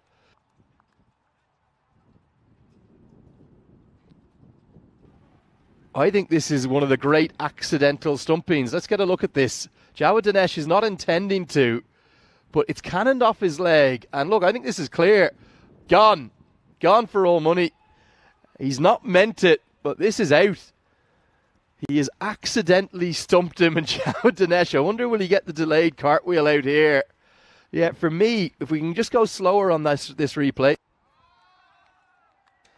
we should clearly see, he's celebrating now, I think he's realised, we're going to clearly see that the bail, so it's not what he's intended, it's flicked off his leg, he has appealed, so the umpire's right to send it up, it now hits the stumps, the bail's not out yet, and now it's out of its groove, clearly, and Prabhu unable to get back. Well, maybe one of the most misfortunate ways to get out you could ever imagine. The accidental stumping. It's not the hand of God, it's the knee of Ringo Starr as Jawad Dinesh gets another dismissal to his credit. He is brilliant to watch. The only thing we missed that time was the cartwheel. Good knock from Amal Prabhu, as that one is clearly gone. Great work by the umpiring team. Got to give them credit for that. New man to the crease, looks for a little scoop, a ramp around the corner. It's Ashwin Vinod who's come in to join his namesake Arjun at the non-striker's end. And Ashwin gets 4. We haven't seen much success with the scoop, but that one is affected effectively, if that's a word, effectively, for 4, as Kosane gets to 119 for 4 now, with 1 ball left in the 10th over. Final delivery of the first innings. Here we go. Right into the block. They're going to try run it by. Oh, how unlucky they had to be, Jawad Dinesh. I think this was on target, and not for the first time. It's the edge of the mat here, so you're going to see it clearly now. The throw's going towards the stumps, but not when the mat blocker pops it up into the sky. He would have been gone by a long, long way. Well, if Kosane win by 1 run, they'll have that bye to thank. But it's all the same again. They just can't get past that sort of 120, 125 marker. Kosane, 120 flat they're going to finish with from their 10 overs after an innings that promised so much. That flying start in the power play looked like it was going to drive them up towards their record total of the competition. But they'll have to be satisfied with 2 runs a ball instead. And I'm not sure whether it's going to be enough against the class, the quality, the excellence, the brilliance of Fahim Nazir and Hassan Ahmed. Let's take a look at the best of the highlights. They were off to that flying start, 42 for none in the power play. The 2 openers, the top scorers, Aidan Andrews and Wasim Javed, both played nicely. I thought Andrews was the better of the 2, with a strike rate of 221. A few moments that Zurich Nomads will be disappointed with, including back-to-back drop catches. One of them spilled over the rope for 4. Andrews hit 4 4s and 2 6s in that innings of 31. Wasim Javed, his opening partner, got into the Act 2 with some good placement. That was the hallmark of the opening partnership that was worth a total of 57. As the tunes ring out, that was what broke that first wicket partnership, the opening partnership. Arman Khan with the direct hit. Great skills too from Javed to stay out of the way, because if he did get his gloves on that, it wouldn't have been run out. He knew immediately, didn't he? Such a live wire. Couple of mixed pieces of fielding as the ball went down towards that square leg fielder over and over again. He just got worked over to his left, to his right, and always athleticism on show from Jawad Dinesh. He's been one of my favourite players to watch. Jay Singh got off to a good start, boundaries from both of his first 2 deliveries, and then there was a couple of maximos from Prabhu as he got to the crease because of the dismissal. Here was one of them. 19 he made off just 12 deliveries, including that streaky boundary for 4. But then it was all about the left arm spinner, wasn't it? Thanabalasingham, what the bowler he is. He was beautiful to watch. One of the spells of the tournament for me. I know it only says 2 overs, 1 for 12, but he bowled so beautifully. Ashwin Vinod, he could manage just a boundary on that streakiest of buys after the amazing deflection, accidental stumping from the keeper. Jawad Dinesh, well, he's been one of the stars of the tournament. We've loved watching him go about his work. 4 batters got in to double figures, and then all 4 of them couldn't really kick on. Good efforts from Aidan Andrews and Wasim Javed, 31 and 34 respectively. Arjun Vinod never really got anything going, couldn't find any timing. Anmal Prabhu looked like the more likely one. He picked up the 2 6s in that innings of 19, but I'm just not sure whether 120 will be enough. What about the bowlers? Let's take a look. By far the pick of them. Look at him there. Look at how many letters are in that name, let alone syllables. Tharnatharan Thanavalasingham, a beautiful left arm spinner of real class and guile. He bowled very nicely. The two Nazir brothers, probably the next two best. The rest, maybe look away now. It's going to be just a fraction more than 2 runs per ball needed. We're going to be back with you with all the action in game 38 as the Zurich Nomads will need 1-2-1 to win.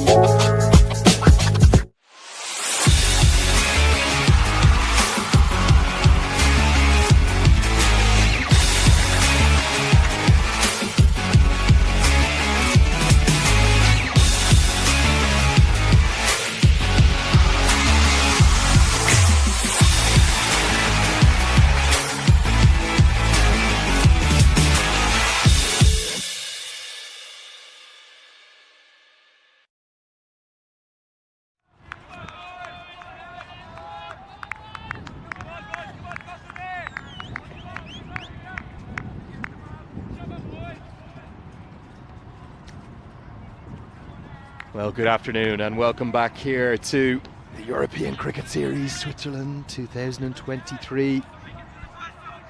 There's a huge challenge facing this Cossonay lineup now. The two tournament's leading run scorers, Fahim Nazir and Hassan Ahmed, have been nothing short of sensational.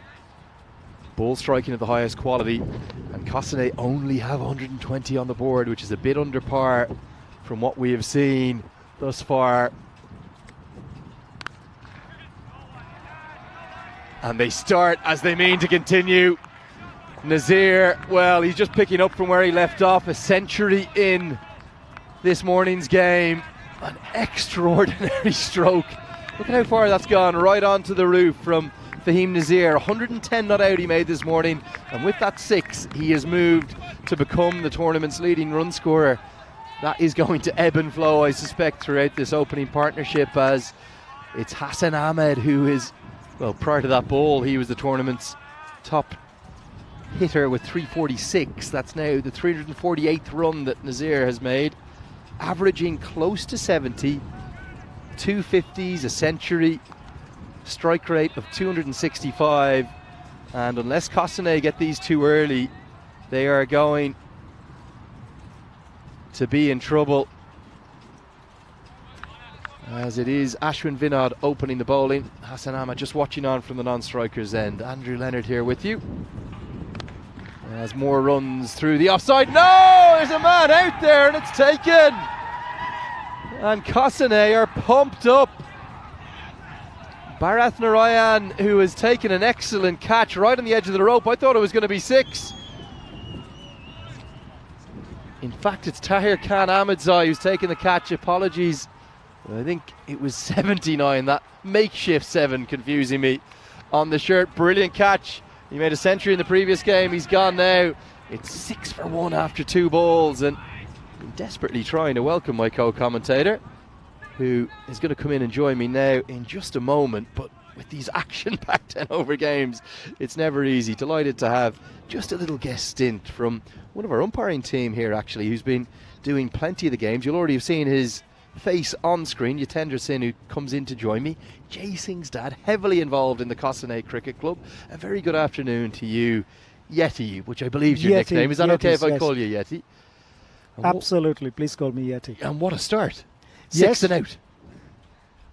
We can take that any day if we were Cossonay. 6 and out, 6 and out, 6 and out. We'll keep batting. Could be an interesting scorecard then, couldn't it? I think it would be 60 all out then, wouldn't it? Yeah. Exactly. And we'd be in for a pretty quick stint on commentary. It's going to be Katil Zabiola to the crease at number 3. As this one's helped away and taken again. Well, it's not Same 6 and out. Action replay. It's out this time. Tahir Khan Ahmedzai again. He's taken 2 catches. This was brilliantly judged. Cossonay's strength is in its bowling, isn't it, Yeti? And you're showing that 2 and 2. Not just bowling, I would say fielding as well. You'll see them field very, very aggressively, and that's what we pride ourselves as Cossonay. I'm a little biased, but I also should be neutral. I've been umpiring most of the day today. Obviously cannot umpire this game because it's a game where our own team is on. Yeah, big moment, wicket from the very first delivery that Katil Zabiola has faced. So he's gone for a golden ball duck. Derek the Duck might make an appearance. There he is, quacking Katil's way off. And all of a sudden, maybe it's a different game. One of my favourite players to watch this week, Jawed Dinesh, comes in, but he'll be on a hat-trick. And we're delighted to have a little guest commentary stint from We haven't Yatendra had Singh. a hat-trick this tournament, isn't it, in Switzerland? Maybe a good time to go. Let's see if Vinod can do that. Yeah, we've probably had, I would suspect, maybe something like 25 or 30 attempts at the hat-trick, similar to the number of balls we've had hit onto the roof. And a little bird said that you're looking out for these hat-tricks. I am. I'm desperate to see number 23 added to the list. Maybe this is the moment. Wouldn't it be fitting with a guest Cossonay commentator coming on? Here comes Ashwin Vinod on a hat-trick. No, it's the rarest of things, a leave in 10 over cricket. He still has another over to prove himself. Yeah, but what an impact he's made. Are they brothers, Arjun and Ashwin Vinod? Yes.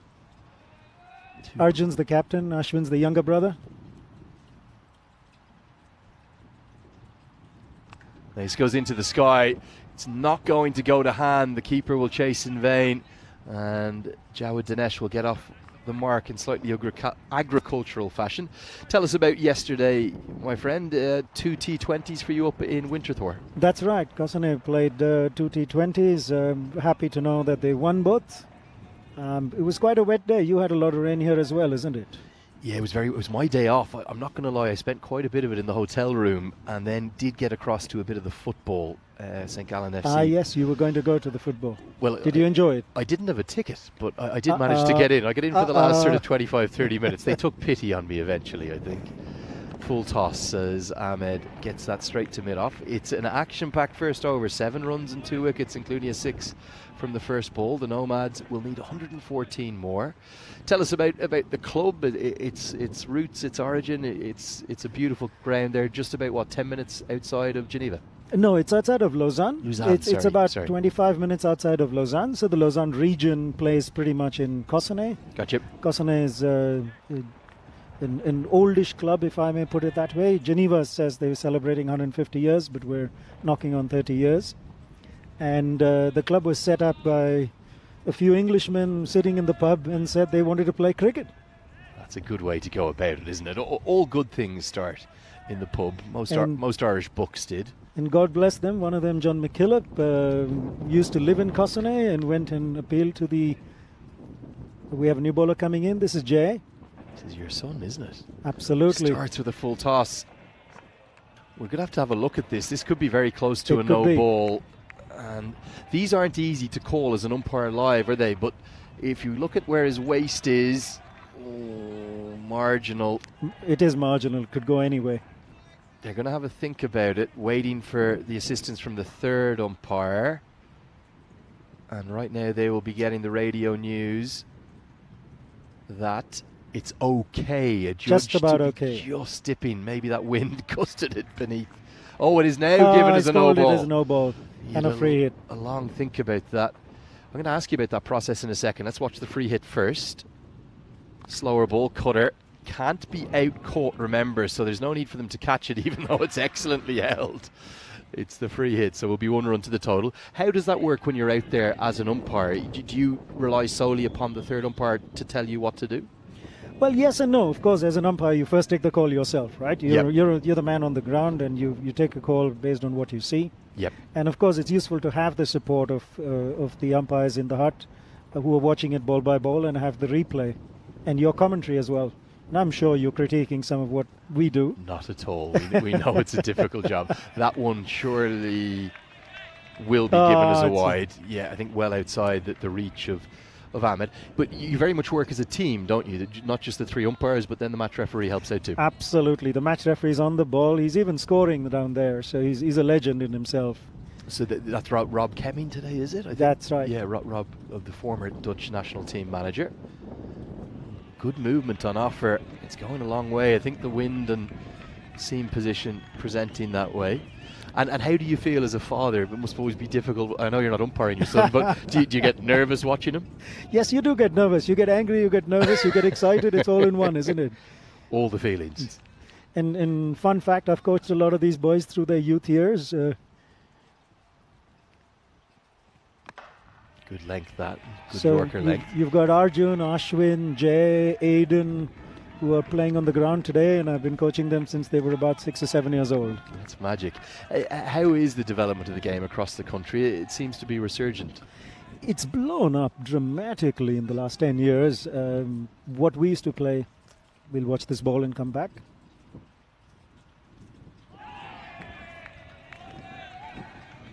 Big swing there from Hassan.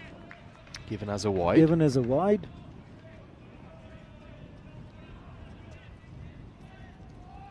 So yeah, do tell me. So the game has grown, as we're seeing in continental Europe. The game has grown because of the migration that we're seeing from the subcontinent or the areas around the subcontinent.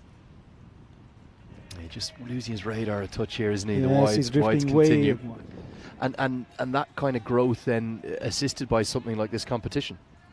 Absolutely. I mean, there's so many families and friends and cousins who are watching their loved ones play here in Europe and celebrating as much every wicket that we celebrate over here on the grounds, isn't it? And that's fantastic. Clubbed away. It's a good strike. He's That's a special cricketer, Hassan Ahmed. It's going to go a Typical long way for 6. Not even that short, is it? But he's just picked it up over the rope for 6. That's Hassan's speciality. He's an incredible bat, superb timing, and blessed with a keen eye. Is able to see the ball, pick it early, and go for it. Tell me about your origins coming over here to Switzerland and how you ended up here. That's a long story. We've got plenty of time, don't worry. After this ball, maybe? Yeah, of course, absolutely. Swing back into Ahmed. It's been an extremely long over, this one. Yeah, another wide. Definitely pitched after the wicket. You came here quite a while ago. Your son was We were born here. No, he was born in India. He was born in India, Mumbai. But he was a 1-year-old when we came here about 23 years ago. He was just over 1. And he's 25 today. Is it his birthday today? It is his birthday. Oh, we've missed that. How have we missed that? Usually we know all these things. Vinny gives me a fact sheet at the start of the day. Happy birthday to Jay Singh, who's part of the ECN team. He's working with them now for the best part of the last year? Yes, he started this year. He started, him and Ashwin Vinod both started this year as they set up the office in Zurich. And he must feel very lucky to be working in cricket in Switzerland. Wonderful, isn't it? I think it was that's a lovely hit again right from up Hassan towards into us. Springs off the almost trampoline chairs. It's another 6, probably not your son's best over to celebrate his birthday with, to be honest with you. It's gone for 18 and the Nomads on the move. It's 25 for 2. Yeah, the fireworks have come from Hassan's blade. Okay, let's take a look at the table. Here we are. For Kosane, obviously, I know you're umpiring in the tournament, but you'll keep a quiet eye on them. You don't stand in their games when they're playing. What do you think they need to do to get into the top 5? Probably 5, maybe 6 wins required? Well, as we calculated, 5 wins gets you into the top 5 in most cases. Yeah, okay. You want to have 5 wins. I don't think they're doing too well right now. They've lost 2 the day before yesterday, and it's going to be a tough ask for them, if you ask me. Yeah, I'd agree with you. I just think totals around 120 can be fragile. Now, this could be a catching opportunity. It's Uday Kusupati who holds on. Oh, that's a wonderful catch. I have to say, it didn't look the most likely. It swirled around. He's caught it in 2 hands. It's nearly slipped out, but somehow he's held on. And there's a lot of wind out there, so the ball is swirling. He's managed to hold it clean, it seems. That is a brilliant catch, one of the highest quality. And Kosane, who've had their fielding problems on the opening day of the tournament for them, that was a few days ago, they come surging back into it. Jawad Dinesh never looked comfortable. He's gone for a very breezy 2 in and out in a heartbeat, and it means that it's going to be the captain to come to the crease, Azim Nazir. Pressure maybe now, particularly on Hassan Ahmed. They've been very reliant on him and Fahim Nazir's runs, and Kosane just smell an opening, just smell an upset. They've got their 3rd in just 13 balls. It's 25 for 3. We've got a guest commentator with us too, joining me, Andrew Leonard. Do let us know if you have any questions for Yatendra Singh about Swiss cricket, particularly the Kosane Cricket Club that he's involved with, or about umpiring, what it's like umpiring in front of the thousands of viewers who come in and join us every day. Have you gone back and been looking at all your decisions? Yes. I think, Rob has been looking at my decisions more than I have been looking at my decisions. And you wait for his yes or no as the match referee. It's amazing how good the quality of the production is as well. It's a very small team here, 3 or 4 guys from the Spring Productions team, but really a world-class output. Incredible what they do with the limited number of people that they have, maximization of technology as well. Yep. Fantastic work that they do. And also a huge amount of legwork by the team, not just the Blue Crew, but the guys from Spring Productions. Everyone, I think the passion on show, that's the thing that's probably struck me the most on my first visit to an ECN and event. The number of countries they cover, the number of games they cover, it's a sheer, capacity that they demonstrate has been fantastic. And we've seen this grow, right? We were here 3 years ago in the middle of COVID when they had their crew down for the early, first Switzerland visit, so to say, or first Switzerland tour. And from there, 2 years later, this is magic. Since you've been involved in Swiss cricket for so long, I want to ask you, how much did that affect the game here when there was a suspension initially, then a readmission now to the ICC? It's great you're back involved. You can have a full national team. You play T20I cricket now? Yes, so we've been playing T20I cricket. I was coaching the national team last year, just as a fun fact.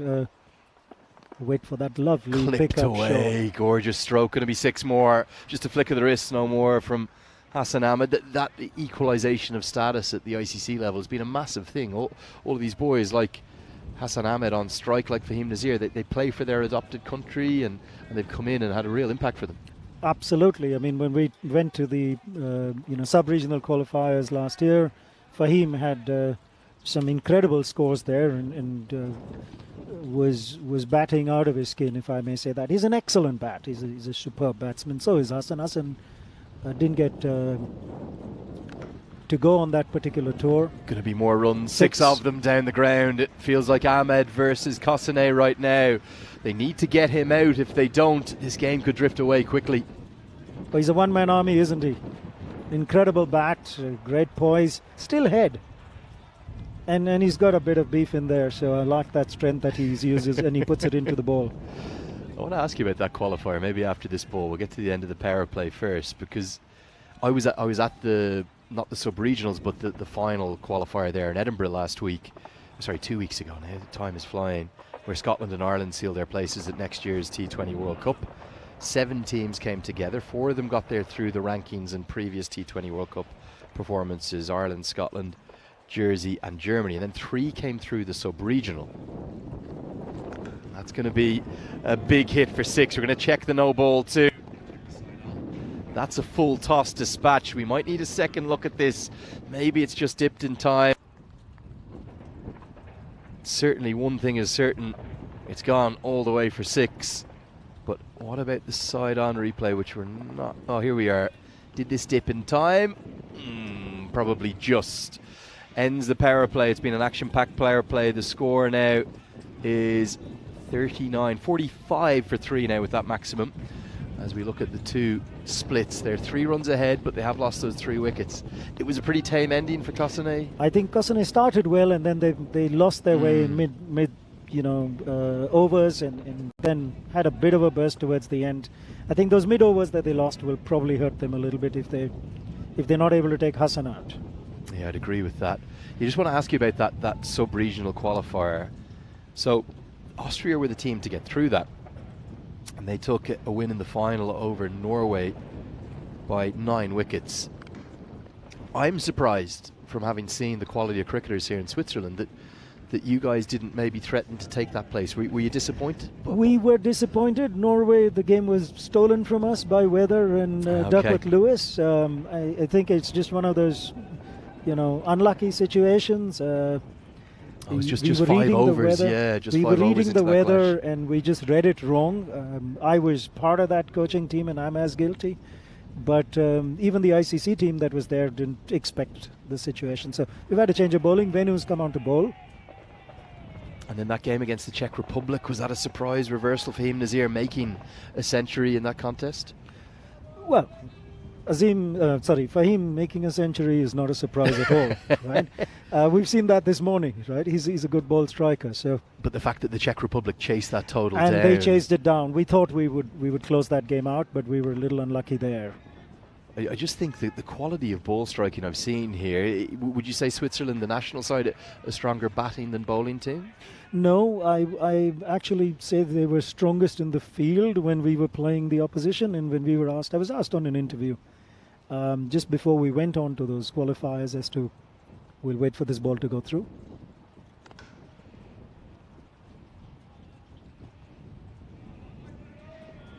So as a developing country, I was asked, what is your strength? Yep. Is it batting? Is it bowling? I said, we've not measured ourselves against the best in the world, right? We were going in after 10 years the first time. So what we were certain about was our fielding strength. Yep.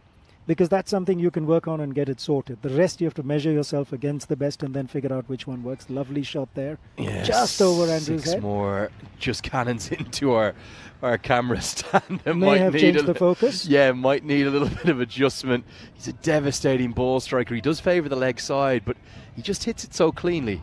Oh, absolutely. If I could hit the ball half as cleanly as him, I'd be happy. Yeah, I've been really impressed by both Hassan Ahmed and Fahim Nazir, and also some of the guys coming through. You look at the likes of young Arif Sanger. That's going to be more runs, not 6 this time, but 4 Arif Sanger. You look at Mohamed Akhtar from Vedagan, Sher Mohammed from St. Gallen. There's been some outstanding batting performances. Yes, it's a shame. You can't take all of these boys into the national squad because of the qualification requirements. So that's the 3-year residency rule? Absolutely. It's the 3-year residency rule. Yep. So that's the reason, for example, why Hassan could not be taken to the last qualifiers. Is he now? But he's now eligible, and now he's qualification. fulfilled the qualification. So that's a big boost, surely, for the Swiss team. Absolutely. It's a big boost for us as the Swiss system. So we fight this battle like any other country does. It's just that the pool of players that we have is much smaller than the rest of the European countries.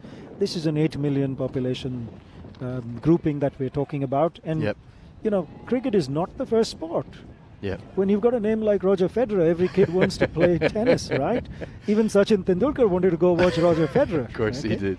And I was in there yesterday in the Kaiban Park tour. I left 18,000 packed out for a Swiss Super League game. That's it. Football, tennis, and ice hockey take priority. Tahir Khan Ahmedzai into the attack. Pretty full, pretty straight. Oh, I'm a leg spinner. Big appeal. I would have been up for this. Let's take a look. It's definitely pitched in line. Maybe height is the challenge here. So let's get a look. Yes, pitch probably on leg stump. Oh, a very close call. That's all we'll say up here. Nicely bowled. Good drift and turn from the young leggy, who's impressed me every time he's bowled in this competition. He's a talented young leg spinner. Now, he's a great example. He's just come into the country this year. So he's got to wait 3 years. We've got to give him technique. He's only played tape ball cricket. This is the first season that he's playing with hard ball cricket. And so he's learning as he goes. He's learning his craft. He's learning how to field. He didn't understand fielding the way you would on a traditional cricket field. Yeah, great to see how well he started, though. He's had 2 catches today. Oh, that's another he's big hit appeal. him here. Now that one is going over the top. I think that's hit him really in the box at the end.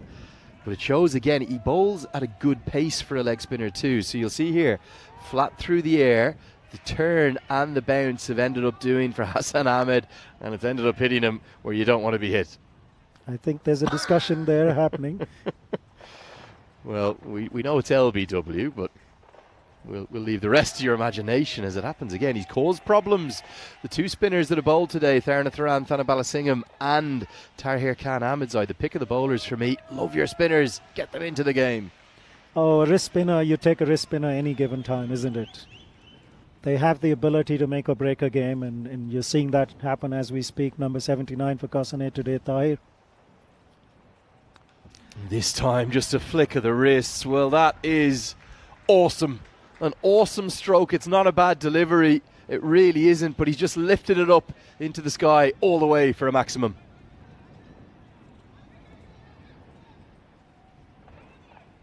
And that gets Hassan Ahmed to 47.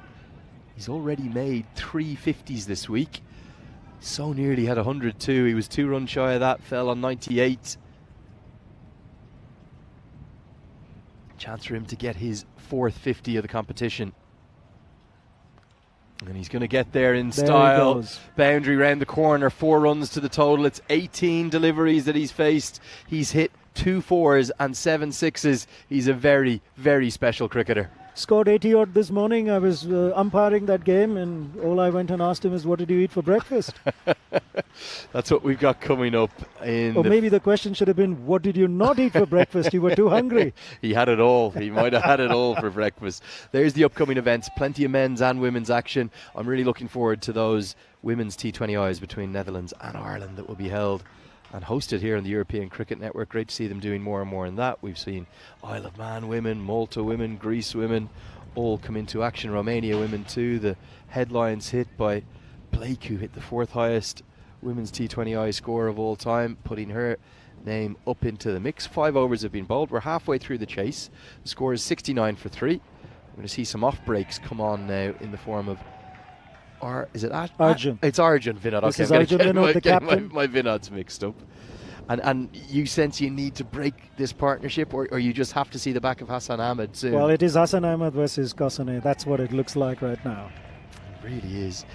Have you found, as you've seen the development in recent years for Swiss cricket, that there has been almost a growing disparity between the quality of players, or like something I tend to have picked up from the limited Swiss cricket that I've watched? There seems to be 2 or 3 absolute stars in every team, and then maybe a little bit of a lack of depth, or does that depend? That's normal in a developing country, right? Where you'll have 3 or 4 stars, and every team will play around them. It's hard to get 11 stars on the park in the one team. And we'll see more of that as we expand Lovely shot there. Oh, he's a special player. He really is. There's a reason he's the tournament's leading run scorer. That could well be 8 or 10 or 12, because it's gone up and almost out of the facility. He's got a real shade, I think, of Tamim Iqbal in the way in which he plays his cricket. Sensational stuff. Absolutely agree. He's got that. He's got the eye. He's got the range. And yes, he's leg side biased, but he still can hit a long ball on the offside. He's a good cutter of the ball as well. You talk about kind of key years as a batter. That's going to be 6 more. Monstrous. That's not only on the roof. Oh, it's nearly over the roof. We did hear the impact. It's another roofer. Hassan Ahmed is putting on a display. He's got that Pakistani origin, but he's 28 years of age. Is he now in his prime? Absolutely. I think, as most batsmen do, the batsmen are in their prime in my opinion, between 28 and 35. That's the kind of range, because they've made all the mistakes they need to make. Make that 6 more. Well, he's putting on a clinic here, back to back. Whoa, that might have gone over the roof. I didn't hear the bang that time. Where's this one gone? It still is on the roof and it's not coming down. I think we've got a collection of balls that Hassan has deposited there. Well, I tell you, if you're an entrepreneur, as we get to the end of what was an 18 run over with the score now moved to 88 for 3, it really is Hassan Ahmed versus Kosane here. He's got 69 off 21. But if you are an entrepreneur, get down to the St. Gallen Sporting Complex and just get up on the roof. There must be, 40 balls up there? Absolutely. And there's 2 businesses you can be in, either repairing the solar panels or reselling cricket balls. And you should just be feeding Hassan Ahmed, or not feeding and keeping him hungry, and keep up with your job. Great to have a guest commentator for this second innings. It's Yatendra Singh, who is part of the Kosane Cricket Club, been involved in it for how long now, mate? Best part of 20 odd years? 22 years. Fantastic. Been there, played for them for several years. A little too old to play now. How have you, as this one's helped around the corner, Andrew is going to be dispatched before, how have you enjoyed that evolution of your involvement in cricket from playing to now coaching and umpiring? It's keeping me in the game. That's what you want to do. As your body ages, you can't really bend down and collect as many balls as you could. You can't hit the ball far enough. You can't see the damn thing. So you then start living your game through other avenues. And it's a great way to coach the teams on and get youngsters up. At national level, at club level, at any level for that matter. And where do you see this? Is probably no one really who's seen the journey of Swiss cricket over the last couple of decades better. Playing, coaching, umpiring, you get a really well-rounded feel of the sport. What's the potential for the game here? Do you think they could start mixing it with some of the better associates in European cricket, Switzerland? Absolutely. I think Switzerland has the ability to punch higher than its weight. Yep. And that continues. You can see that with the quality of ball striking that you've seen here. And you've had glimpses of it with some of the bowlers that have come in. Now, the T10 format really is biased towards the batsman. We know that. This pitch is... That's produced a lot of runs. Yes. And more of them are going Hassan Ahmed's way. The partnership now worth 75 off 26. Kosane are being run ragged right now. This game is only going one direction. It's almost a run of ball required here, thanks to one man and one man only, Hassan Ahmed. 75 he's moved to off 22. And what was the discussion you were having about Fahim having gone past Hassan's score? And there comes Hassan running back at it again. Hassan comes screaming back as Andrews is edged away. Well, that's misfortune, but it's going to run away for just a single might not be the swiftest between the wickets, Hassan Ahmed. Doesn't need to be. It doesn't need to be. Yeah. If you can hit the ball long enough, you don't need to be. But could you see somebody like him and Fahim Nazir, would you think they would open the batting together for Switzerland? In the shorter formats, yes, absolutely. Down the track, helped into the leg side for one. And the amount of cricket that's being played now in Europe, stuff like the European Cricket Series, all of your domestic cricket, a chance to go back to that sub-regional level next year, having experienced it last year. Is there hope you'll get through that sub-regional to a T20 World Cup qualifier final, and then you go to play on the likes of Ireland, Scotland, maybe the Netherlands too? No question, we want to do that. No ball going to be signalled, and it's a no ball that's gone for 6. Nazir's ending this game in a hurry, and I think the Nomads are catapulting themselves into top spot contention. It's a big floaty full toss, not where he intended. That's the intimidation factor of Hassan Ahmed. So if we take Switzerland back in, yes, it was above the waist, so it was correctly called. Good and call. The umpire picked it up instantly. Free hit incoming here. We'll come back to that conversation in 1 second.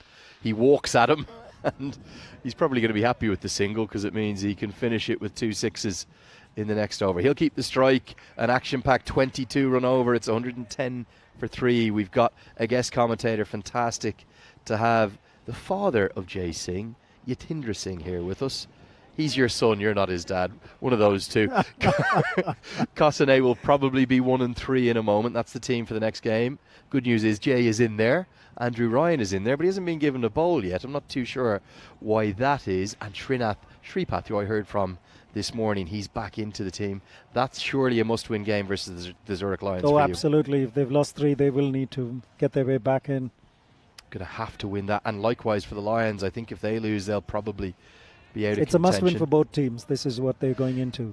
Did you get to watch any of that T20 World Cup qualifier recently up in Edinburgh? I did. Were you disappointed with Austria? I was underwhelmed by them, I felt. Yes, I think they choked. Yeah, that's the way I would describe it.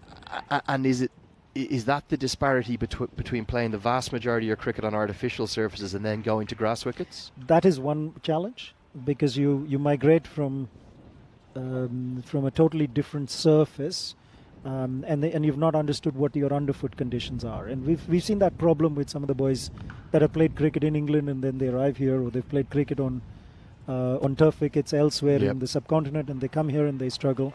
How do you bridge that gap, though? Very difficult. See, I think to bridge that gap, we'd have to get budgets to make our players travel. Yeah. And I've seen certain boards sending their players out, some to New Zealand and Australia or South Africa, during the winters. Dutch cricket. So we've started seeing more of that. And in countries, if they are going to progress, like Switzerland, we will have to do more of that. Going to be probably a single, as Hassan Ahmed none too interested in running the second.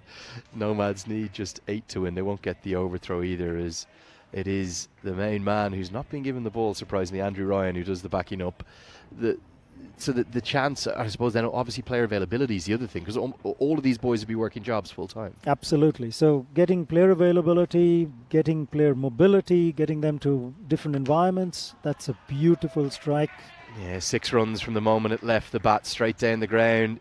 Even Azim Nazir getting in the act, he hasn't needed to do much because of Hassan Ahmed, who could well be stranded now in the 80s. He's not going to have a chance at the 100 anymore. Just 2 runs to win. Do feel a bit for Tahir Khan Ahmed's eyes. Bowled nicely. Plenty of potential, this young leg spinner. But the Nomads are just about to get it done. In fact, they might get it done in buys here. It will. It's going to be 4 buys. That's game over. And this game has, well, it's gone in a hurry, hasn't it? A 35 ball partnership worth 98 has changed the game from a very competitive one at 25 for 3 to all over just like that. The Nomads simply too good for your team, Kosane. I agree. Kosane will have to tighten their shoelaces again and come right back. Yeah, they're going to have to find a way, I think, to also start scoring a little quicker with the bat. They need to score a lot more runs. They're not putting enough runs on the board. Yeah. There's not enough maximums. Almost a lack of power hitting, isn't there? Whereas we look at a Nomads with both Fahim Nazir and Hassan Ahmed at the top. I know I keep talking about them, but they have so impressed me. 2 really, really good ball strikers. Now Ahmed retains that leading run scorer marker, and he's the first batter of the tournament to go past 400 runs. We'll watch some of the very best of this innings. There was one maximum from Fahim Nazir, then he was caught. I thought he was going for another one. A really good catch held by Tahir Khan Ahmedzai. He roared with delight, and in fact then it was 2-2. He took another catch out in the deep. This one was even better judged, just inside the rope, and for there it was all Kosane. They thought they were right in the contest. The surprise for me, no Andrew Ryan with the ball. Jay Singh got a few birthday presents that he didn't want.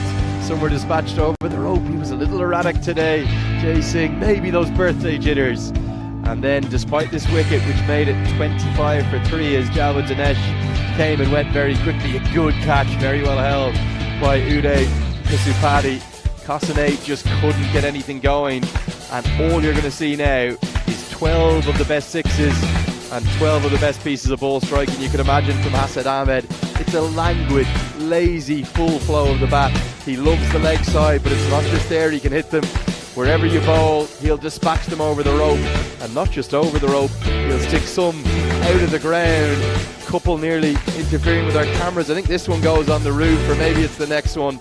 But whatever happened, the runs just kept coming, and despite the occasional low blow, soon normal service was restored and the maximums, they kept coming. That went up onto the bank. Is this the one? Oh, maybe it's the next one that goes on the roof. That was the boundary help round the corner, and here we go. New balls please was the call. They had that one nearly out of the entire sporting complex. The next one went onto the roof, and the one after, I think it might have gone over the roof, because whatever Kosane tried, it wasn't enough. Azim Nazir just played a little cameo. 17 off 14 for him, and the sixes, they just kept coming to the bat of the tournament's leading run scorer. I think the Zurich Nomads from here are surely the team to beat, but it's great to have company here in the commentary box, and I want to say a massive thank you to not just one of our umpiring team, but the father of Jay Singh, Yatinder Singh, for coming and joining me. It was lovely having you on. Did you enjoy it? Thank you very much. It was great fun, though our team lost, but we still watched a superb game of cricket, and congratulations to the Nomads. I want to wish you one final thing before I let you go. I know you do a huge amount for Swiss cricket. We're going to see you out umpiring throughout. I want to thank you for all your service for the game, and I hope you're right. I hope there's a bright future for Swiss cricket in the years to come, and I'm going to be keeping a quiet eye on them. Next year's sub-regional, I think they could get to the T20 qualifier final for the first time. That's the objective, and they will. They'll play the best cricket that they've ever played before. The future is bright for Thank Switzerland. You very Thank much. you so much. Lovely to have Yatinder Singh with us as we're having a look at the bowling card. Not much joy really. Great credit though to Ashwin Vinod. He picked up all 3 wickets that fell, and that is the tail of the tape. Our match summary for game number 3, match number 38 in total. I have to say it was pretty one-sided. They've won with more than 2 overs to spare. Despite a flying start with the bat for Kosane, we thought 120 was never going to be enough, and it's been proven so. The good news though, the Jamboree keeps rolling. We'll have game 39, 2 more games today. It's a must-win contest for both sides. Whoever loses could well be out of playoff qualification contention. Kosane will get back on the horse. They'll take on the Zurich Lions. We're going to bring you every single ball of that in 30 minutes time with me, Andrew Leonard. A big thanks for joining us. We'll see you back on the European Cricket Network 30 minutes from now.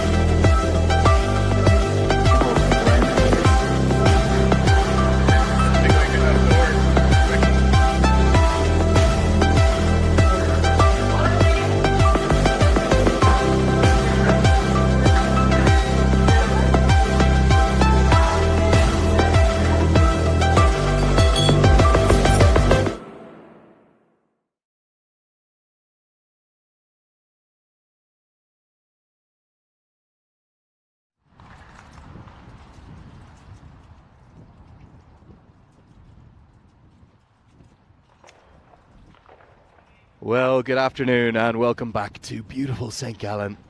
Not the warmest day to say the least, but at least the weather has stayed fair for us in terms of a lack of rain. And a little bit of sunshine too, as we're nearly all set now for game 39 of the 55 that we're playing here at the European Cricket Series in Switzerland.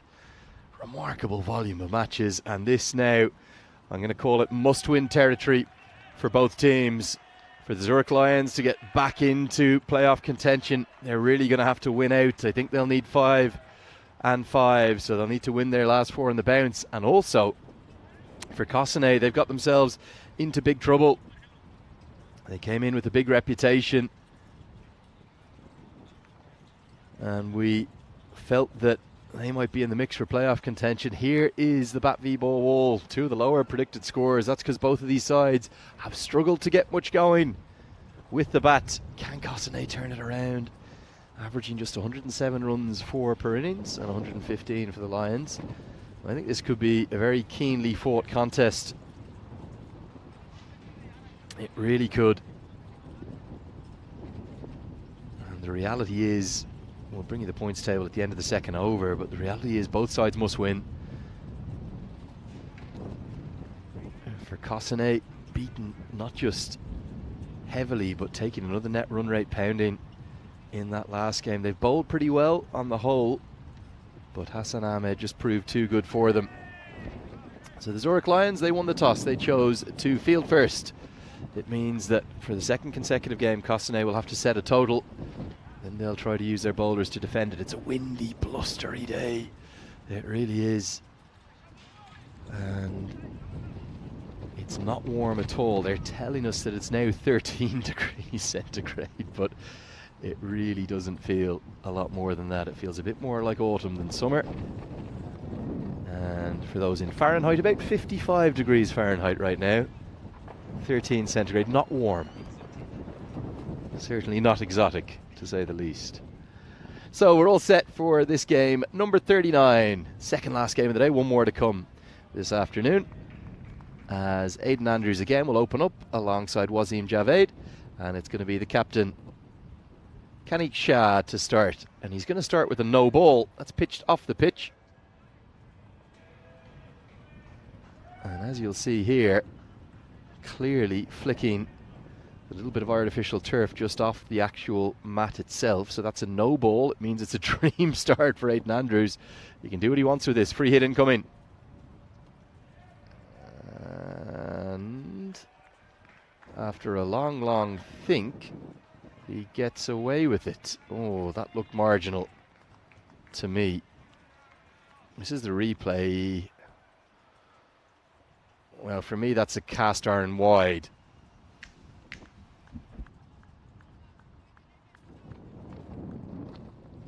And he's got away with it somehow. So the no ball free hit doesn't cost him. This one's going to be another no ball. Can't get my head around that non-wide call the ball before, but this time I suppose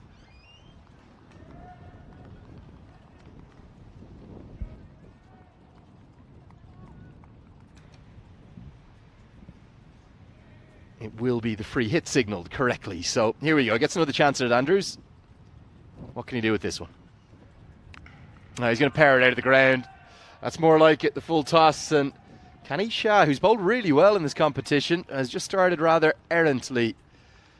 It's not easy, I will say, with the way that the wind is.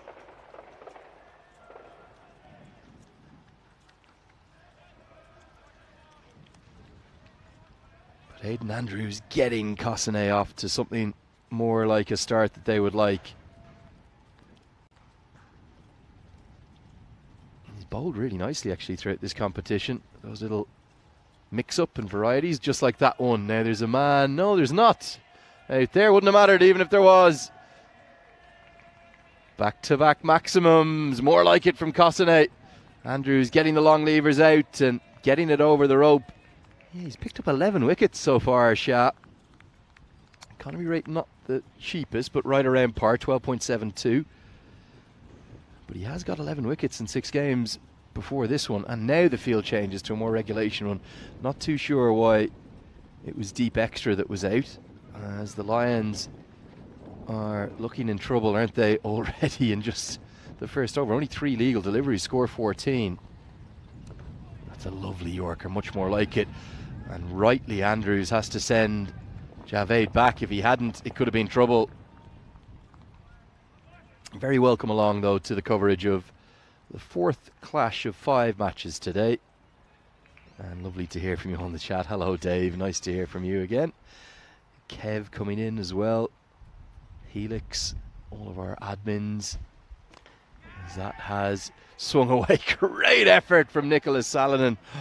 That would have been a specky. And that would have been the catch of the tournament.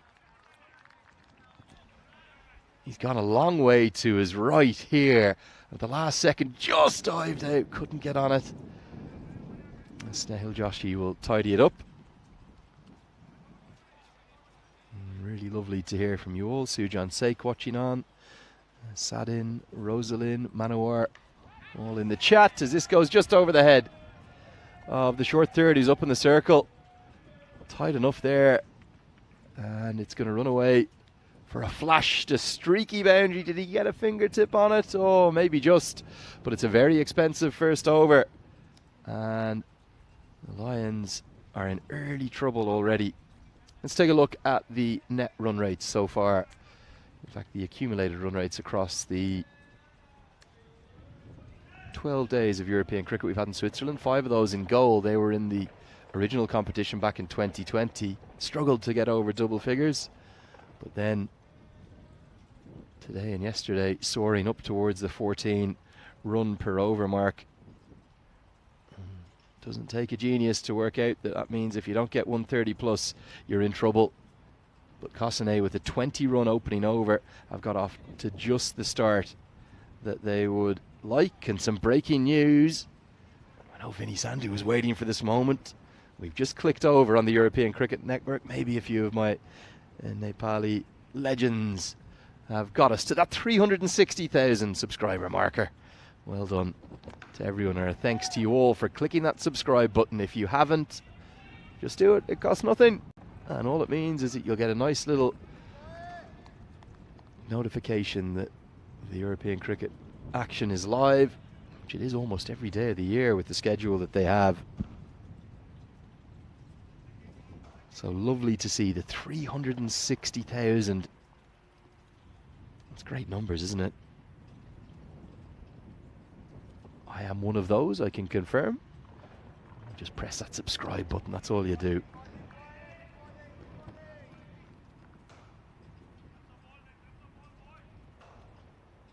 Now, what can Salonen do? He was so impressive, wasn't he, in the previous game?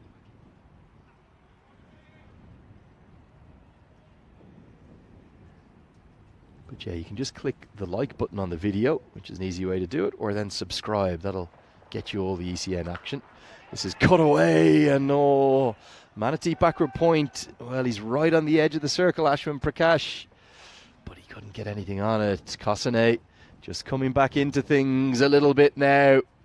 25 runs from the first 9 balls.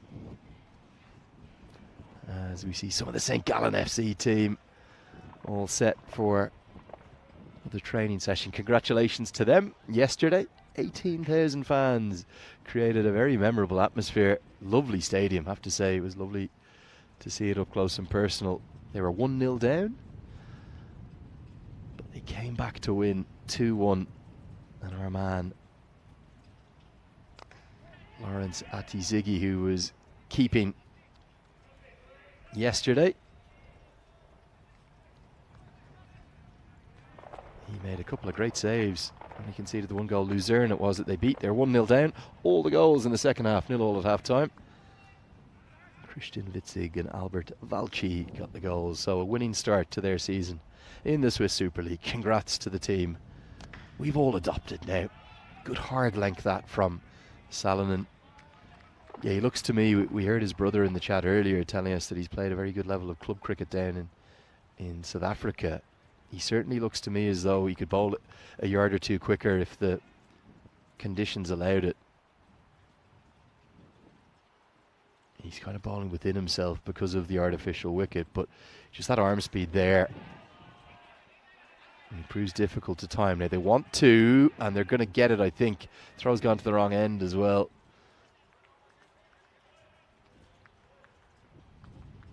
Salonen closes out what we think is an 8-run over. It is indeed. Let's take a look at the points table. Score 28 for none now after 2. There it is. Now, these 3 teams at the bottom, you can maybe stick the Zurich Crickets into that mix too, are in trouble. And it's a 10th v 11th place clash here. So for me, whoever loses today, although technically Cossonay would still have time to get back to a winning record, they could finish 6-4. But were the Lions to lose today, I think they're done. Because you can see there that already 5th place is 8 points to their name. 4 wins is never going to be enough to finish in the top 5. 5 could be, but you'll need a good net run rate to go with it. And then 6 should be. But again, who knows, might not. We could get a real logjam. We could get a whole load of sides stuck together, trapped, if you will, on 6 points each.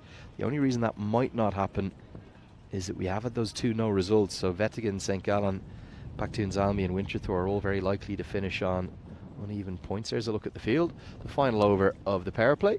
And into the attack earlier this time is Saravana Kumar Subramani. I think that's a good decision. The wind is getting up here, threatening to blow us all away. And it's a cold, cold breeze to that. Such strange weather we're experiencing. Our crew, the spring team, who come from Latvia, going to dash a single. Yeah, get home comfortably. I know poor old Subramani's hands have taken a... Oh dear. If you haven't played cricket before and you're watching on, you're wondering what I'm talking about here. When you take the ball, right, and you bring it back to the stumps, you try to do it as quickly as you can. You're safely home. But it means that your cold hands on a day like today are just clattering into hard, cold wood, which make up the stumps. Vividly remember that happening. Never nice. But yeah, Subramani brought in earlier in this game. These little sort of leg breaks. Rolls them out nicely. Gets good drift too. His hand's probably still hurting from having knocked the stumps. That will be giving, yeah, you can see it there. It is hurting. Down the leg side. No contact made.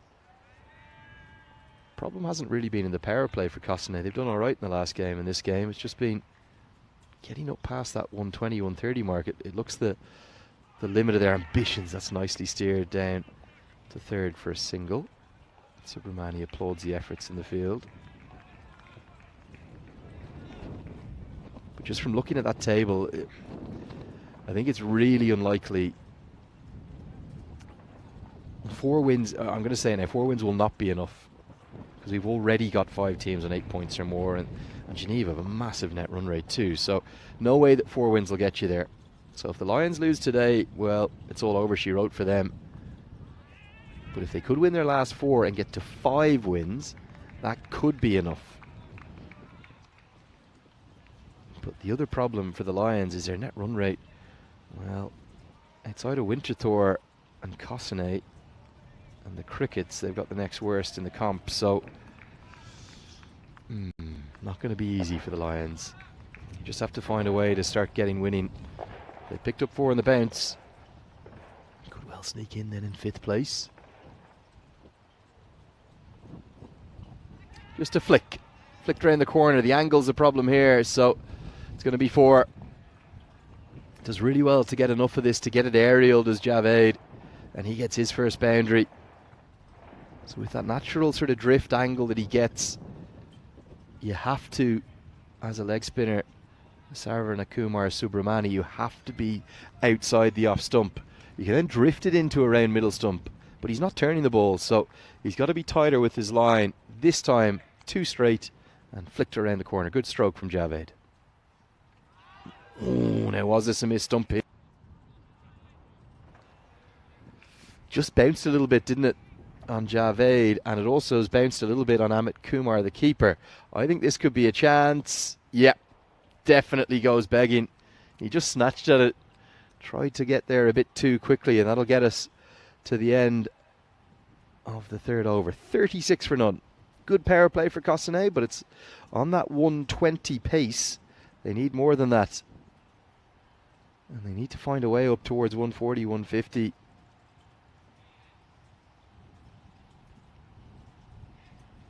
"20 runs from the first over, just 8 from the next 2. 8 and over.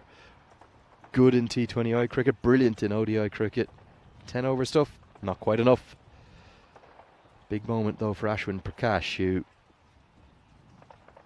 I'll have to say, he was erratic in his previous game.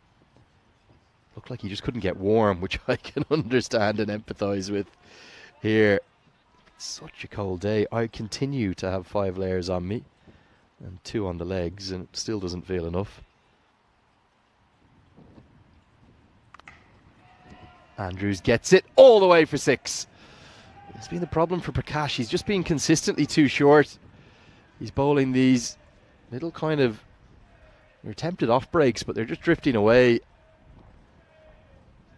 And that is too short, and smashed for a maximum all the way for 6.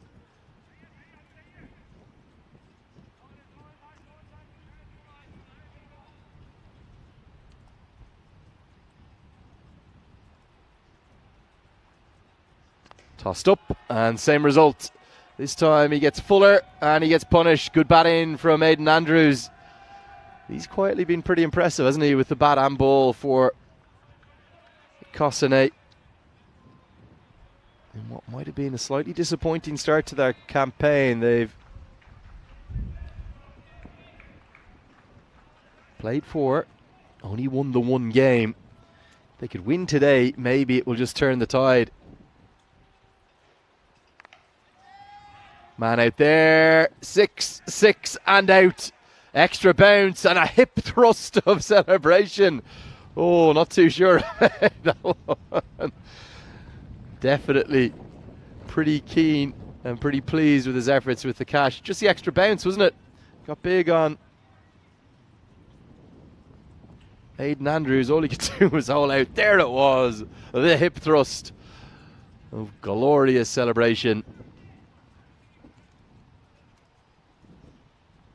As it will be the birthday boy, Jay Singh, to come into the crease. We'll get you who that catcher was in a moment. I think it was Osama Mushwani, but I'll get that checked just to make sure. If it is, he's got fiery hips, doesn't he?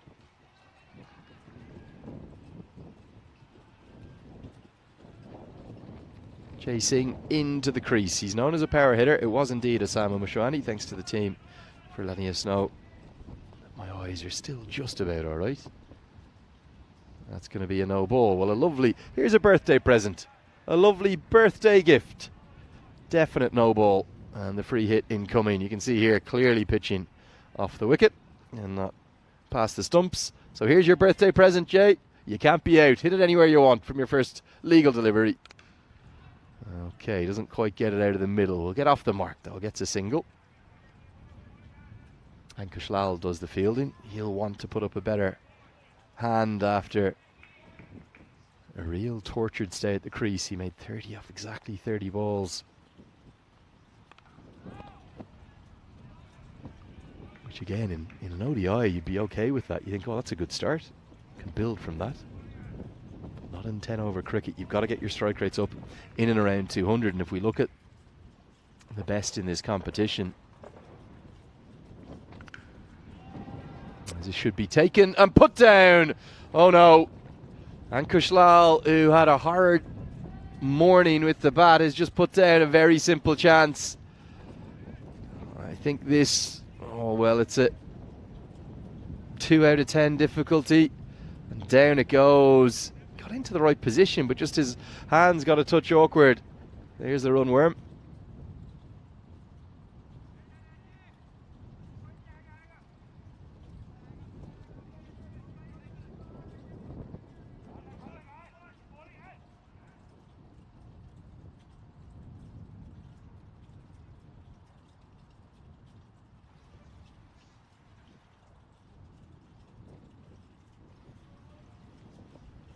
Yeah, lovely to see lots of interest in this inaugural return, not inaugural, the return of the European Cricket Series.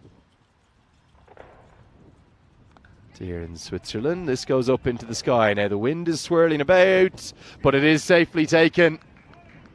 And Javed, he should have been caught from the previous delivery. This was actually a much harder catch. He's made it look easy. I think it might be Snehil Joshi again. I'll get that checked. Who's the bowler and who's taking the catch? Joshi strikes. Yeah, very well held. Not easy that with the wind swirling about. Makes these conditions difficult. So the 50s come up and Cossonay have lost their second.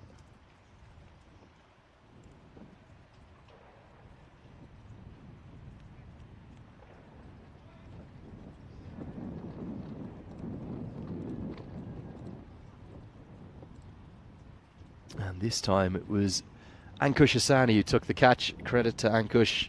That was a very good catch. And Snehil Joshi's first delivery. He strikes. He's got one to his name. Best way to stem the scoring right now. Here comes Anmol Prabhu, or Praboom as they call him, the boys in the Cossonay bench. Nice little leg cutter. He's going to get off the mark immediately. Our insider, who we had the pleasure of joining us for the commentary in the previous over. From previous innings even, previous match. He was telling us these are the two power hitters really. His son Jay Singh, we were hearing from one of the umpiring team, who also Yatindra Singh, who's coached Switzerland quite a bit. He reckons his son and Anmol Prabhu were the two most likely to clear the ropes. And that's much more like it. Jay Singh, it's his birthday. And happy birthday once again. He got a lovely one right into the slot, right into the arc. It's that little kind of cross seamer. And that's powered. Finally holds his shape on one. And muscles that over the rope for 6. So these are the two. If Cossonay are going to get past that sort of 120, 130 marker where they've tended to hover around all competition, these are the two to maybe drive them up towards 150 or 150 plus. If they can get to that, they'll be very confident with the bowling attack they have. And that's going to be 6 more, much more like it. I think Dad's had a word. Yatindra Singh was telling me he's going to go talk to his son after his commentary stint with me. And it's back-to-back maximums from Jay Singh. Really well struck that one. And a lovely noise it made off the bat too.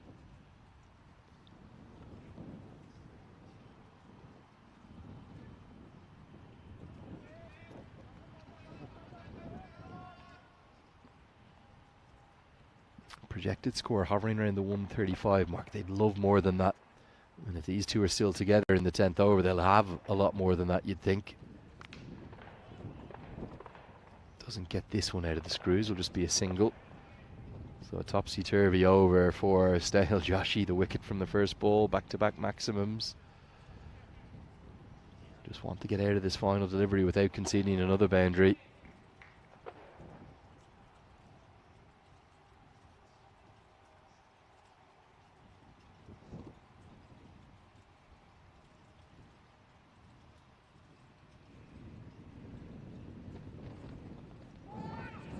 Flicked the pad. Should be a couple. Yeah, will be. I think we're going to see leg byes signalled.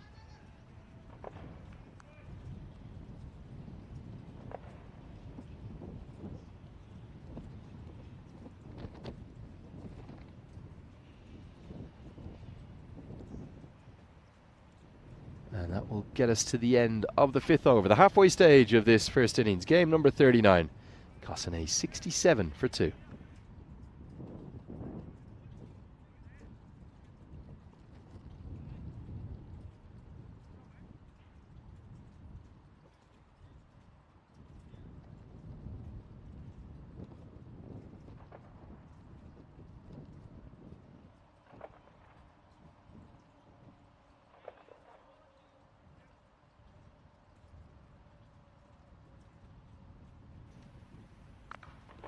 So Prakash is going to continue.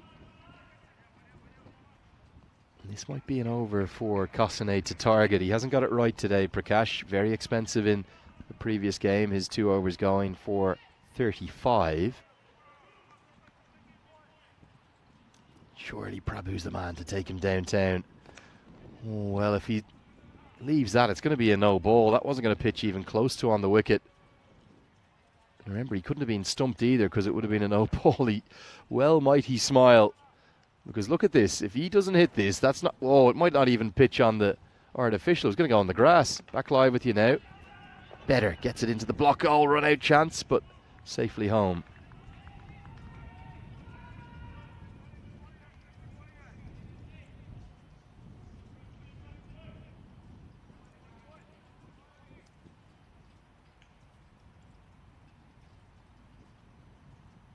Down the track, gets it all the way for 6. That's Prabhu to the party. Anmol Prabhu strikes it well. And yeah, poor old Ashwin Prakash has just looked a touch out of rhythm, hasn't he? Not quite landing them where he'd hoped to. Very cold day, difficult day for spinners. It's a bit more like it. Better length. Gets good bounce, doesn't he? Prakash, that tends to be what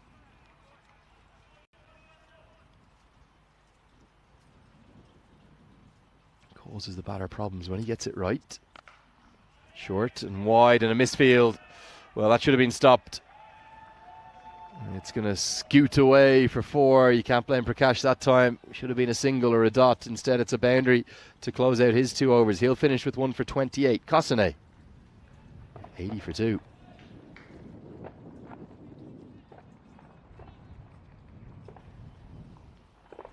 That's who the boys from Lausanne, or just outside Lausanne, have left to come.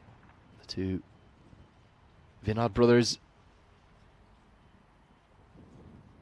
Might see them in next at 5 and 6, although originally Arjun Vinod was down to come in at number 3, so they've had a bit of a shuffle in the lineup.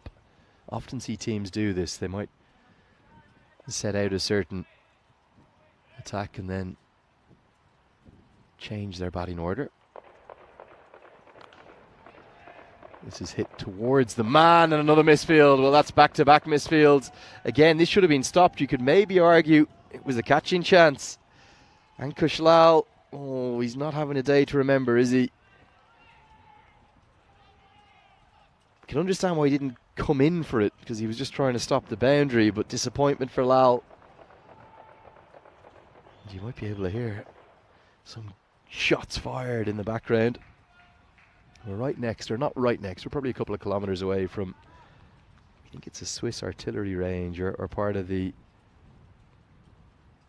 Swiss Army setup.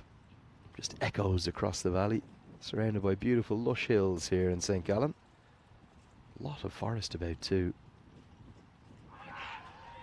Inside edge is going to save Jay Singh on the birthday. You wouldn't want a bad umpiring decision on your birthday, would you? Yeah, clear inside edge. He's just even checked it there in front of the umpire to emphasise that he has hit it. So that will be a run to the total.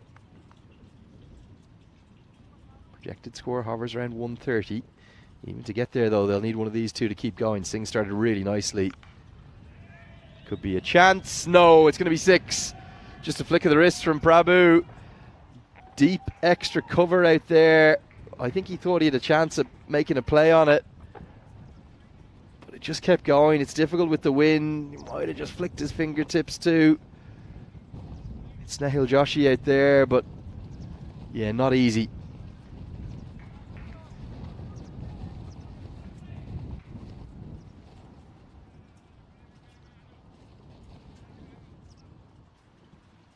Do keep half an eye on the timer as well. They should be fine with 13 minutes to bowl the remaining time. You just have to bowl the last ball of the 9th over by then. It's come in, I think, 3 times this week. It's dragged down. No timing though, so Prabhu will only pick up the single. Do let me know where you're watching from. I'm flying solo for this game number 4 today, so get in touch. Let me know where you're enjoying the action from. Lots of comments too in the live chat. Really nice to hear from you. Tell us also where you are in the world, what city, what country you're in. This is picked up into the leg side. 6 more. Probably not out of the middle, but didn't need to be. He got it up into the wind and Well, whichever way it's blowing, it seemed to get a little bit of assistance. You can see there, yeah, clearly angling with that ball. So blows over the rope and over the head of Osama Mashwani, who's out at deep backward square leg. Maybe tell us what the weather's like with you as well, because even though it's bright and sunny and it looks beautiful on the screen, it's about 13 degrees here. As this one's helped around the corner. Well, Singh is playing a gem of a knock on his birthday, 25 today. And he's going to get 4 more to his name. The hundreds come up. He looks on track for his highest total of the tournament. And he's maybe driving Kosane towards a winning position. Will keep them in the qualification, the playoff mix. And that's what we've got to look forward to for the rest of the calendar year. As we get to the end of the 7th now. Score has moved to 102 for 2. Current run rate 114.5, so they should get up to 145, 150 if they can. Great to see Jay Singh batting well. And the Jamboree, the travelling roller coaster of emotions, it moves on to Germany next. Back-to-back events there. There'll be a bit of a break for the Euros of cricket that will kick in then. And then on to Croatia. It could be a good one. Beautiful part of the world, Croatia. Here comes Nicholas Salonen to bowl his 2nd over. I think it's fair to say he's been the pick of the attack again this afternoon. Can Salonen get away past one of these 2 power hitters and swing the game back towards the Lions? If the Lions could somehow keep Kosane to 130, 135, maybe they could hunt that down. But remember, Kosane have a good bowling attack themselves. He just got that extra bit of pace, doesn't he? Hits the bat hard. There's a funny concept in cricket that you may have heard before about bowlers bowling a heavy ball. Obviously they're bowling with the same ball, but I think what people are trying to describe there is that when it hits the bat, it comes much harder at it. Because even there's some really quick bowlers who wouldn't be known to bowl a heavy ball. It's a particular style of bowler. And certainly Salonen has shown us that. Very well bowled. He's beaten batters for pace. Just that, it's probably because of the almost, I don't want to say amble to the crease, it's a bit more than that, but he's very measured in his run-up as he comes in off really just 8 or 10 paces. And because he's so measured and then still gets it down at a good velocity, I think it's surprising the batters. They're generally mistiming it. Goes short, that's not where to bowl though. That's going to be 6. He's got the pace to bowl the bouncer, given us the one over shoulder height allowed for the over. But he's got to go back of a length, not that bouncer length. That's very well played. Good stroke all the way for 6. Cannons into the Cricket Switzerland Let's Play Cricket banner.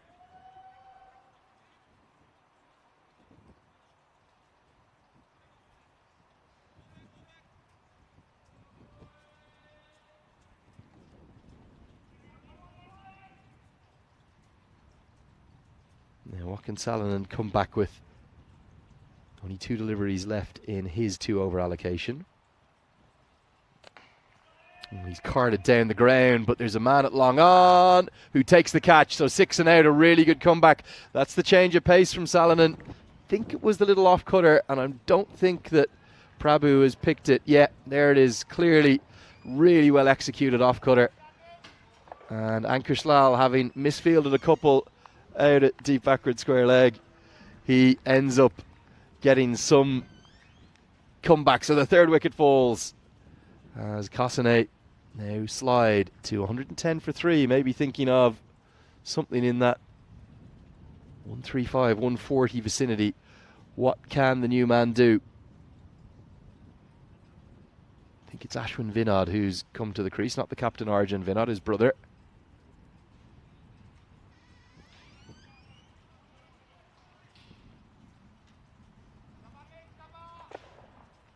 So it's 110 for 3. Just 2 overs remain after this delivery.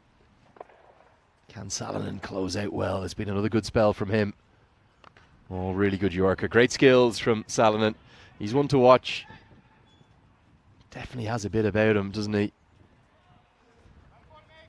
Good quality of cricketer, well bowled mate is the shout. 8 have been bowled, Cossonay 110 for 3. Oh, it just senses like another one. Excuse me, they're 111 for 3. Another total where they're going to be in and around that 130 marker. They can't seem to get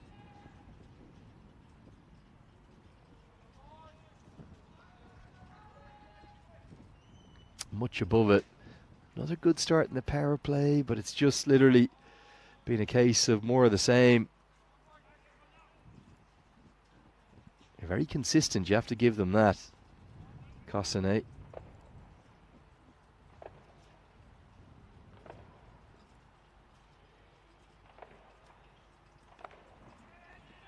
We run through their batting innings thus far. 127 for 7. They made against Geneva. That was when they chased that total down. This should be safely home.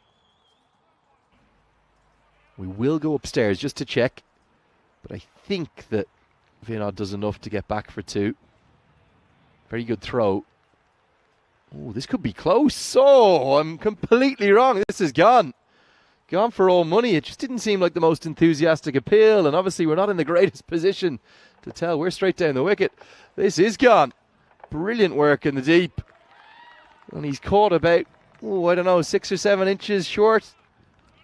And Osama Mushwani, who took a good catch, showed us that hip thrust. Well, he's got the perfect throw over the top. 2 great impacts in the field.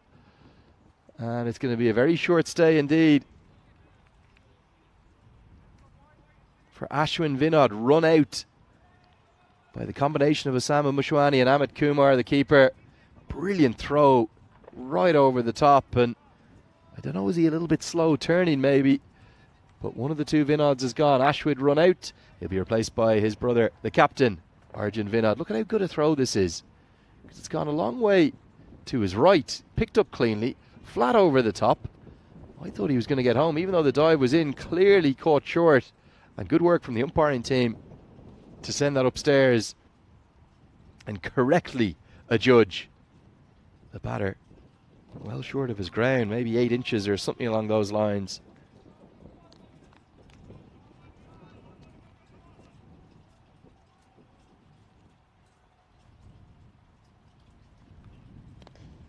This one's flicked away, out again towards Mushwani. In fact, it will be Salonen who juggles and then fields it, but Vinod, despite the direct hit, will get home safely for a couple. Just couldn't quite pick it up cleanly there, could he, Salonen?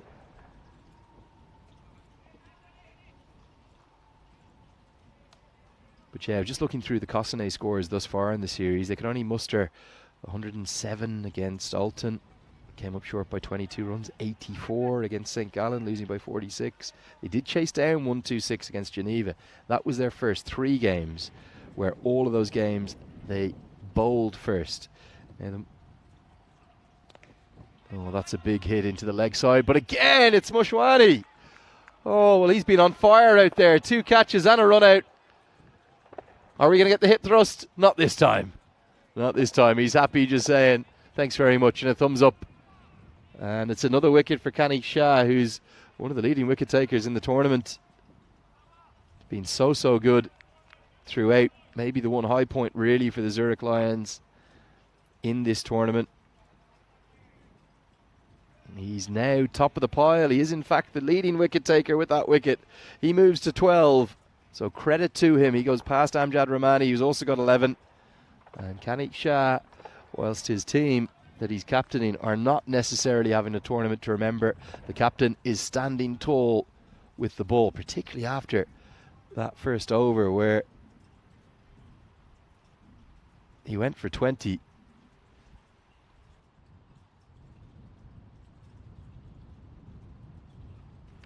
This goes into the sky. Could be another chance. It is going to be another chance. The captain holds on. Good catch. Well, excellent work off his own bowling. And you talk about bounce back ability. Well, that's what the Lions are showing here, particularly their skipper. It's a little change of pace. The off cutter, he recognised immediately it was going to need to be him. And look at how good a catch this is. And the little backward somersault to boot.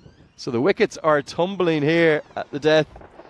And they're coming quickly as the shots ring out in the distance to go with them.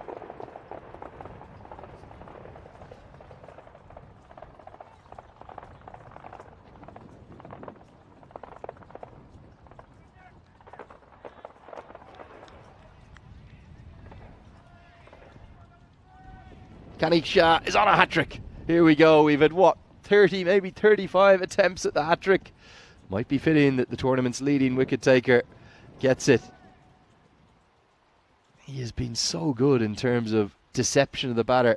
It's my co-commentator from earlier on the hat-trick ball, and he gets off the mark immediately. Great credit to Srinath Sripath, who does get off the mark. It was nice to hear his thoughts earlier. Another hat-trick goes by the wayside. Oh, we'll have to wait for that one. But big news from down in the Cossonay team dugout. We're going to show it to you after this ball. You know what I'm going to say. He's getting the pads on. Andrew Ryan, we could see him with the bat yet. Another slower ball, powered towards the man. Oh! What a catch! Moment of magic. It's Nicholas Saladin. Oh, yes. The catch of the tournament. No doubt about it. How has he taken this? Like all outstanding catches in the deep, they're usually a bit of a misjudgment. He's come in at first. Now he goes back, and look at this. It was 6 all the way. He's in the air as he takes the catch. That is a stunner. Oh, Nicholas Saladin, you little beauty. A moment he's never going to forget. And Jay Singh, on his birthday, he's got to trudge off. Oh, he's so unlucky. He's batted brilliantly. Just couldn't get the strike. But he's gone for 32 off 13. And that, for me, is the catch of the tournament here in Switzerland.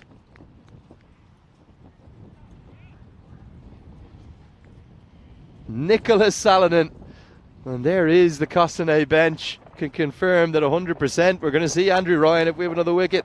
He's in next at number 10. But the wheels are coming off again for Cossonay. They just can't get past this 125, 130 marker. Nicholas Saladin, oh my. Very, very special. What a catch that was. Sensational. Let's get one more look at it. Here it is. Oh, that's fitting of any stage. A spectacular grab of the highest quality. And doesn't he love it? Yeah, new man in. Oh, in fact, it's my man, Srinath Sripath, my co-commentator. Maximo will give you the shout. We know how you love Vinny Sandhu shouting that. It's just me, your old pal here instead. Well done to Srinath Sripath. Gets one over the rope just to swing a bit of momentum back. More like it for Cossonay. They need these runs. Oh, he looks pumped up, doesn't he? You heard his voice this morning, and now you see him smashing one over the rope all the way for 6. And credit to you, Srinath. That's a nice little moment for you to remember. You'd like a few more though, wouldn't you? Get some more over the rope. Cossonay past that 120 marker. Can they get up to 135? 5 balls left to do it. New man to the crease at the non-strikers end. That's Venu Agarwal. Joshy in to bowl the final over here. Nicely whipped around the corner. He's going to think of a second, but they'd be well advised to not take on Osama Mushwani, who's been outstanding. What a catch. I'm still catching my breath after that. Nicholas Saladin effort. Oh, without doubt the catch of the tournament. We've seen 2 really fun catches, both coming to Ali Abbas, the ricochet catches, but that catch there, I don't know if you saw it, unbelievable grab from Nicholas Saladin. This one's carved into the offside. Will just be a single this time. Really cold today. Still just 13 degrees. I don't know what's going on with the Swiss weather. I was promised beautiful, glorious weather, but at least it's dry, I suppose, which is critical. Oh, he's going to have that up on his social media feeds later, I reckon, Nicholas Saladin. An absolute belter of a catch. Oh, brilliant. No timing this time for Srinath Sripath. They want the second. Well, it's going to be a run out. We could see Andrew Ryan in here. Oh, it's flicked onto the stumps. We should go upstairs. And now they're going to try run the bye, and they're going to get the, sorry, not the bye, the overthrow. But first, we're going to have to go up and check this decision. Because if he is out, the second run won't count. So the flick onto the stumps is the key aspect here. Let's have a look. Oh, he could be in trouble here if the flick comes out quickly enough. Oh, here comes the batter. He's gone. No doubt about that. Yeah, long gone. That is out. Brilliant work. Really brilliant work. Keeper's had a very good day, hasn't he, Amit Kumar? So that's going to be 1 run to the total. And then the run out. And here he comes, the man of the moment. The one we wanted to see.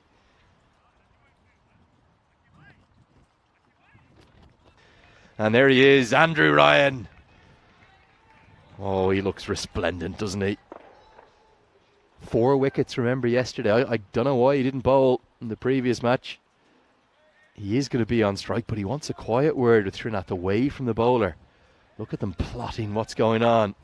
Look at how focused Andrew Ryan is. I think he's saying, shall I get a single? Shall I get you on strike?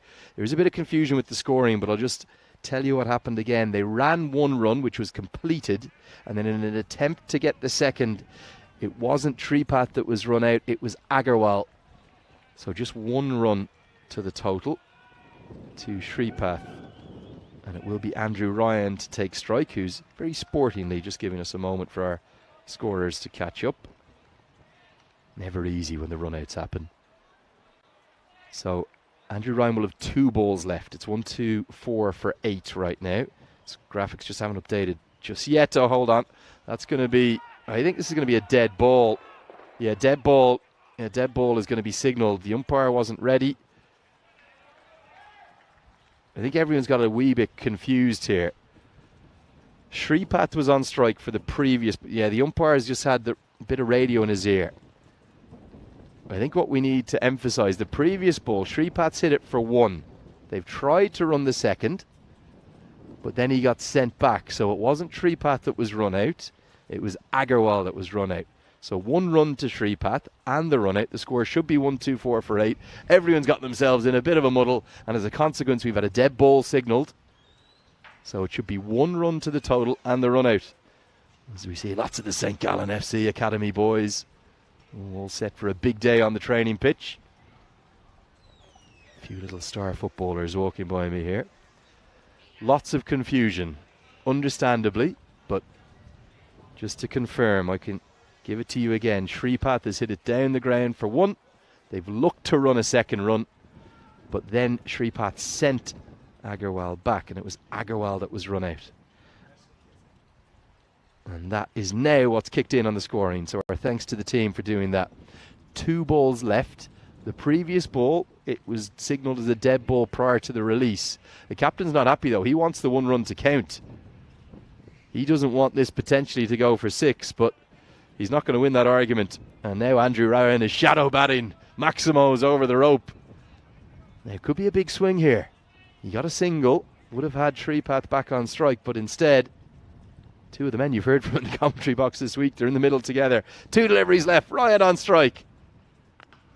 And it's probably going to be the same result because I can't see them getting back for a second here. He has been brilliant. Absolutely brilliant. Osama Mushwani. He really has. He's taken 2 catches. He's had a run out.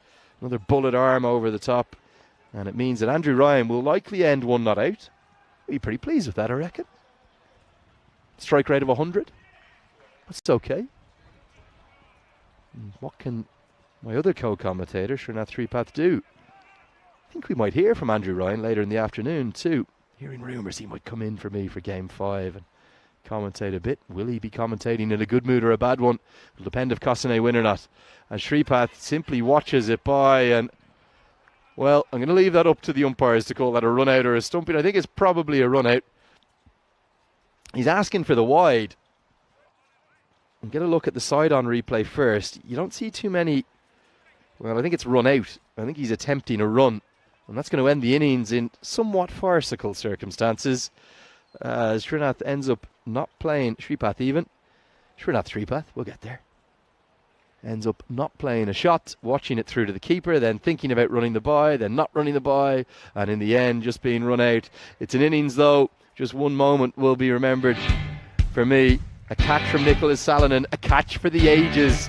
You'll see it soon, but another good start from Aidan Andrews. Cossonay, they haven't had any problems in the power play. They've been pretty good up there, particularly Aidan Andrews and Wazim Jabid. And today, Jay Singh came to the party in a big way. Andrews hit 4 sixes. Sin hit 3 and Anmal Prabhu hit 3 too. Sripath also got 1, so they managed to get their Maximo count up to 11, which is much more like it. They still have only ended with 125. Middle order really didn't come to the party, so as soon as Andrews was dismissed after another one of his big hits, he holed out to the deep to the excellent Asano Mushwani, who got the hip thrust in to go for good measure. And then a few more sixes came, primarily from Jay Singh. He made 32 off just 13, but at the critical time, he just couldn't get the strike. And this was a good stroke, wasn't it? All the way for 6 more. Amal Prabhu getting into the act. Then Singh showed us that power that his father told us that he has.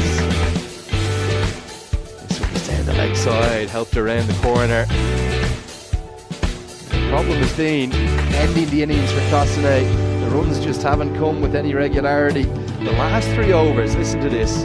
Salinans went for 8, Shaz went for 4, and Joshies went for 10. Just 23 for the last 3. Not enough, not in 10 over cricket. Good run out here. This was excellent, not just from Asano Mushwani, but also the keeper, Amit Kumar, who used that brilliant technique to get him down onto the stumps and short by 6 inches or so. But here was the moment. Oh, this wasn't it. This was the catch held by Mushwani. Wait till you see this one though from Nicholas Salonen. It's after another excellent catch. I forgot about this one. That's how good Salonen's was. That was off his own bowling. Kanik Shah. I think this is it. Here it is. Oh yes, right on the money. And the camera work was too. Sensational. And well might he celebrate, Nicholas Salonen. A moment for the ages. And then, despite that 1-6 from Srinath Tripath, not a huge amount more to cheer really. And a couple more wickets right towards the end, including a couple of runouts.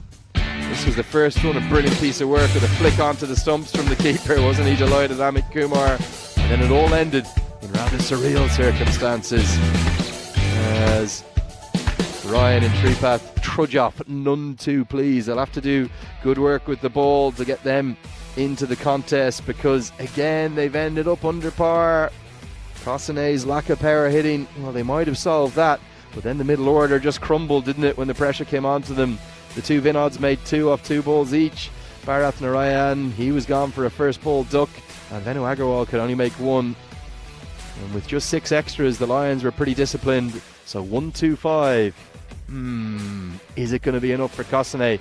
I'm not so sure, particularly if Ankush Lal can get back to his best form. 3 wickets for Kanik Shah, but the pick of the bowlers actually for me was Nicholas Salonen. Outstanding. 2 overs, 1 for 17, and a catch for the ages. One of the great all-time ECN catches held out there at Cow Corner. That'll wrap it up for the first innings. Do come back and join me, Andrew Leonard, for the second innings, where Zurich Lions in match number 39 will need 1-2-6 to win.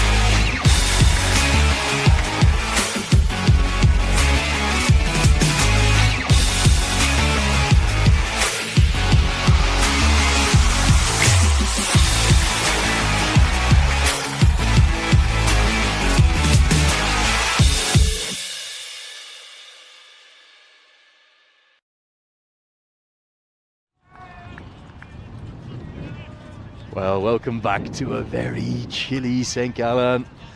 It feels a lot less like August, a lot more like November. The mercury has not got above 12 or 13 degrees all day. And an interesting move, a big change from the Zurich Lions. They're going to go with the man who's been brilliant with the ball in his hand and outstanding in the field, Nicholas Salonen, to open up as, oh dear, that's ramped off the edge of the mat. And just as well, Aidan Andrews wasn't in the way of that. You're very welcome along to the coverage of this chase. It's game 39.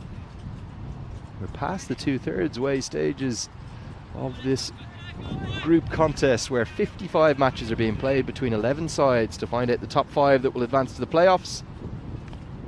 It just skews away off an outside edge from Ankush Lal, who couldn't get anything going in the morning game, but he's got a new opening partner as our own Andrew Ryan does the fielding out at deep backward point. Keeps it to a couple, gets a high five for good measure. Ankush Lal just never was able to get anything going. 30 off 30 as the Lions went down to a 5th defeat earlier. Let's hit out to deep extra cover. The wind is also getting up, it's getting stronger and blowing around. So the Lions are going to need just a shy less than 13 runs per over. What can Salonen do with the bat? Well, it's a big swing and a miss, isn't it? Nice shape away. If you are just joining us, you missed the most remarkable catch that Salonen took out at Cow Corner. One-handed up over his head. And he might be giving a catching opportunity here as he juggles it and holds on.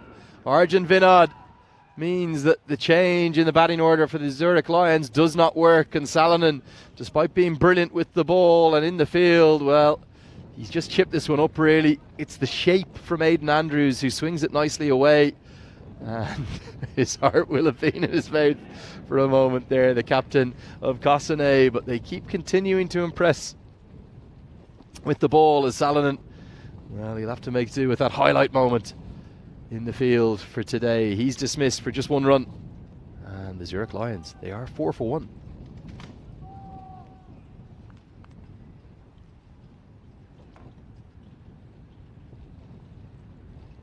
In comes a new man to the crease. That's Ashwin Prakash, who's battled a bit with his bowling today. Can he get it done with the batting? I think one of the big problems for me with the Lions just being a lack of runs in their batting lineup, with the exception really of Ankush Lal, but even Lal has gone through a bit of a dip in form now.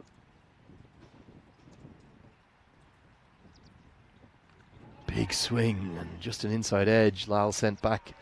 Brilliant opening over from Aidan Andrews. That brings Cossonay into the contest. Score is 4 for 1.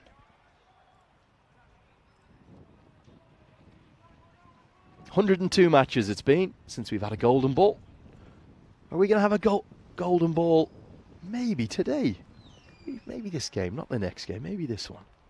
It's right around a par total. It's not far off what the bat versus ball wall, the supercomputer, told us.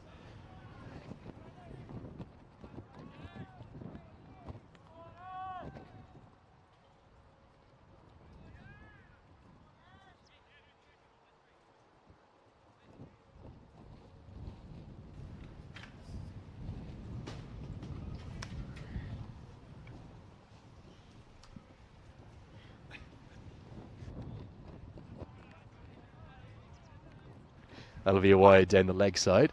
It is a chilly day, no doubt about it, and it's also now very blustery, so not easy. You can see here Ashwin Vinod trying to bowl a big in-swinger, and it swings too far down the leg side. Free run to the total. This time he goes for the outswinger, but he's heaved into the leg side and over the head of Tahir Khan Ahmedzai, who took a couple of good catches in Cossonay's earlier game, but that is a maximum. Good strike. Just a tiny bit too full, wasn't it? And he's heaved it against the swing and against the angle of the delivery all the way for 6. This one's pulled away, going to be back-to-back boundaries. 6 and now 4.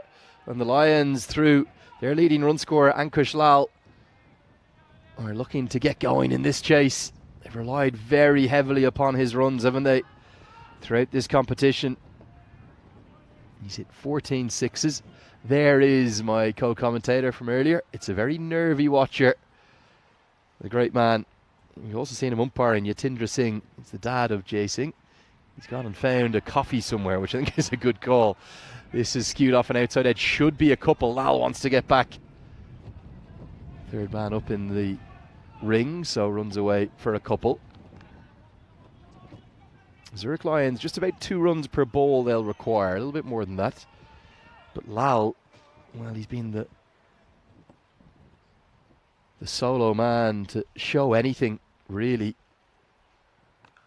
This one's cut away, inches over the head of Bharath Narayan. And I just wonder, are we going to see Andrew Ryan with the ball? Didn't bowl in the last game. I know they took a heavy defeat from the Zurich Nomads, but the Lions are pumped up. They know this is must win. The only route into the playoffs for them, I think, will be 5 wins and 5 losses. They're 1-5 at the moment. Win today, you'd make it 2-5. Will give them a chance of winning out. And Cossonay aren't too far from being put into a similar position, really, because Cossonay have played 4 and only won 1, with a rather horrible net run rate too, the second worst in the competition. So these two sides are staring down the barrel of difficulty.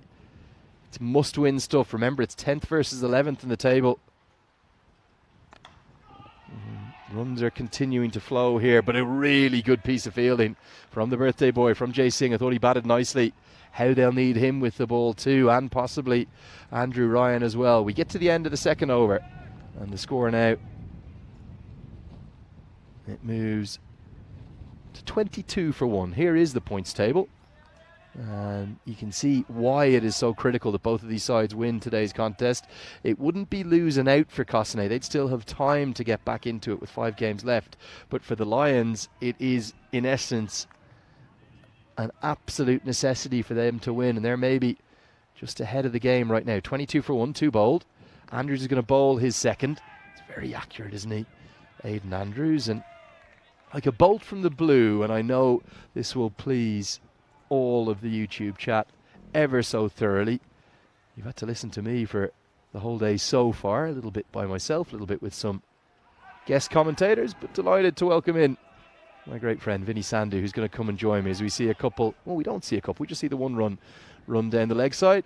Vinny, great to see you, mate. Thanks for helping me out and giving me the day off yesterday. Good morning. Good morning, everyone. How are you? Good I say afternoon. good morning. It is currently 10 to 4 in the afternoon. Yeah, great job so far, Lenny. I've got to say, Thank you. Really liked some of the guests. We've had a bit of a Cossonay flavour about the box so far. That's clubbed to the man and held, really well held. Ashwin Vinod gives Andrews another wicket. He's been in hot wicket-taking form, hasn't he? Cossonay's bowling, no problems at all. Their batting, it continues to struggle. Have they enough on the board? Yeah, well, maybe. Definitely maybe. This is a hot zone out here, isn't it? What about Salden's catch in the first innings? One of the catches of the year. If you go back to 2020 in the final, Hassan Ahmed took one out there in the deep, in the wet, which was a real match swinger as well when the match was in the balance. This time it's the Lions who lose a second wicket. Is 23 for 2. Akash Radva will come to the crease. Yeah, probably a bit more than pride on the line for Cossonay, who are trying to play themselves back into contention. But still the Lions, they're a very proud club. First time we've seen them in the European Cricket Series. So it's not just about trying to qualify for the finals. I think these guys, they only get limited opportunities in televised cricket. They certainly want to win every game they can. Oh, you literally want every single moment of the limelight that you can get.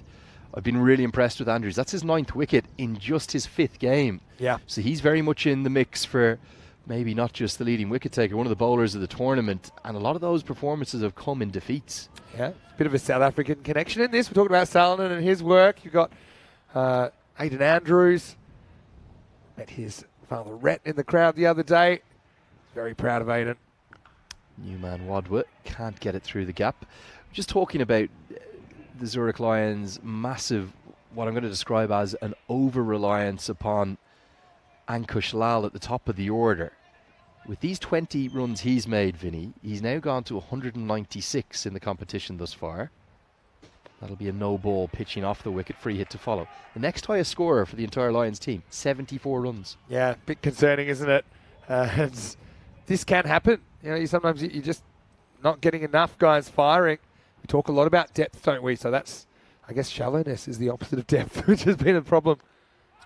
No contact or timing. The man who's got 74 to his name is Akash Wadwa, who's there now at the crease. And with Lal struggling in that previous game, making 30 off 30, they just couldn't get into the contest. Yeah, and it's not the only time we've seen batters that are probably capable of just coming out and not being able to strike it. We saw that this morning in game 1. Leading edge going to go over the head of the infield, so they'll pick up a couple of runs to close out the power play in the third over. And as if from nowhere, I'm not sure where this has come from, Vinny. We've got a shower.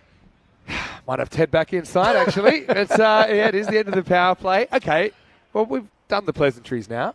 How's your day been? How's your day been? Is my day been today? A little bit. You've had a little bit of help.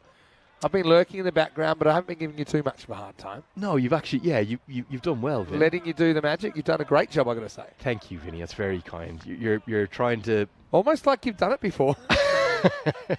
You're trying to fill me full of compliments to make sure I come back at some point, which is really nice of you. We have confiscated your passport. I had to... I thought that was in my room. I thought it was in my room. Well, you've been commentating. You've tipped off the housekeeper to make sure it doesn't come back. No, it's been great, and Thanks, I love getting new people involved in the European Cricket Network and sharing the experience. And as I noticed, we did tick over to 360,000 subscribers. Yeah, brilliant. As well today. Here's Jason. Oh, I wonder, is this a no ball? I think this could have come off the side of the wicket. That rain has come from nowhere. It's very bright in the distance. There's going to be 2 byes alongside the no ball, and it is signalled. I think that clearly hit the little bit of artificial. It'll be runs, right? Because he hits it. Oh, he hits it as well. Sorry, I didn't see the inside edge. Brilliant batting. Now we all miss the big inside edge from time to time. But it will be 2 to Lal, plus no ball, plus a free hit. Can the Lions cash it in? Helped around the corner. Good diving stop. Probably at least a couple of runs saved, maybe even 3. Well, this rain had been threatening earlier. And I just can't believe literally the minute I've walked out the door, it's rained, as if I'm the jinx or something like that. Well, I'm going to say quick hello to everyone in the YouTube chat, though. I've been lurking. I've been liking the interaction there as well. Hello to Wayne. Nice to see you watching. Hello to James Stewart as well from Estonia. I like the big man Andrew Ryan's 1 not out in the first innings as well. And I was a little bit worried he's going to make a fake duck because he made one that was called a dead ball and then he had to face up again. That would have been a bit rough on old Rhino. Yeah, there's been great interaction in the chat today, I have to say. Plenty of people enjoying their Monday. Bit of cricketing action. This has helped into the leg side. It'll just be a single. Isn't it interesting, though, that this kind of 132 is par based on the run rate we've seen so far? Yeah. But this 125, normally around par, you'd say, yeah, they got a good chance. They got a chance. But it just feels light on, doesn't it, in this series? It also just feels like Kosane can't get by that sort of marker. They've got off to 2 flyers in both power plays today, and then kind of gone nowhere from there. A lot of cricket they've played, remember, in recent times. 2 T20s yesterday. They won both of those. Yes. But the big question I have for you, Vinny. Yeah. Andrew Ryan, 4 wickets in those T20s yesterday. Picked in both games. We're into the 4th over now. Didn't bowl in the first game. Yeah, he's being rested. He's resting this year. Why is he not getting the ball? I don't know. Look. He's chomping at the bit. He is. Rhino coming off a 4-for.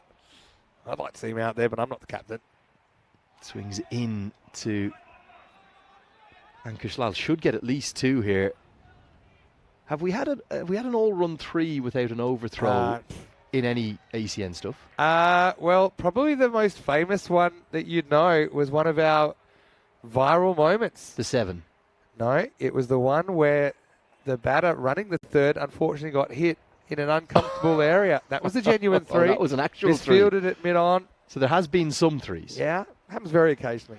Whipped away, man out there. Can't cut it off. It's my co-commentator from earlier, Srinath Tripath. He apologises. It's not easy with that rain. I'm not sure why he's got the sunglasses on. He needs to get the little sunscreen, the windscreen wipers for the sunglasses, doesn't he? Because that just skids on to Srinath, who I've got to say did a magnificent job in the commentary this morning. Also, wasn't it great to get Sin Senior out there chatting? Yeah, that was lovely. Yatindra Singh, I thought he was really interesting, particularly the umpiring stuff. he was telling me, and also the history stuff, and that's the second time this has happened to Jay Singh, where in his follow-through, he's just landed off the wicket. Don't tell me it's a half-halfer, because I hate these. His ankle's nearly gone. Look. And yet, you know, he did that the other day. Something you just got to be. I would actually just consciously be trying to run on the wicket if you're not sure how you're getting off. I know I normally say the opposite. He looks almost like, I know they won't have studs in them, but I think he's got bowling boots on with no studs in them. So that's just making it trickier. This goes into the air, going to fall in between two fielders. It's got to be on your mind, though, doesn't it? That when you're bowling, you're 2 steps away from potentially snapping your ankle in half. Yeah. But anyway, happy birthday, Jay. Hopefully we can keep you on the park. I mean, they're not tracking too badly here, Costner, on the defence. I mean, Lions, like you say, not really brimming with confidence with the bat. That doesn't look overly promising for the final game. How the rain seems to be favouring the batters This year. Not just in this series either. Club down the ground, and I think it's going to be 1 bounce and 4. Very fairly signalled by the Zurich Lions team. We won't need a boundary check on this, but we'll just show you for good measure. 44 for 2 at the end of the 4th with that 4. It tries to cramp him, but the batter just too quick to get the hands through it. So we do get to the end of 4, and they're 11 and over at the moment, so a little bit behind, but nothing they can't make up the Lions. But yeah, I think Ankush Lal, he is the key, isn't he? You get him, and you're feeling pretty confident if you're Costinate. Vinny, I have to ask you about those 2 left-handers at the top for the Nomads. Oh. Like, I watch a lot of cricket, you know that, at all levels, and I'm genuinely really, really blown away by Hassan Ahmed and Fahim Nazir. It was class, wasn't it? And I had a great seat there as well, first game. 46 sixes. They smashed the record in game 1, not just those 2, but between both teams. 46 sixes in the game, which beats the record by 5. Incredible. Isn't that crazy? That's Bob Beeman-esque, isn't it? Yeah. As we see the leg spinner come in, Tahir Khan. But Ahmedzai. The scary thing is, it's not just them that are threats for the Nomads. You can see why they're defending champions. Yeah, but it's not just the runs, but the way they scored their runs, I think. And isn't it interesting how they are both left-handers, they're both openers, but they kind of complement each other in a way. Very different styles. The amazing thing is Hassan Ahmed, who was very briefly overtaken by Fahim Nazir in the last game before Nazir was dismissed early for 6 as the leading run scorer. He's now gone surging by him. He's moved to 431 in total. And Fahim Nazir is quite a long way behind now, 348. But Hassan Ahmed's runs, he's the only batter in the tournament. There's one other striking at more than 300. Him and Idris Ul Haq. Yeah. More than 3 runs per ball throughout all of the balls they've faced in the competition. And how about Idris Ul Haq going at over 400 in the reply? Gone. This is going to be gone for all money. We might go upstairs just to check it, and that's great reward for Tahir Khan. Ahmedzai, it's the big one. It's Ankush Lal. We will have to get it verified, but a big pat in the back from Andrew Ryan. He's a talented young leg spinner. We'll have to see it again. It might be closer than I first thought, Vinny. I've still got him down. He's a fair way back, so he's not going to be in trouble for encroaching, you'd imagine. I think. And... Well, it's gone for sure, but has he taken the ball in front of the stumps? It's definitely out, Vinny, but I think he could be in trouble here. This is so close to a no ball, and the law we're talking about is whether or not his gloves are taking the ball in front of the stumps. Maybe just okay, Vinny. Yeah, I think it's just okay because, at the time the ball passes the stumps, for me, he's just. And this isn't a perfectly side-on angle, so I think for me, he's okay, but he needs to be careful because he's moving forward. He just overdid it. And the thing is, the rule actually is out with the law, you must stay completely behind the stump. So even if you've broken the plane of where the back of the stump is, it's not okay. But anyway, let's just say you're allowed to almost take the ball in front of the stumps. And Javed will get the stumping. It's 46-3. Good call by the officials as well. That was a tight one. Yeah, really good work. I think they've had a great day, actually. They're really alert to those kind of things. So great work by Spring Productions as well. And my man, Chris Tapps has turned up for the first time. Yeah, but Switzerland today. But a bit of a sad day too. I had to say goodbye to Elza. Yeah, she'll be back. Very disappointing. That's a googly out of the back of the hand. Yeah. Nicely bowled by young Ahmedzai. He's a talented cricketer, isn't he? I was hearing from Yatendra Singh, who's the father of Jay Singh, who's heavily involved in the club. He's only in his first year here. He's only just come over to Switzerland. I really like his bowling. I like that you picked it as well. I picked it too. It's a little bit easier to pick it from behind the bowler, but when you're batting, you're not behind the bowler generally, because you can kind of see a bit more of the ball that did come out of the back of the hand, but something that would be in the back of the mind of the left-handed Wadwar as well, if he knows that Ahmedzai's got a wrong one. Goes the leg break this time. He actually caused Hassan Ahmed some problems too. I know Ahmed ended up getting the better of the battle, but thought that was a good sign for a young leg spinner. They'll tend to not like bowling to left-handers. It can be their weakness, but he caused them real problems. One big LBW appeal. Yeah, no, I think he offers something different, doesn't he? And even guys that are in hitting the ball well, if he bowls well, then they're going to struggle. Just bowls a good pace, and he's got another.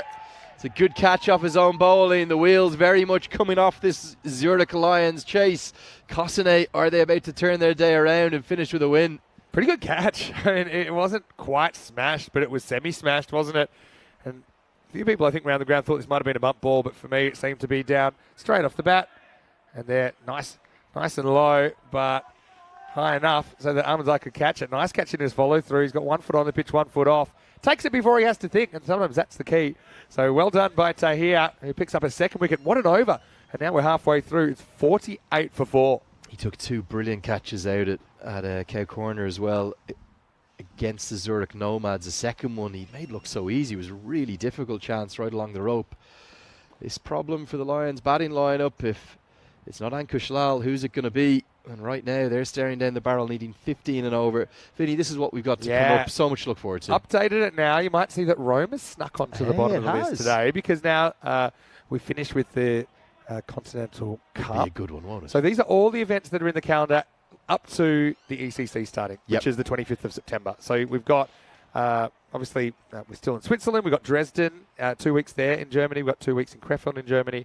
And all these little internationals, which all come up in the next, I think, 3 weeks. So it's going to be a really busy time, but also a great time to see different formats, different players, different internationals team, and a mix of men's and women's international cricket as well. Great to see the amount of attention that Rebecca Blake, isn't it, for Romania? Yeah, Rebecca Blake. Her century has garnered all around the cricketing world.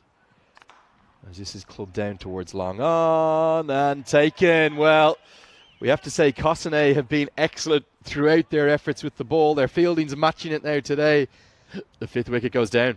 Yeah, and so I think some of the Lions supporters, they'll be gasping at this batting effort.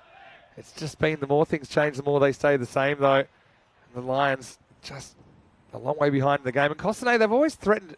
Never times you've said they've been completely outclassed. You feel like they're a cricket team with a lot of good players. Yep. Just you're not necessarily able to put it together. And even when they have, for example, in some batting innings, they haven't been able to stick it out through 10 overs. It's 5, 6 overs. And then same thing in the field. There's times where they've played really well, but often it's not putting a whole innings together. This is a more complete performance, I think, particularly in the field. And maybe they can get some momentum. One thing I am a little bit worried about is the clouds, which have just come in. They've rolled in pretty much out of nowhere. Not a lot of rain at the moment, but certainly a lot darker than it was a little bit earlier in this match. Yeah, I think certainly there is a chance that last game might be a little bit... You had a horrible day yesterday, Vinny. How did you get through that? There was all sorts happening. Made it pretty clear in my contract that I get paid for the 20 overs in the game. So if it's shortened, it's shortened. Just get to the conclusion quicker. No, we did have one wind and rain. Yeah, we had all sorts, one wasn't it? Completed match, and then we had the rest affected. But we did get 4 results. That's good effort. Positive. Really good effort. Yeah. And big thanks to all the operations team and everyone who was able to get it together. In comes Agarwal again with the here we go Mohammad Abbas or Javagal Srinath-esque action. Certainly is. Yeah, for me it's Srinath, a player I grew up watching. Hello to Aspen Lakaraju. Now he is part of the furniture here in cricket in Switzerland. Aspen, how are you? He's welcoming me back to Switzerland, and I hope I have a great time. I am having such a great time, Aspen. Hopefully I see you sooner rather than later as well. All right, here's Shah on strike. Picked up. That's going to be picked up all the way for 6. And Shah, the skipper, he says, we've got to keep fighting. We've got to keep believing, because if we lose this, we're out of the competition. Pretty much the 50 comes up. And so never predict anything. That's probably the thing that I've learned. I mean, when we saw 200, that probably should have been chased down this morning. I think I said at the halfway stage, well, we know what the result It was only be. 2 really good overs from the Nomads that stopped that happening. They were definitely favourites, Geneva, in that chase after 6 overs. Remarkable batting from Idris Ul-Haq. That's going to be 6 more. Ooh. And just like that, the angle has changed from Agarwal. He's dragged 2 down, and his first 2 deliveries have gone 4. Yeah, it's a Maximo. Hey. But asking for trouble, bang it in. Unless you show back to it's probably not the length for you. We've missed that, Vinny. I have to say, Srinath Tripath, who we did really enjoy hearing from the first 2 overs, he was desperate to give it a few Maximos. Didn't quite sound the same. He's going to need some. Everything else was brilliant. He needs some Maximo practice. Yeah. Well, I mean, I think I appreciate the effort. You can send him a few voice notes maybe with it. And he You can know just. what? It's open. It's like certain companies, they have open. Our software's open. Anyone can use Open it. source. Yeah, open source, that's the one. End Oh, of it the does make sixth me a little bit over. hungry, and you won't be around for food chat last game of the day. 61 for 5 after 6. Hey, throw some random questions in because I'm here. I'm excited. What have you got for me? You got anything random to ask me? I just want to talk about this points table briefly Okay, let's do first it. because I think this is so critical to get across. If the Lions lose, the reason I'm saying they're gone from contention, even if they won their last 3, they could only get to 8 points. Yeah. And we already have 5 teams on 8 points or more. And obviously, Alton, Vedigan, one of those is going to win another game as well. Not going to do it. For Cossonay, though, things are a bit more open. If they could win today, get to 4 points with still 5 games left, they'd probably only need to win 3 of those 5 games left to get to 10 points, which should give them a good chance. You're in the mix. You're in the and mix. And we've got a couple of no results sprinkled in there as well. Correct. So maybe 5.5 wins gets you there. There's no way 8 points is going to be enough. Wrongin'. This goes And down the ground, Vinny. I think it's going to be 6. It is. Unlucky. It was a nice piece of bowling, but he goes the distance. Subramani and Shah, they're fighting for the Lions. Nice shot. Whether he picks it or not, I don't think he cares. He just swings the bat and horns it. But, yeah, I like it. Kind of plays it on length. And Subramani, you can just tell from his stature at the crease, he's a no-nonsense character. And he's going to give this a shake. And with that 6, I mean, 15.4 and over. Possible. Does bowl a good pace, Ahmed Zai. It's good variation. Okay, it's not a huge spinning leg break, but it is the one that is kind of the orthodox turning leg break. The other one certainly broke back in towards the right-hander.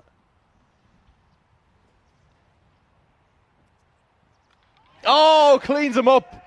A beauty. The top of off stump is rattled back with a very nice leg break that just straightens and really beats Subramani for pace. Ahmed Zai, oh, he's a precocious young starlet. What a talent. I couldn't agree more. I love this length, and you can see Subramani, he was in a bit of a conundrum whether he was going forward or back to this. It slides on. I won't quite call it the Shane Warne flipper circa 1994, and it wasn't really, but I just love the way it hurried onto him here. Yep. It's more or less a top spinner. And you can see how he's kind of caught back behind the crease. And it's not even a real aggressive shot he's trying to play. He's just trying to keep it out, and he wasn't able to. Great bowling.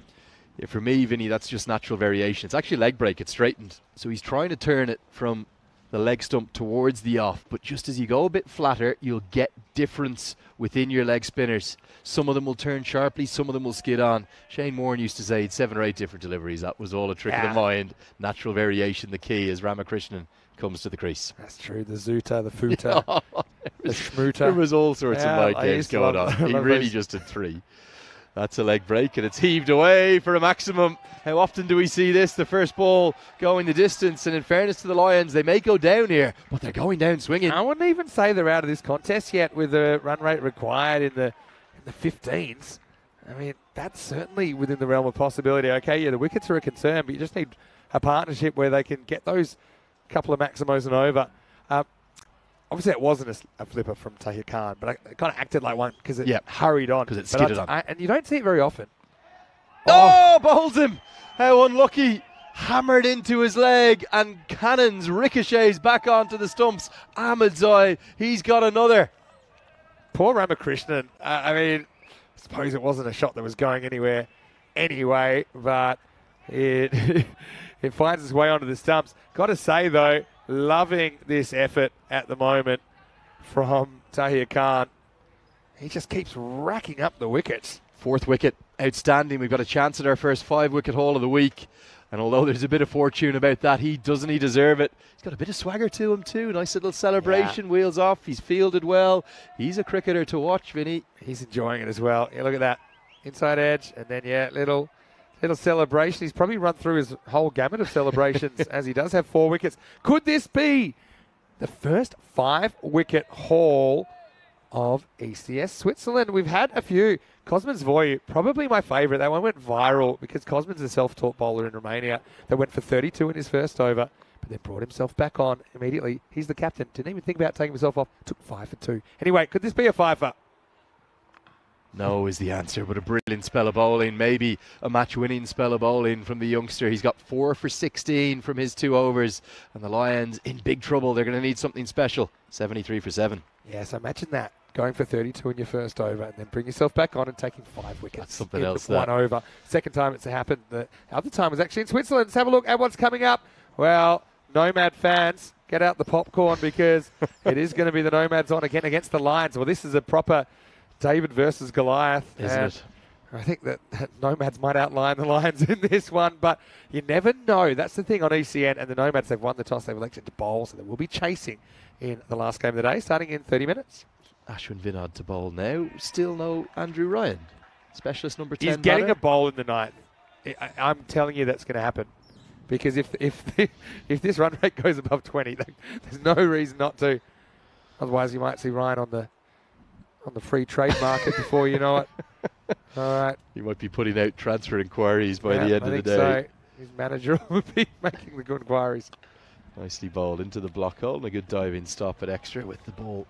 Just I more mentioned slick across the turf. Go on, mentioned that Cosman's Void got 5 wickets in an over. It had only happened once before, and it was in Switzerland back in 2020, where Dish Baneka took a quintuple wicket maiden on this ground.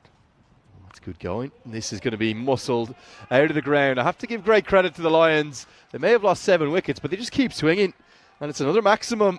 If they're still there at the final ball, maybe they'll be in the hunt. Yeah, just every time you think it's drifting away, they find the Maximo, brightening up a little bit, the sun poking through. Yeah, so Dish actually took a quintuple wicket maiden in figures of 5 for 13 versus Alton. That was for Winterthur back in 2020.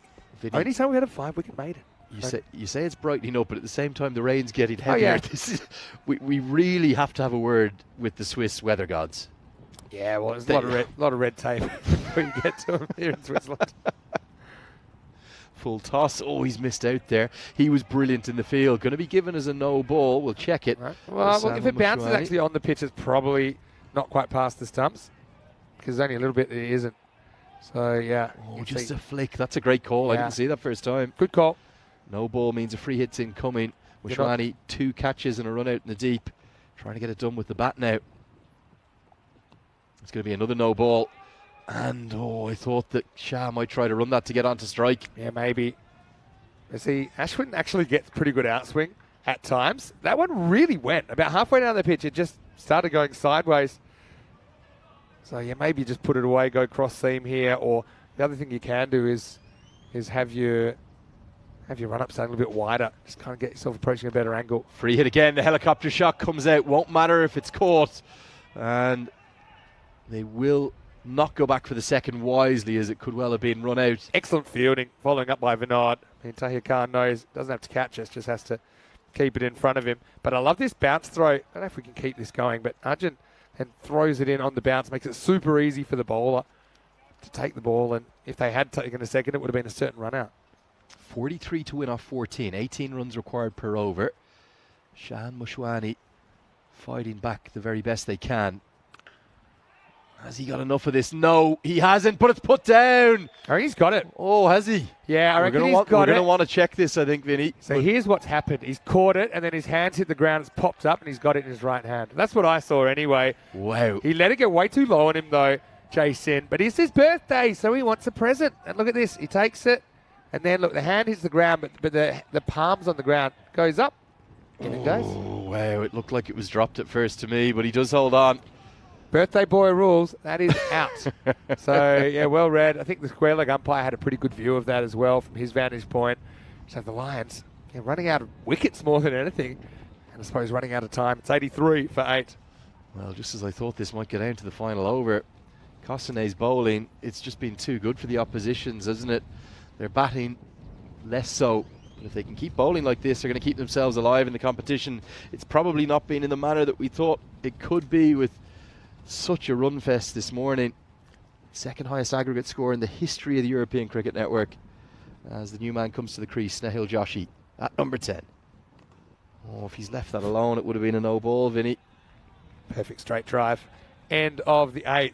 And if it was going to come down to Snehil at number 10, you knew the Lions were probably going to be a long way behind in the match. 8 overs down. It's 83 for 8. And meanwhile, Andrew Wright is gathering dust at backward point. Andrew Ryan. If Andrew Ryan doesn't get the 10th over, there's going to be a riot in the streets of St Gallen tonight. Someone get the message out there. There's nothing against Agarwal, who's bowled very well. But if Arjun can hear me, if Andrew Ryan doesn't get this 10th over, then Arjun's pretending he's not hearing me, but he is fielding pretty close. Pretty sure my voice carries. Don't interrupt the play, Vinny. Could be the first ever commentator storm out we've had. 60-minute style. 43 to win off 12. What can Mushwani do? Well, he's going to start in perfect style. And they just keep fighting, don't they? Every time we think it's game over, another one goes over the ropes. It's a Maximo. And as we say, Lenny, it all happens in the 9th. It was Rico that coined that expression. And guess what? He's right, isn't Rico. he? You actually get to meet him tonight, because apparently he's on his way to St Gallen. So he probably won't get here before the end of the day. But maybe tomorrow, Vinny. Maybe tomorrow. Maybe not tonight. You'll be sleeping. I'll be sleeping. I'll be early to bed again, preparing for a big one tomorrow. Doesn't quite get it where he'd like it. Just skids on a little bit. What's the forecast like for tomorrow, Vinny? 11 degrees and ice cold again. If it says that, we'll probably get sunshine. Tomorrow it just says sun, maximum of 16. And actually, there shouldn't be too much rain this afternoon as well. Good. Can you hear the chant of Rhino going up among the grandstand now? They're wanting the big man in the 10th. Big hit again. Has he got enough of it is the question. No is the answer. And it's another birthday present, a gift gratefully received by Jay Singh. And with Mushwani gone, surely Costanay are going to get it done now. Yeah, Mushwani, not a bad effort actually. He already showed that he can clear the boundary. But yeah, this time doesn't quite get the journey. And this was a much more usual catch for Jason. Nicely taken. And now I'm a little bit worried that they could get bowled at before the end of the 9th. And the crowd's getting a bit restless. But he could be told that you were going to bowl the 10th then. They could lie to him. They might have, They could say, sorry, Rhino. I'm starting to think we should call in some of the security that were in the football match yesterday, because it was pretty heavily... It was heavily, wasn't it? Secured, wasn't it? Not secured enough to stop me from getting in without a ticket. Without a ticket, though. Wanted in, tried to order a hot dog. Anyway, all right. It's going to be... big Rhino. I might get him in commentary last game as well. 9 deliveries left. 1 wicket to get, and nearly a feather of an outside edge for the Lions. Like you said, they'll still have plenty to play for in the remaining games, but they're going to end up short of that 5th place mark, you think. Hear the crowd in the background just starting to get a bit restless. Wanting some Andrew Ryan. Oh, beautifully bowled. That's very Mohammad Abbas-esque. I mean, and you know how they say sometimes your batting form can turn into bowling form, vice versa. Yeah. His 1 not out was pretty impressive, especially because he actually hit the ball twice and ran twice, but ended up with 1 not out. Yeah, unique innings. Yeah. Very much so. I just think 1 off 1, you'll always take that. I'd like to see the Merv Hughes style stretches as well at backward point, maybe just to send a message. Well, he could still come into action. It's going to be 37, an impossibility off the final over. Oh, no, Jay. It's his birthday now. Jay's going to go in and bowl it. Well, Andrew Ryan's yelling something from a backward point. I can't tell if it's encouragement or something else. And look, I'm thrilled that Jay's going to bowl, but Jay's got an ECC hat-trick already in ECC 22. It is his birthday. And would you risk your ankle this over? Good question. I guess you do. So when he took that ECC hat-trick, who was that for? That was for Switzerland, for the national team. For the national team? That's for the national team. In a 10-over or a 10-over game? 10-over that was in the ECC last year. Gotcha. I'll even find the details of it, because that might be fun. Anyway, here he is bowling over number 10. Birthday boy. Big swing and a miss. to start with, and now it is impossible. He would have needed 6 sixes to send us to a golden ball, but instead the Lions, well, they're not roaring back into contention. They are going out with a whimper here. That's the way it's going, isn't it? Be unlikely to even hit the 3 figures here, and if you don't do that, you're going to find it really hard to win cricket matches. Big swing and a miss again. He certainly looks to me like someone I'd love to see Jay Singh bowl on turf wickets with proper studs in. I think he could get the speed gun going. He definitely has the potential to bowl a bit quicker. Yeah, he's built for it, isn't he? Yep. But also a pretty good bat. So you can see he's going to be able to fill multiple roles. Also an excellent fielder. The ball seems to follow him in the field. They put him in the key positions. Shout out to Craig Element for the very best YouTube comment of the entire series.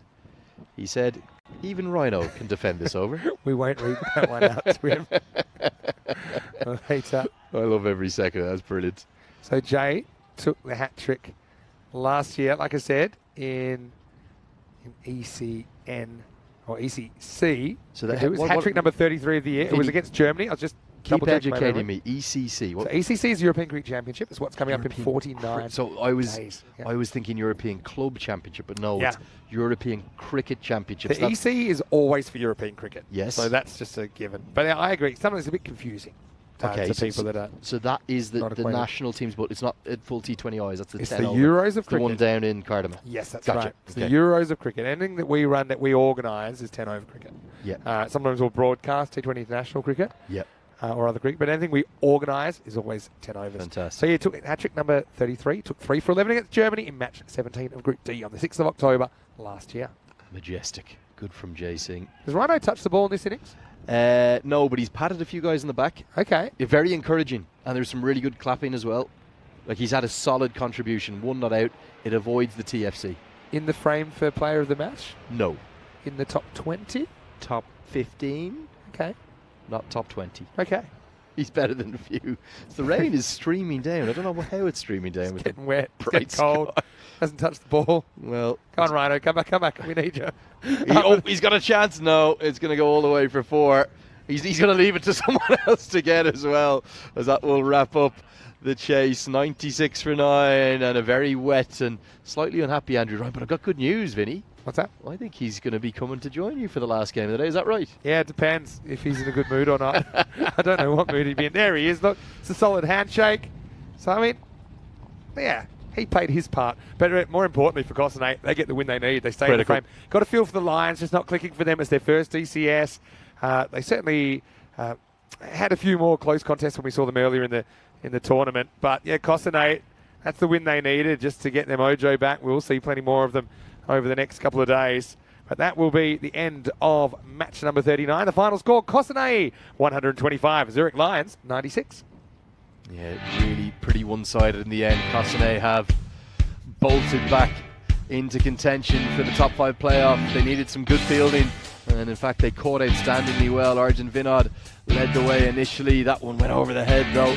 And after a few boundaries from Ankush Lal, what you're going to see in this highlights package in a few minutes is all about one youngster. For me, the player of the match by a distance, 4 for 16.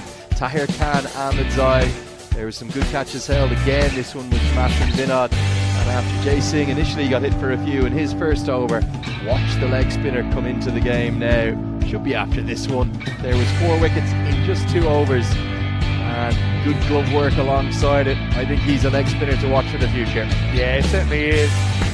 That was a sharp bit of keeping. Pushing the envelope.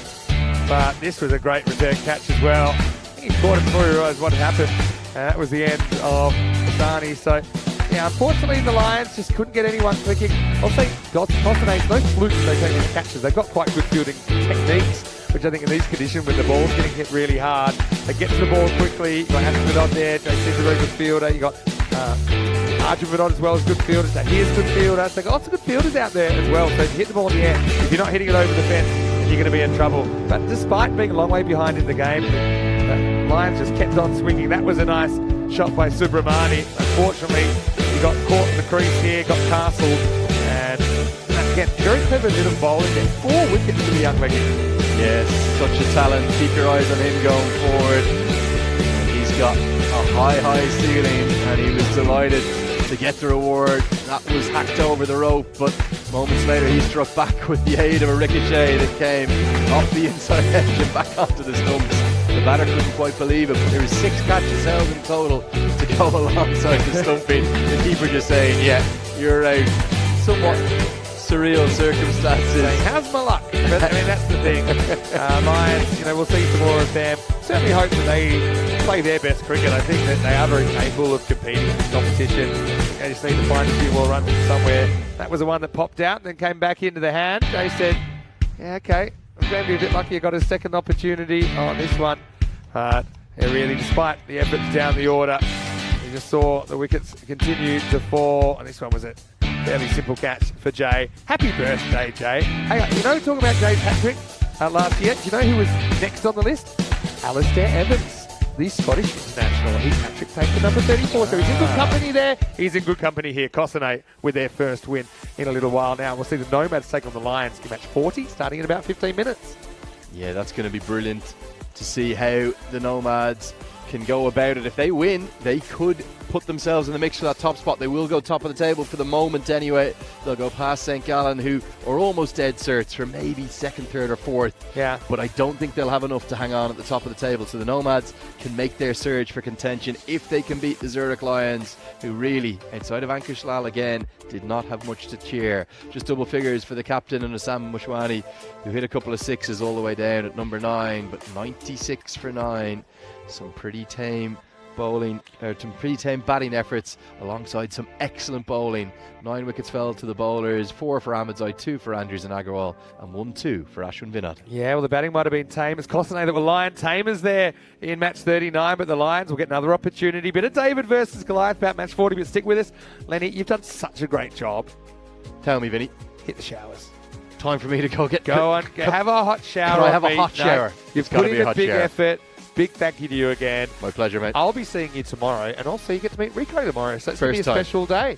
Early, So bright and early. Wear your Tuesday best. Thanks again. You know what I'm going to do? I think I'm going to go across the hotel. I'm going to watch this on Swiss Sport TV. Look at this YouTube for me. Yeah, Get it on the big screen in the hotel. Big Channel thanks to 48 YouTube as well for their like support of the European Cricket Network. Anyway, I'm going to say a big thank you to everyone as well. Adios, my friend. Great to see you. We'll say goodbye to Lenny for now, but we'll say hello to the Nomads once again as they'll return to take on the Lions in around about 10 minutes. We're back to start the broadcast. You're watching ECN, and this is the Fan Code European Cricket Series.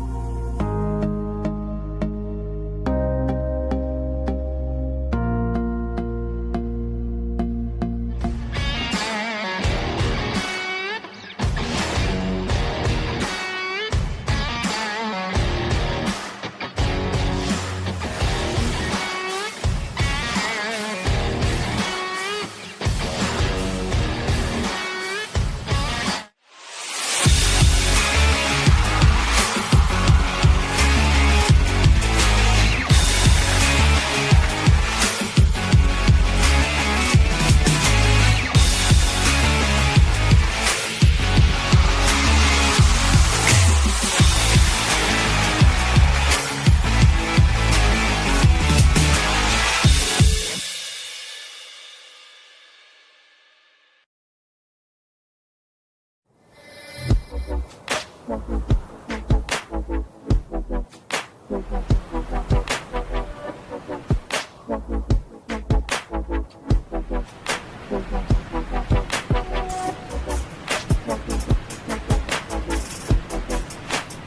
after a long period of playing cricket, the best place to come in Europe is the great Ryan Falls.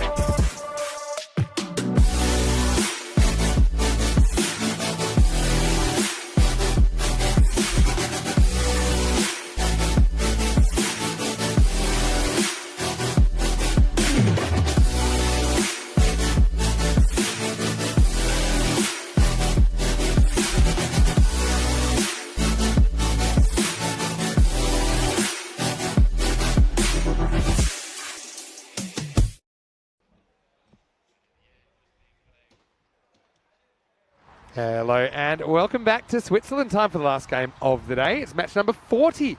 And this one, we'll see the Zurich Nomads taking on the Lions in the Zurich Derby. Great to have your company wherever you're watching from around the world, whether you're watching on our YouTube channel, ECN European Cricket Network, or on Fancode in the subcontinent. Or, of course, all of our viewers, one of them will be Andrew Leonard very shortly on Swiss Sport TV. These are the two teams. Nomads winning the toss and electing to bowl here, so they'll get to chase in this match. Lions struggle a little bit in this series, to say the least, but they do have a win on the board. 1-5, actually 1-6 now after that loss to Kossane in match 39. Nomads, they were part of a history-making match in the first match of the day. 46 Maximos, a record, smashing the record actually for the most sixes in a game, which was 41 previously in the match in Barcelona last year. Pretty bright conditions now. The clouds have rolled in, they've rolled out. There's been a little bit of rain at times, but nothing too heavy today, so we haven't had any interruptions. Fairly windy as well. It's going from right to left on the screen at the moment. Nomads credited with 111, but I've got to say, sometimes the supercomputer has a few late nights, and I think it's been undercounting. They're going at 153 per 10 overs in the series. So against a team that's kind of rooted to the bottom of the ladder at the moment, you'd imagine that we could be up for some big runs in the second half. It depends what they're chasing though, I suppose. Lions, 99, probably a bit more of an indication about how their batting's gone so far in this series. Yeah, so Lenny has been given the green light to go and have a hot shower. It has been pretty chilly here today, to be honest, but with the sun out, it's not too bad at all. You can kind of see the wind there. It's even blowing the camera around a little bit at the moment. So, almost ready to go. It is the last game of the day, so it is random questions time if you'd like to get involved. Always a pretty fun time of the day. And we're going to see Azim Nazir opening the bowling for the Nomads. They've tried a few things just to try and keep the opposition quiet. It hasn't been too easy.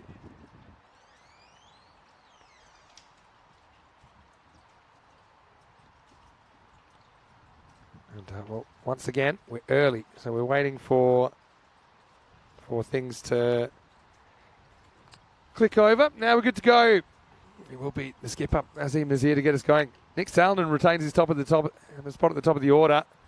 And the first one's going to be a no ball off the pitch. So Saldon, a bit of backyard cricket rules about this. Cannot get out first ball. So as far as the rules there regarding when the pitch or pulls the pitch off the pitch, anything even on the edge of the pitch is called a no ball. This one will be for the first boundary. Saldon having a pretty good day, and they're hoping that it translates into some runs.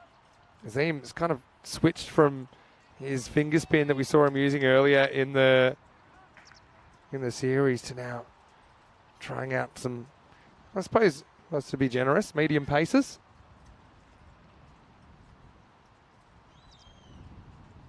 Nice confidence booster for Saldon.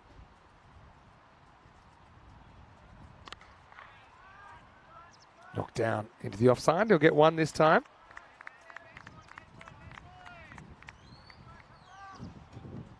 So what are we thinking? Anyone think the Lions can bounce back here? No, it's a tough one. In the last game, just haven't had enough guys that have contributed with the bat. That's the problem that Andrew Leonard identified.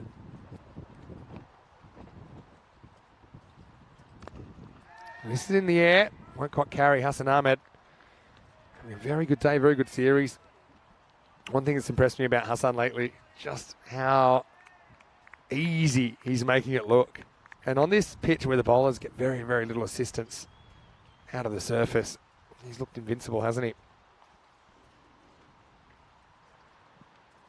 Pretty good take from Joe Danesh down the leg side. Gets down there, gets a glove on it and prevents it going for extras. Toughest take for the keeper, this one, because there's a moment where you're blinded by the batter's body.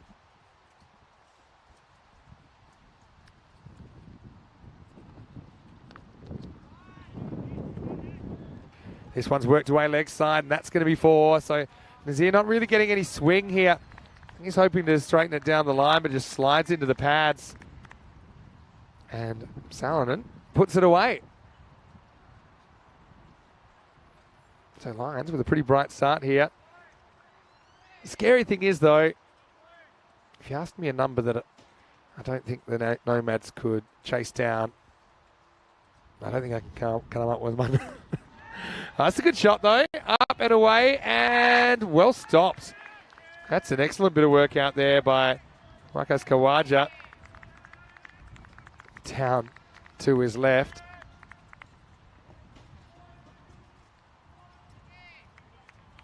Did very well to get down.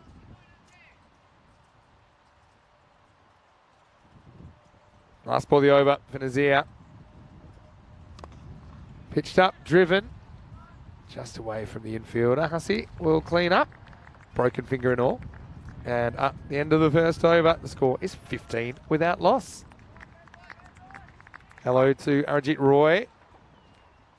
He thinks they might be saving Ankush Lal for the middle overs or just trying to get him in the middle order to provide some stability. Well, exciting days on Mondays because we can actually tell you now there's exactly 7 weeks until the ECC. It's the Euros of Cricket, the European Cricket Championship. 31 nations will take part. They've been drawn into 6 groups of 5. So the 6 group winners go through to the championship week in week 4. The reigning champions, Netherlands 11, they'll also be there. But what will their team look like considering that the Netherlands have qualified for the 50 over World Cup? We'll have to wait and see. Here's Fahim Nazir in over number 2. Cracked down to long off. This will just be a single. If Fahim just a class act. I remember when I saw him batting in Malta recently, and I've seen him before. I've seen him a fair bit actually, but he just seemed a cut above. And he's another guy who just is able to score at a furious rate, but look very stylish doing so. Goes after this, gets into the gap, and that's 4. Prakash hasn't had too much of the strike. Oh, Diana gets out the high focus, and why not?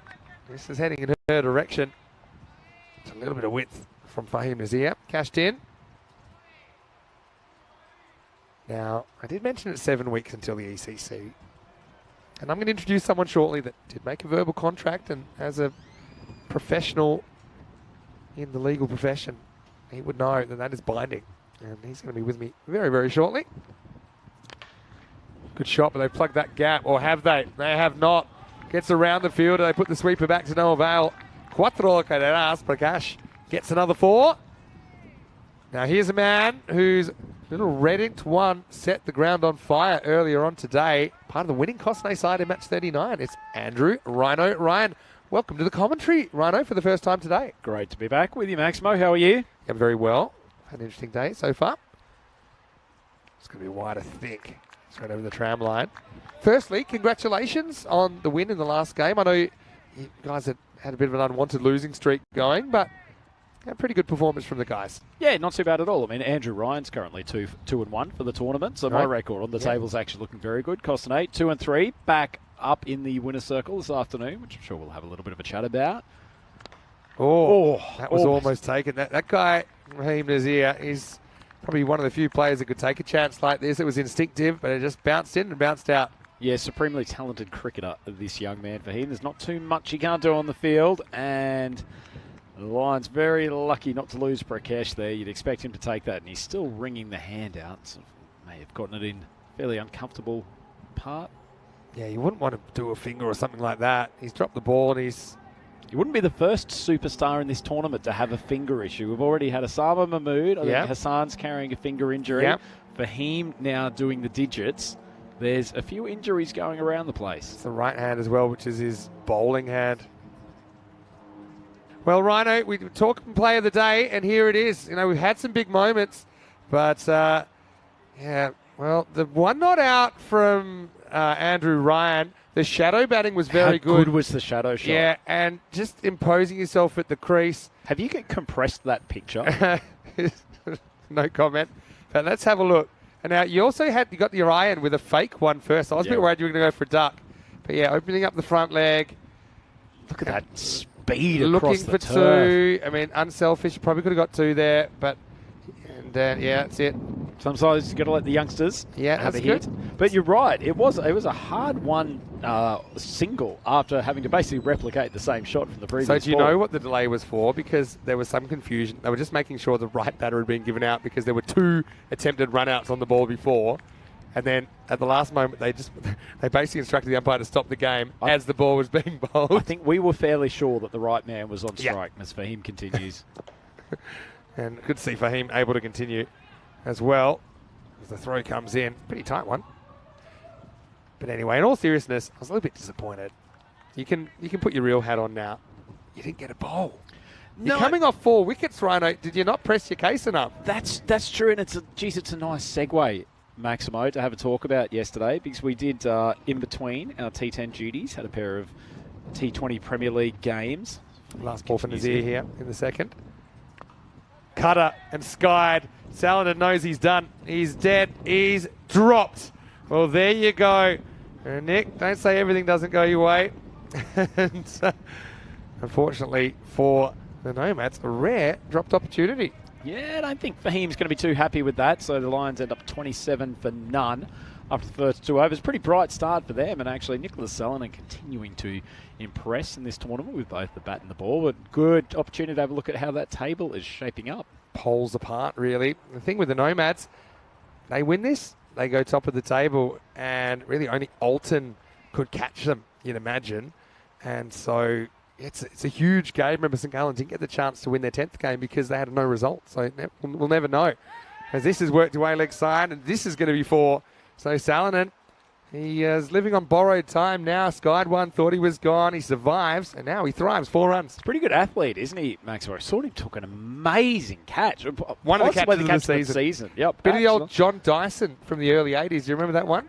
Actually, from the dugout, we did wonder whether or not he'd actually fallen back over the rope, but he'd stepped a few metres in, and it was just an amazing grab. Great athleticism. He's clearly a fair physical specimen, and get to have a look at his interesting bowling action later in the game, I'm sure. Yeah, it was a clever misjudgment from Salinan that drew him in a little bit too far, but then he was able to take one-handed. Brilliant catch. You could hear Lenny's voice from anywhere in this facility, who was so excited by it. I've enjoyed introducing Lenny to some ECN cricket as well. Been an absolute treat for the listeners, having it, the dulcet Irish tones of the man from Dublin. Hit straight down the ground. Bit of work for Hussey. He's going to do well. He's going to bat it back in. And he'll keep it to 1. So, yeah, fielding super important. I've got to say, I think that your guys, Cosnay, you held your catches pretty well in that last game. And that is a feature of your performance. You do pride yourself on your fielding. True. I wouldn't call this the most prototyped T20 batting lineup, but certainly enough there to work with. And the fielding and bowling unit is pretty strong, which we'll get a look at afterwards. Yeah, this is going to go leg side, and the ball's going to win the race. 4 runs. Salinan gets another boundary. And so the Lions giving a bit back here. Yeah, as long as this top order paired. I mean, the Lions probably, when they get into their lower middle order, struggle to keep the run rate going. But they've got some strong hitters, particularly square of the wicket up the top. Salinan's a good player. Ankush Lal, who we maybe haven't seen the best of in this tournament. He's been in and around the Swiss squad.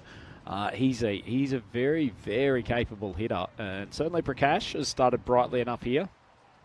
Yeah, he sure has. I think power play in the 40s with a bit of luck here. It's a good platform for the Lions. Can they go on with it?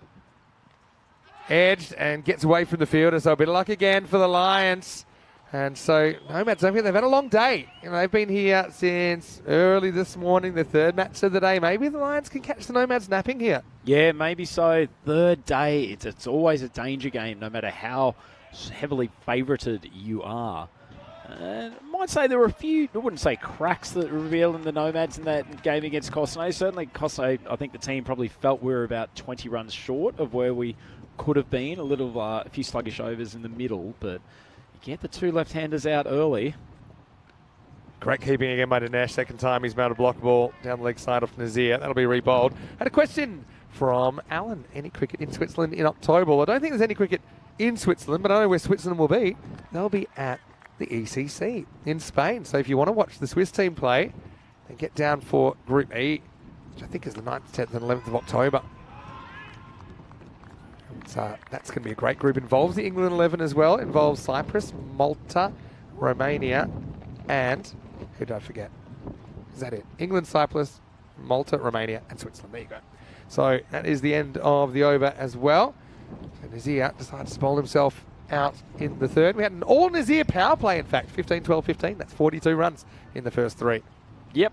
It's interesting to see, as you've said, he's generally favoured his loopy off spin over the last couple of years. I have a feeling, a couple of points, that they're probably looking at him as the second most reliable bowler in the team after Fahim. And he also bowls a pretty useful outswinger, Azim. And for anyone who has been watching the coverage today, there's a hefty breeze going down to where I guess backward point is probably. Certainly has helped the left-handers today in terms of you just need to get the ball up in the air and you'll get a good bit of carry.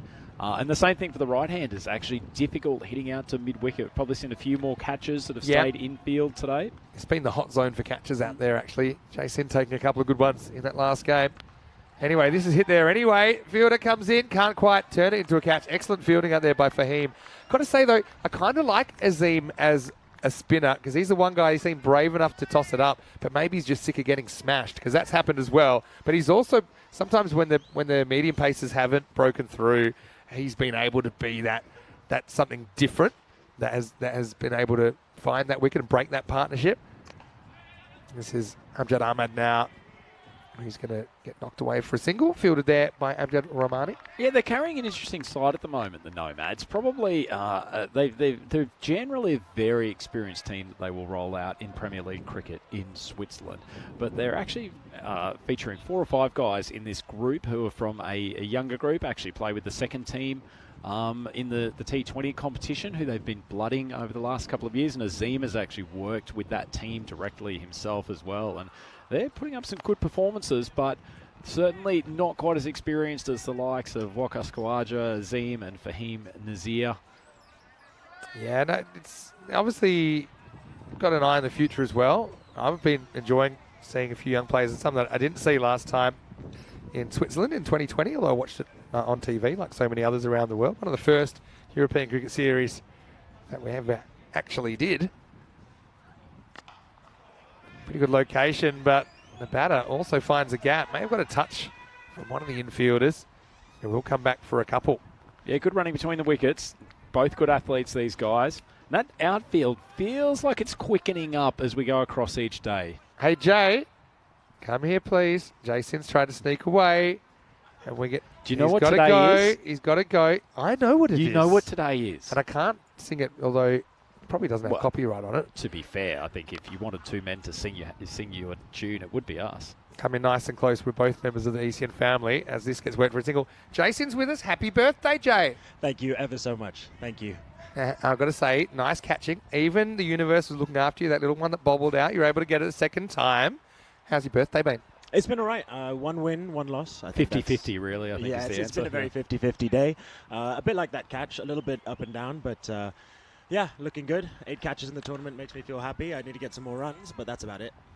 I will say congratulations. I've been enjoying your batting as well. I think you're hitting the ball pretty well, getting better and better. End of the 4th over here, 49 without loss after 4. But do you know what the big headlines will be in the tabloids tomorrow here in Switzerland? Selfish Sin steals Andrew Ryan's over because everyone was chanting Rhino, Rhino. Well, somebody was anyway here. And anyway, you took his 10th over. But anyway, it's your birthday. So if one person can steal Rhino's over, And Rhino, we're not quite sure why he's here. It's you. So happy birthday, and I hope you have a lovely night. Thank you very much. Thanks, guys. You two look like you're about to kiss each other happy birthday there for a moment. Which, you know, look, 3 years ago, you're not getting away with that. Don't want to stand in the middle of it. Anyway. Jay's a great guy, actually. He's a big, valued member of the ECN family. So is Ashwin, of course. Ashwin Vinod from your side as well, helping grow the game. Absolutely. Two incredibly likeable, charismatic, charming and reasonably good-looking young men. Great to have them as part of Costanay Cricket Club, which they both have for a number of years. And obviously the ECN family. Take it away, Maximo. Yeah, Tanabala Singham is the new bowler, and he gets worked away for one. That brings up the 50 and the 50 partnership for the Lions. So one of their issues has been losing a bunch of wickets and, you know, constantly turning the batting order over. Hasn't happened here, but the question is, can they go at a pace to test the Nomads? So I think now's the time. They've got to take a few risks. Salonen, he's looked good so far, 31. He gets beaten outside the off stump. So I'll give you a theory here, Maximo. Okay. I think they're almost just as likely to win this if they score 125 as they are, say, 140, 145. Because ultimately, if they don't get Fahim and Hassan out, it won't matter really what they've scored. Score 160. Whereas 125 will be a reasonable challenge if they can get Fahim and Hassan out in the first 3 overs. Yeah, I mean, if you actually were to plot the probability, I mean, by definition, they must have a slightly lower chance. But I get it. The curve's pretty flat there. That they go, just get something defendable on the board, and this game hinges on whether you can take those key wickets or not. And here's the thing, Nomads, they're not just a two batter team either. They've got other very good batters. No, but there is a reasonable gap between those two. And obviously Azim Nazir batted pretty well in the last game. Yeah, Experience. there's a reasonable gap, but not because the others are not good. It's because the top two are just absurd, cut above at the moment in this country. Tossed up and hit. Hassan, once again, even when he's fielding, he just lopes and makes it look so easy, doesn't he? He's not a man who likes taking too many steps in the field. Let's be frank. He glides. Okay, got a random question from John Gray in the chat for you, Rhino. Wait for this ball. This is hit up in the air and out of here.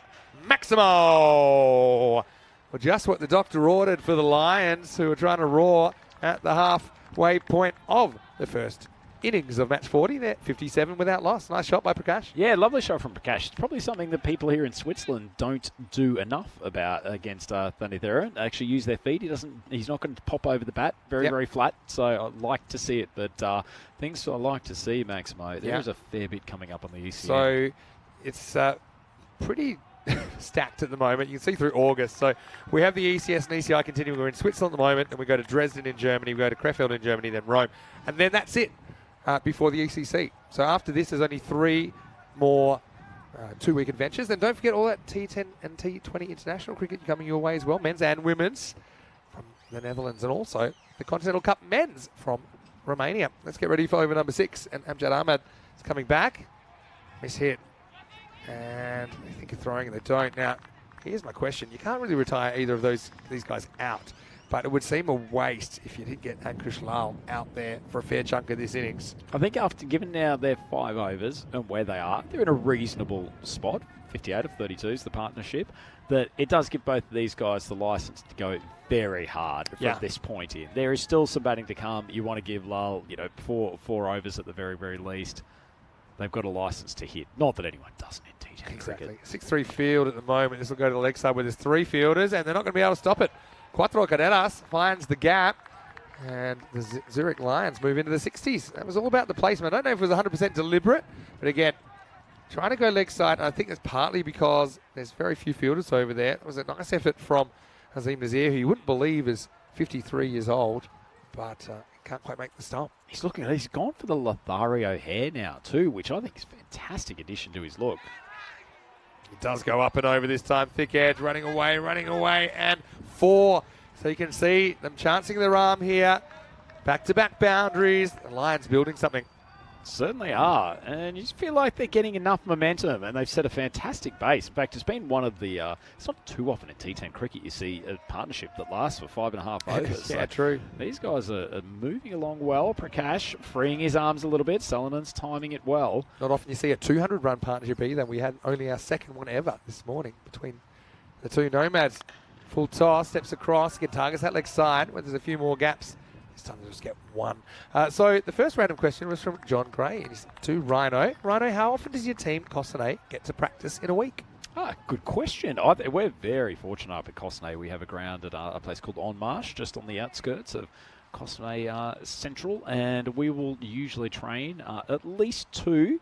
Occasionally, there might be an elective session where we're going for 3 in a week. So one's just fielded by Azim, showing plenty of spring in those 50-plus legs. Because that would be the exception rather than the rule in European cricket, I think. Maybe Switzerland's a little bit different. I mean, is that typical even for Swiss clubs that you get to train twice a week at least? No, I would say it's atypical. I think we probably focus on training a lot more. There's a lot of teams that won't train a huge amount, but they will play a lot of games. Might like play kind on of social Saturdays games, and Sundays. games, that kind of thing. Absolutely.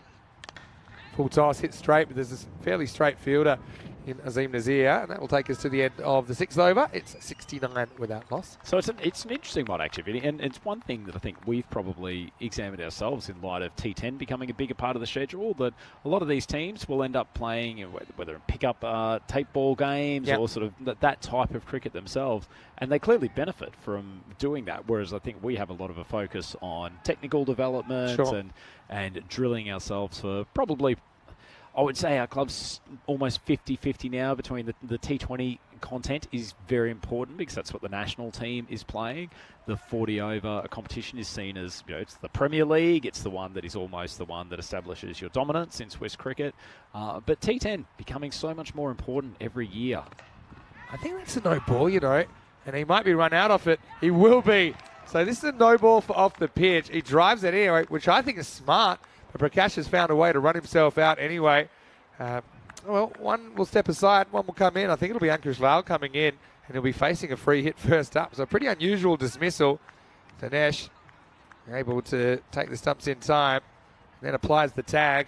So the score, according to me, it'll be 70 for 1. Yeah, to tell you what, he actually timed that shot not too badly, Too considering well, it hit the edge of the pitch. So fair play to the man Prakash. But anyway, he's done his job at the top of the order. That's really put his team into a fair position here and given Ankush Lal a platform to strike from. He's got plenty of shots. He's a strong hitter over mid-wicket, got one of the best cut shots in Switzerland. So he's a tough man to keep down because he plays both sides of the wicket. Yeah, so nothing against Prakash because he did actually strike pretty well, 31 off 16.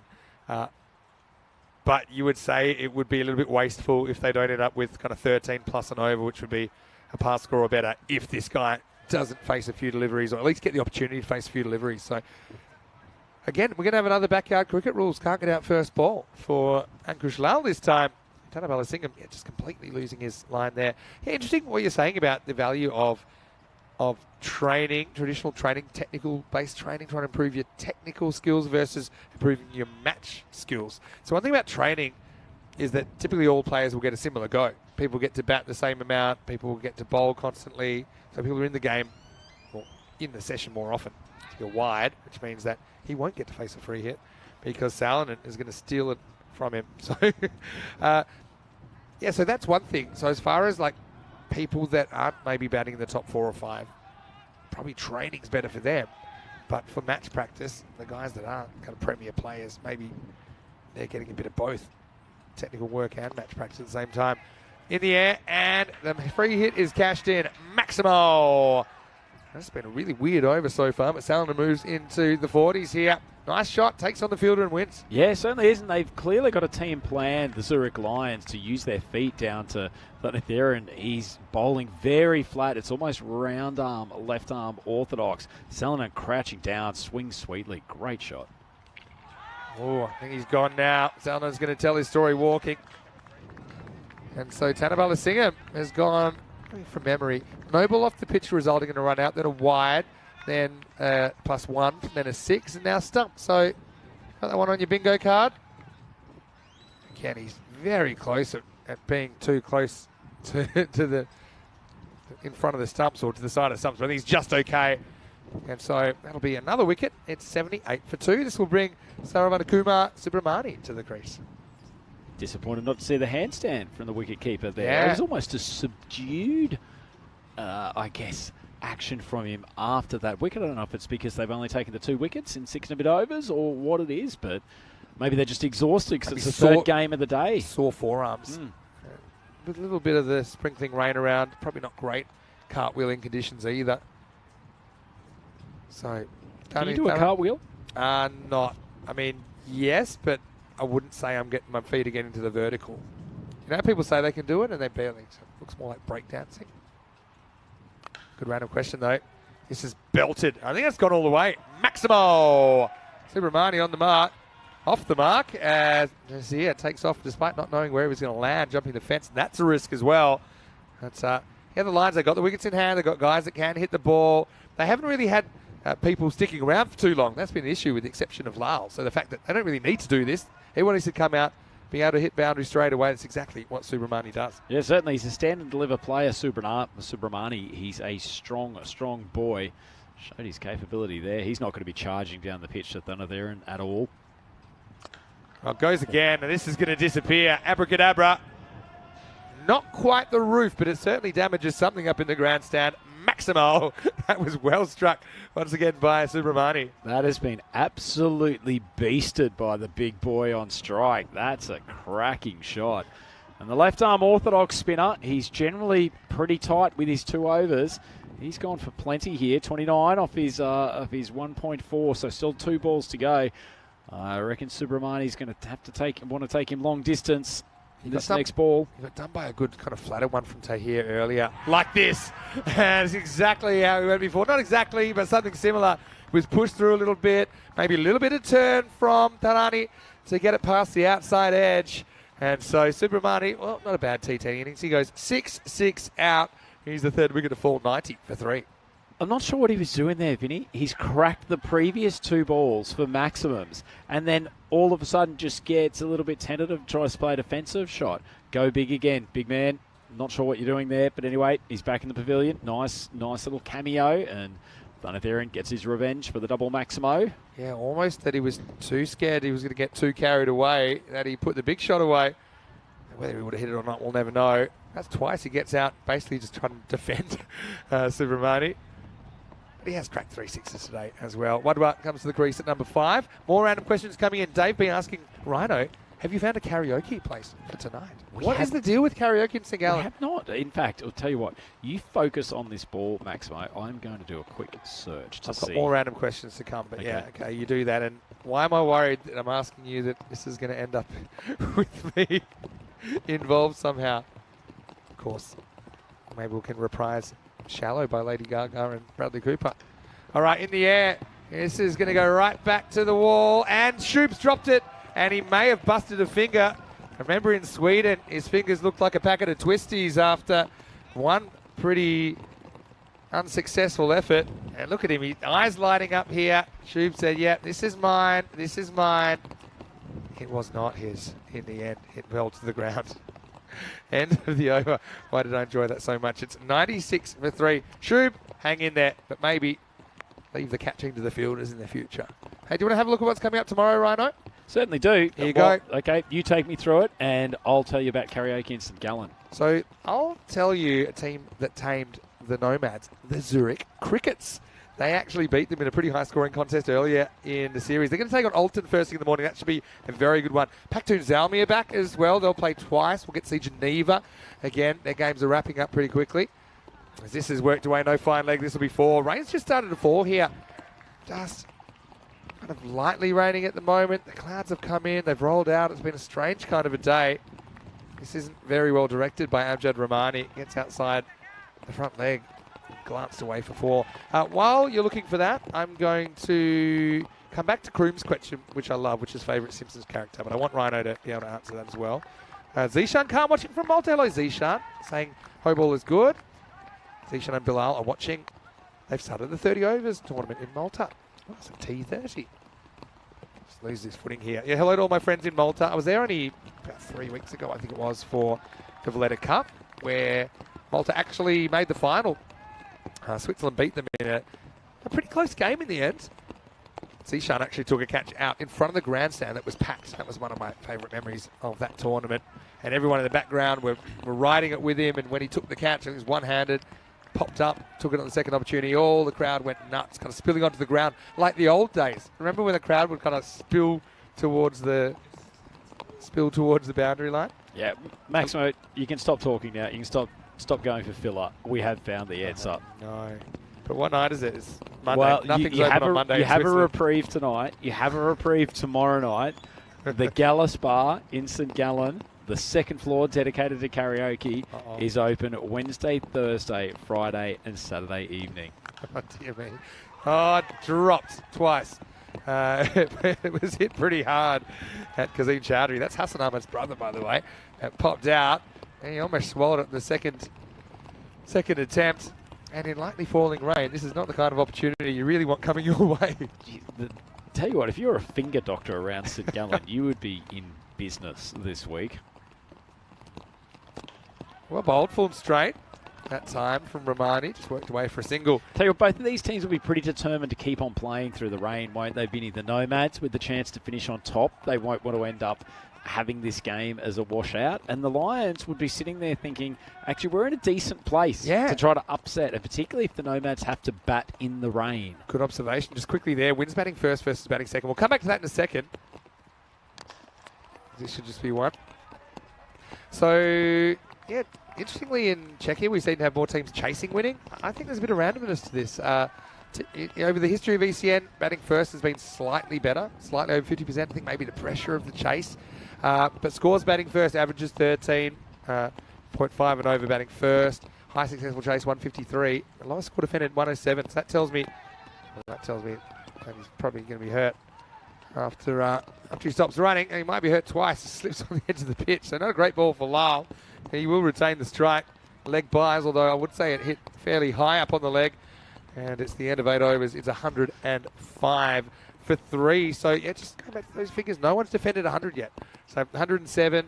It's a little bit like Czechia as well, where there was a very fast outfield. I don't think we've seen double digits defended in the European Cricket Series or the ECIs for about a month now. That tells you the score is going up and up. Okay, so Wednesday, is it? What's your schedule like? You still here Wednesday night? We still are. So Costane's got games, obviously, through to the Thursday. We've got a day off tomorrow. Might I say a well-deserved day off after feeling the life of a professional cricketer, as that one is cut away back to the third-man boundary, and the extra pace of Nazir helping Lal get his score moving. So I think for amateur cricketers, but we turned up and had 3 games on day one, and then 2 T20s yesterday. So a double header of T20s yesterday afternoon, and then coming back and playing 2 games today. So I think a few of the boys are starting to feel a little bit sore and sorry for themselves. Makes Obviously, sense. Elite athletes like myself who've only bowled about 8 yeah. overs in the past. I said that. I think they were resting you, but I didn't know they were resting you for the whole year. Lyle faces up again, regains his composure, hit a 4 first ball of the over, then watches a wide go down the leg side. Okay, well, it's up to you then. Is it Wednesday, Thursday, or Friday? No, you name your night. No, come on. I'm doing the same thing every day. You're the one with the... All right, let's see how we're positioned after the Wednesday. Okay. I'm ready to roll. Yep.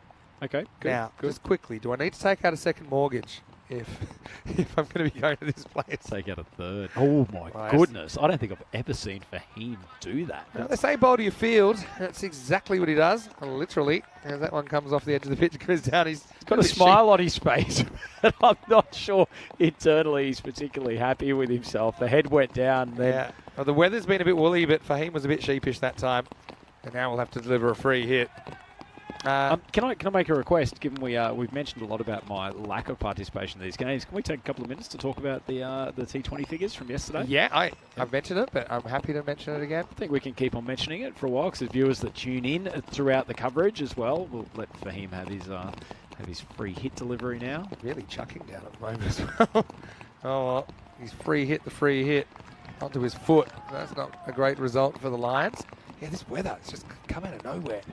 Probably get through the 10 overs, but it was to stay like this.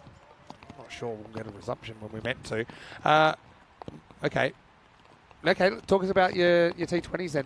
Yeah, we will. Let's just let Fahim have this ball, and then I'll take you on a little soliloquy. All right, high.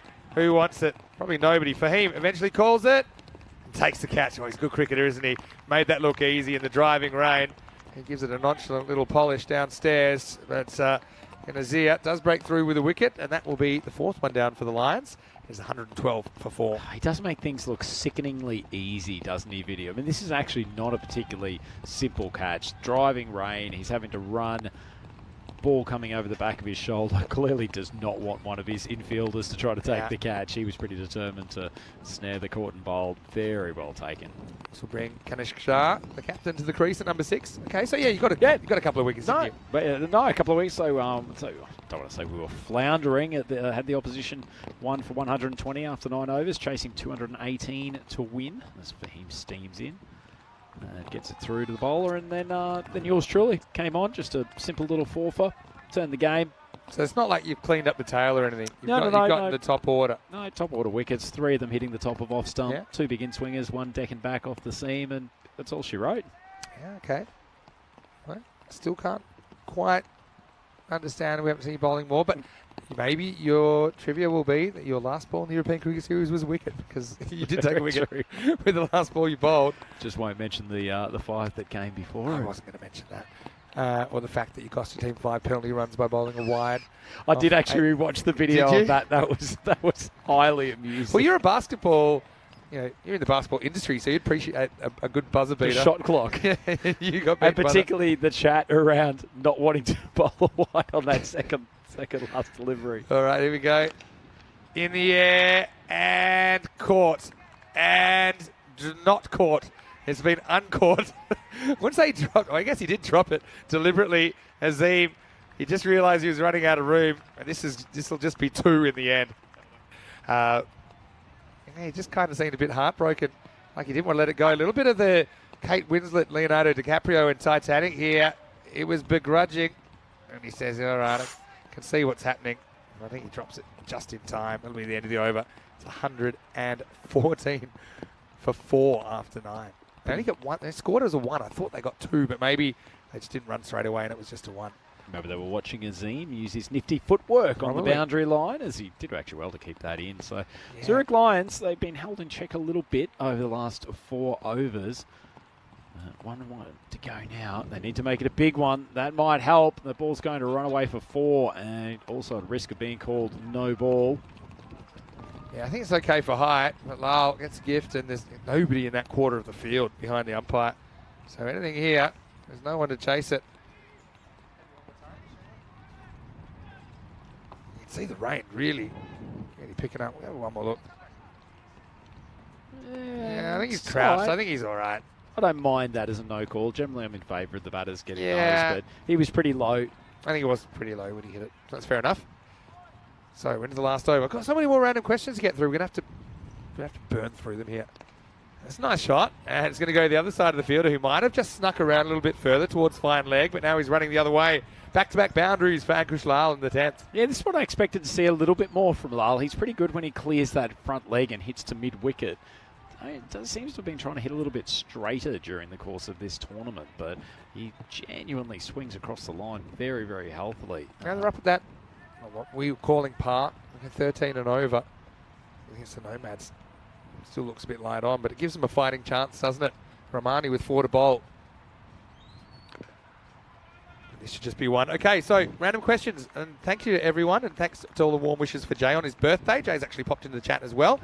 Kroom, who has gifted so many memberships today because he does it for hundreds, for Team 200s as well. He's been giving it out all over the place. Is that called crooming when he does that? Yeah, crooming. Yeah, I like it. Yeah, he's a croomer. That's very good by you. But anyway, he's got an actual random question. Favourite Simpsons character? Unpopular opinion, but probably for the last 25 years I haven't really cared about The Simpsons, so I'm not going to answer. Wow. Yeah. You don't even have... okay, you have to like it. Do you have anyone? You want to mention anyone? Oh, Is it ever made you laugh? I think, but no, the first couple of years of the series, definitely watched it. Take it back there then. Yeah.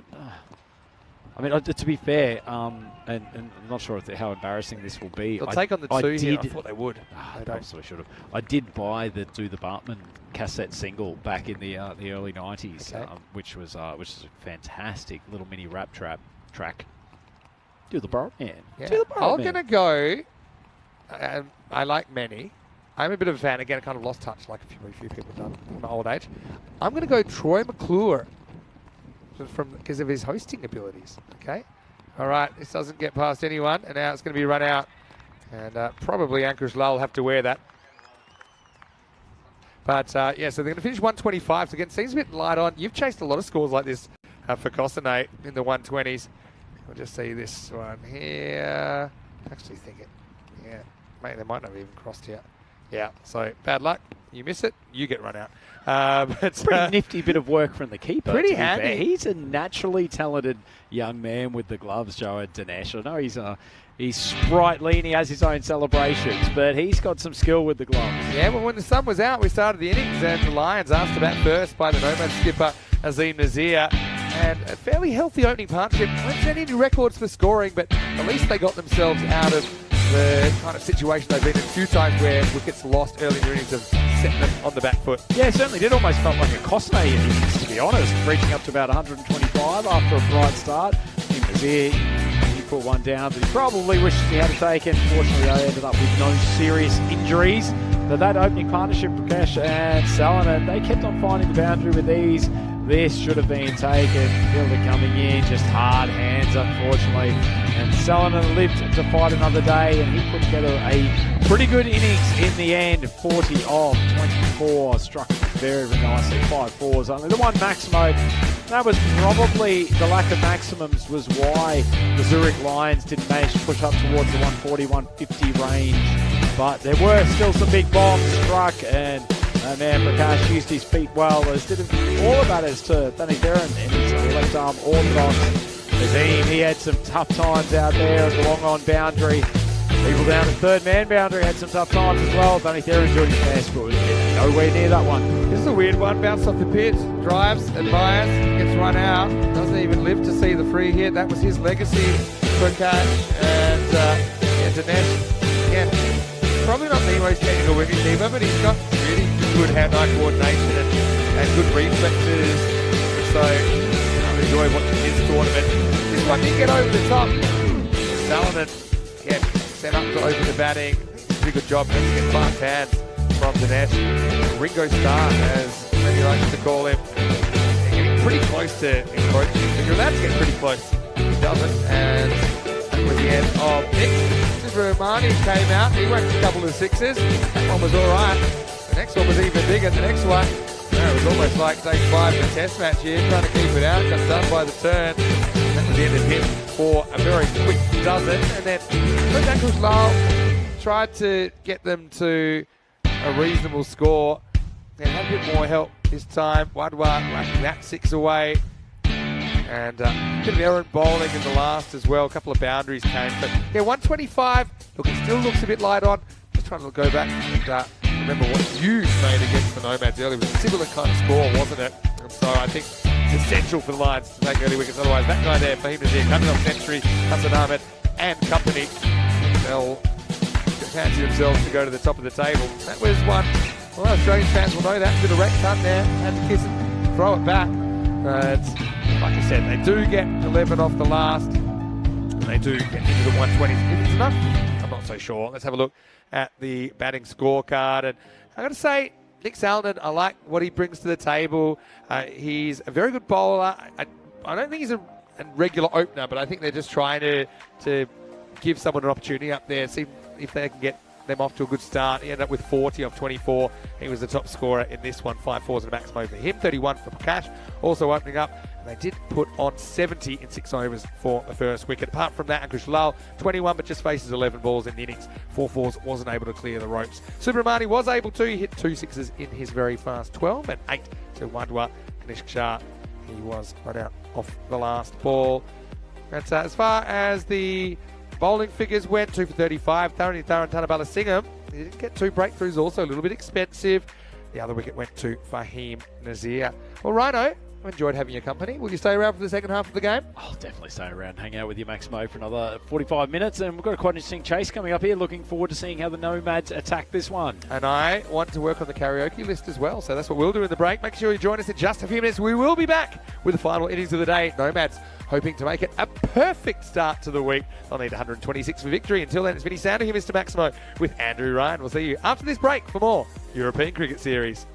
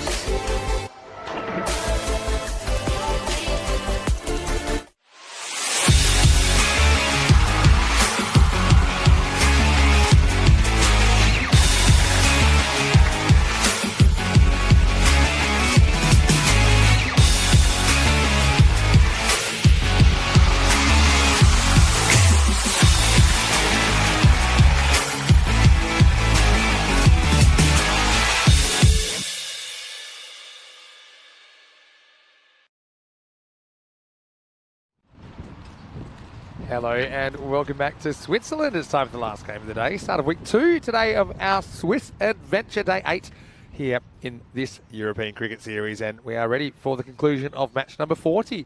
This is a Zurich derby between the Nomads and the Lions. The story of the match so far is that the Lions were asked to bat first by the Nomads skipper Azim Nazir. They have compiled 125 runs off their 10 overs, so the target for the Nomads to win will be 126. And striding to the crease, the absolute showstoppers from the first match of the day.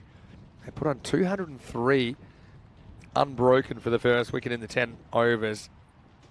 And crazy thing is, that 203 almost looked like it was going to go down at one stage as Geneva batted very, very well. In the end, they were held a little bit quiet towards the end, making 178, but it was the second most runs we've ever seen in an ECN contest.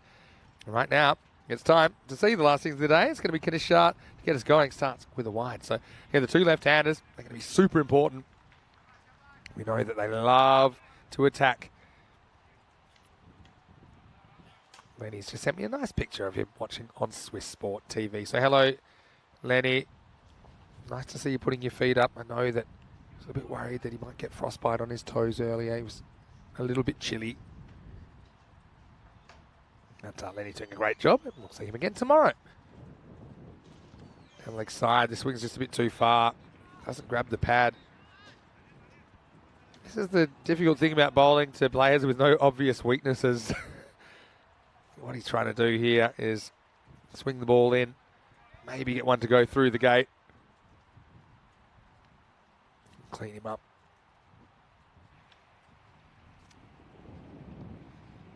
Third time lucky for Shah. Yeah, just Nazir being a bit careful. He's pretty selective as well.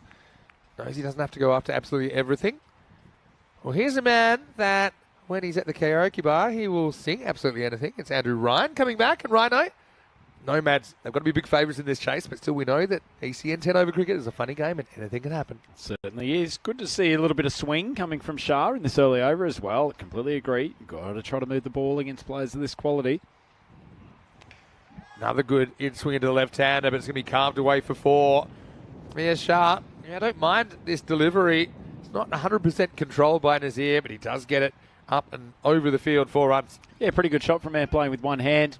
It's just beating them behind point. Not a bad delivery. In fact, actually, if you're Shah, you're probably really trying to keep that ball off middle and leg stump. A difficult thing to do with both the way the wind is going today, and obviously he's trying to bowl in swingers to the left-hander. So starting it wide, it's not the worst theory. Yeah, they've got fielders there for that. There's 2 fielders kind of in the circle at backward point. This is a rare miss from Fahim Nazir. So, yeah, I think you just got to take it one ball at a time. I think to good players out, it helps if you bowl good deliveries, and good deliveries do move off the straight. I think that's what Shah's doing at the moment. And I think what he's trying to do also, when I look at this field, there's only 4 on the leg side, 5 on the off, despite him moving the ball in. So he's trying to keep it outside the off and hoping Nazir will one hit across it. And he can, and that's the problem. You get too close to the pads and you're going to have a bad time. Maximal Nazir goes 4 and 6 in the first over. Yeah, lovely shot. They're almost always proper cricket shots from Fahim and obviously his partner Hassan, who we'll shortly see more of. Like, the question for you, Vinny, you've seen a lot of batters around the ECN traps. Where does Fahim rate in terms of not necessarily just power hitting, but just that quality of being able to hit big, but in technically superior manner? Top handful, honestly, that we've ever had on ECN. I think so. We have seen him in the ECS a little bit around the traps as well. We've seen him playing for Gina Brescia in Italy on occasion. Of course, we've seen him at the ECC as well, representing Switzerland. That's a great shot. It's straight. It's technically great, and it's a great result for the Nomads. Maximal, 6 more. And it's almost like batting practice for him. He just seems under no pressure at all. Hits straight through the line, and nobody's stopping that. No, it's one of the magnificent things about the way he goes about and plays. There's obviously a lot that rides on his shoulders in terms of this Zurich Nomads batting lineup, but he still plays in such a free manner. And as you say, Vinny, that ball is almost just facing a bowling machine, just a smooth stroke straight down the ground, beautifully timed. And he mishits so few balls. Yeah, and actually, bowling machine, or even it's like golf, like a very like going to the driving range, the way that he swung that straight down the ground. Shah, cupboard's bare for ideas, I think. So he says, I'm not going to give you anything on the pitch. Maybe I'll just give you the intentional walk. It's one way to get him off strike. Yeah, but the problem is, it'll be someone else's problem in a minute, I think. So Hassan Ahmed will get to face his first ball, and it will be a free hit coming up. Yeah, not the prettiest delivery, but I can understand him trying to move the ball back away from Fahim. So full credit to him. Still gone for 20 off this opening over, and certainly the Zurich Lions know that getting both of these batters back in the pavilion is absolutely essential if they're going to have a chance of defending this total. Considering the angle, he hasn't rolled his fingers on any trying an off-cutter this over, which I thought maybe could be an option. Here's a free hit, though. He won't get a wicket with this. And he actually makes a pretty good stop. And so a dot ball for Hassan to get him going, but the first does go magical. Hasn't been the only one that the Nomads opponents have suffered today. It's 20 without loss after 1. Well, dot ball, it wasn't far off sticking in his hands, actually. It was free hit. Yeah. Oh, it was. You're right. I forgot about that awful good stop. no ball in the previous year. No fine. 103 matches. Still almost stuck. We had a ton this morning. Fahim Nazir with 100, and today we passed 100 matches since the Golden Ball. And that's quite remarkable in that the last Golden Ball was only 2 weeks ago, essentially. It was 16 days ago. And that shows you how quick we've been pumping out the matches over the last couple of weeks. And we're just going to keep going. That doesn't even include the T20 matches. So if you want to include the matches broadcast, then you're talking it's 111. So I've got a question for you. Because do the viewers know who is turning up tomorrow? Yeah. They do. Well, so I'm not spoiling anything with the reference of Rico Full being on deck tomorrow. So Rico's here. I will... Do you know the story about how the people who know the KFC secret herbs and spices, I think they're only allowed to travel a maximum of 3 in the same flight, because there's only, say, 10 across the world who know the recipe as well. That recipe. Is there not a bit of a risk having you, me, Rico, Lenny? It could be left to Rutgers if there's something that happens to this. Know this what you're saying. venue I know what you're saying. Here's Nick Zallen to bowl over number 2. Pretty good ball first up. Just squares Fahim Nazir up a touch and knocked away into the offside, no run. As we see a tank going past and another tank. I don't know if we show that. Maybe they've realised the danger. They're moving pretty quickly, so I don't know if we'll get them. Wow, that came. We have had bullets flying around here all day from the shooting range, so this is not as far-fetched as we talk of. The things you see from this commentary box.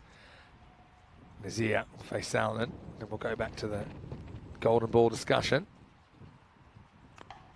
It's well bowled again. Salmon's a good bowler. He's a very good cricketer. Played a good level of cricket in South Africa, and I think it shows.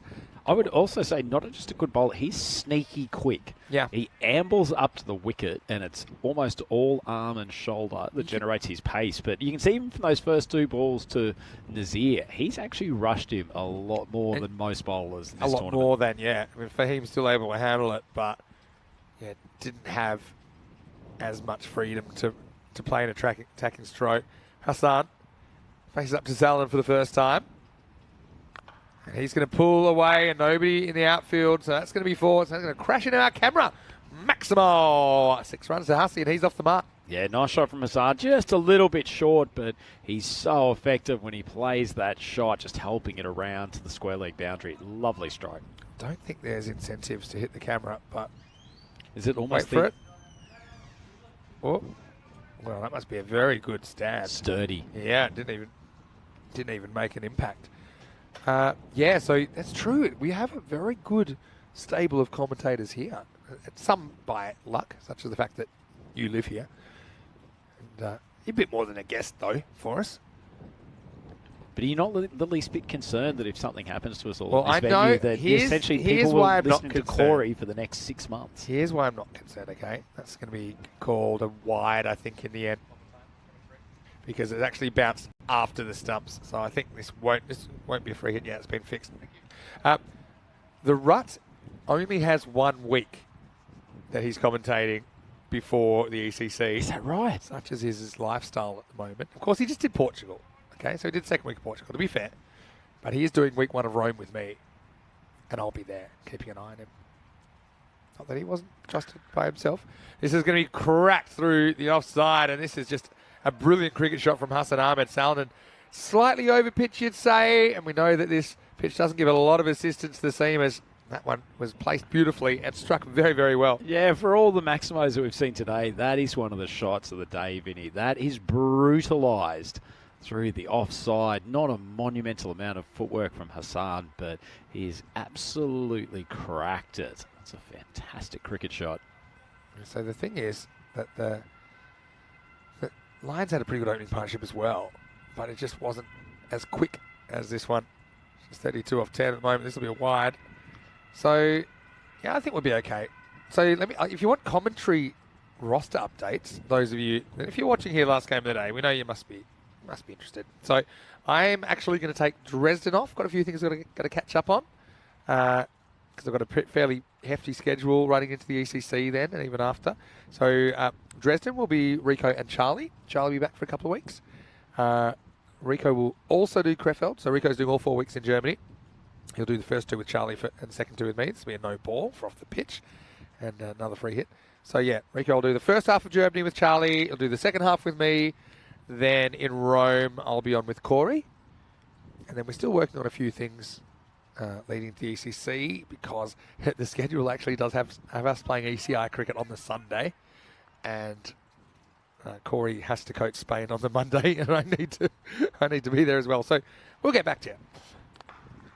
Let's see what Srinath's doing, actually. This is cracked down the ground, and Hassan Ahmed's going to get another 4. It's just kind of muscled, not quite as well timed as the other one, but still races for 4.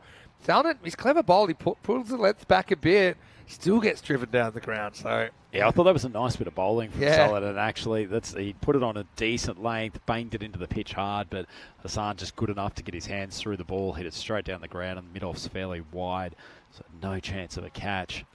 in Rome, we always get golden balls as well. Roma CC, I think they're one of the few teams that have 3 golden balls as a team. I think it's 3 or 4 of them now. I think Madrid United are another one. I think that United in Czechia have 3 as well. All right, goes up and over the offside, and there's no outfielder back here, so it's going to be 4. So what I think these guys do really well, they have a mental picture of where the outfielders are. So he plays this shot knowing, okay, I don't actually have to hit it for 6. As long as I hit it over the infield, I'm fine.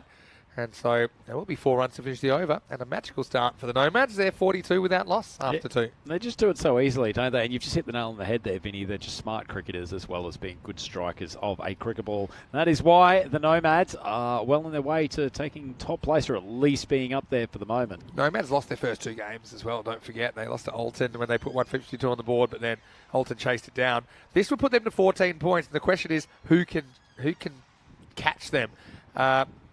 Theoretically, Geneva, Vettingen, and Alton could all catch them. I suppose Alton would be the one most likely. And if you finish top, you're straight through to the final. Whereas if you finish 2nd, 3rd, 4th, or 5th, you've got to play off, and essentially you're going to have to win 3 games straight to win the trophy. Whereas if you finish top, you just need to win 1. What do you think of that format? I got it from a... Honestly. Given that we're currently 2 and 3, I love it. Okay. I'd much rather have 5 teams get through to the finals than 4, so I think it's fantastic for this year. I'm not sure it sort of necessarily rewards in the same way that the other format does, but but that's just an opinion. This is beautifully swept. Prakash comes on. It's a low full toss, but he's got such a good eye. Cracks it into the boards. 4 runs. Yeah, lovely shot. Just the range of shot making as well. It's just waits until the last moment, lets his instinct take over, and beautifully placed between those 2 fielders in the leg. That's the issue with it. How we've been doing it this year up until now is 4 out of 11, but we don't have a double chance. We say, look, you make the 4. It's a 1 versus 4, 2 versus 3. We felt that all teams had earned the right to kind of be on an equal footing. This is up, and it's out of here. Too short over the correction from Prakash. Maximo as the 50, and the 50 partnership comes up for the Zurich Nomads in just 2.2 overs. Is it any fun for these 2 getting 50 partnerships anymore? It's just so blasé. Do you know what? I normally see players that are having this good of a time get bored and try something crazy, but these 2 just seem to have an insatiable appetite to twist the knife into their opponents. Very disciplined, a pair of batters. If Prakash could find the time machine and go back 2 minutes, I think he's probably... I might have said I'll have the 4. Yeah, like, skip. I won't have this one. And some more as Shub trips over the rope, going back for an impossible catch. Maximo! 6 more to Fahim. And we've got to be close to world record pace of Maximos in a day. I think we had 135 in one day in Hungary recently, but with 46 in the first game, and with these 2 going the way they're going, maybe we are on record pace. 46 out of 120 balls is extraordinary, isn't it? It's unbelievable hitting. Well, just cannot get the length right at the moment, and it's another one that's going to disappear.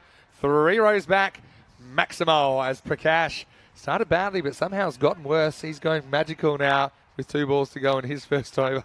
Yes, not the greatest start for the young man. So I'll pose a question, and it'll be an interesting thing for the Nomads to think about as they go through. Sometimes we do see this in T10 competitions of where you have such a reliance on either a top 2 or a top 3, and then you get to the semi-finals and the bowling attacks come into play a little bit more. They haven't had a great amount of exposure, that middle order. Earlier in the tournament they did, to be fair. Earlier in the tournament they did. The issue with, like, say if you weren't going to bat these guys at the top this game, you kind of got to because top spot's on the line and it's worth so much. I certainly do. So, not questioning that they have. But ordinarily you'd say, hey, you know what? Give 3 and 4 a go. Give 4 and 5 a go. It's a rare false shot. This will be no run. Prakash finally gets something going his way. Yeah, but I think, with this format, it makes it tough. Just come back to the format before we go to that.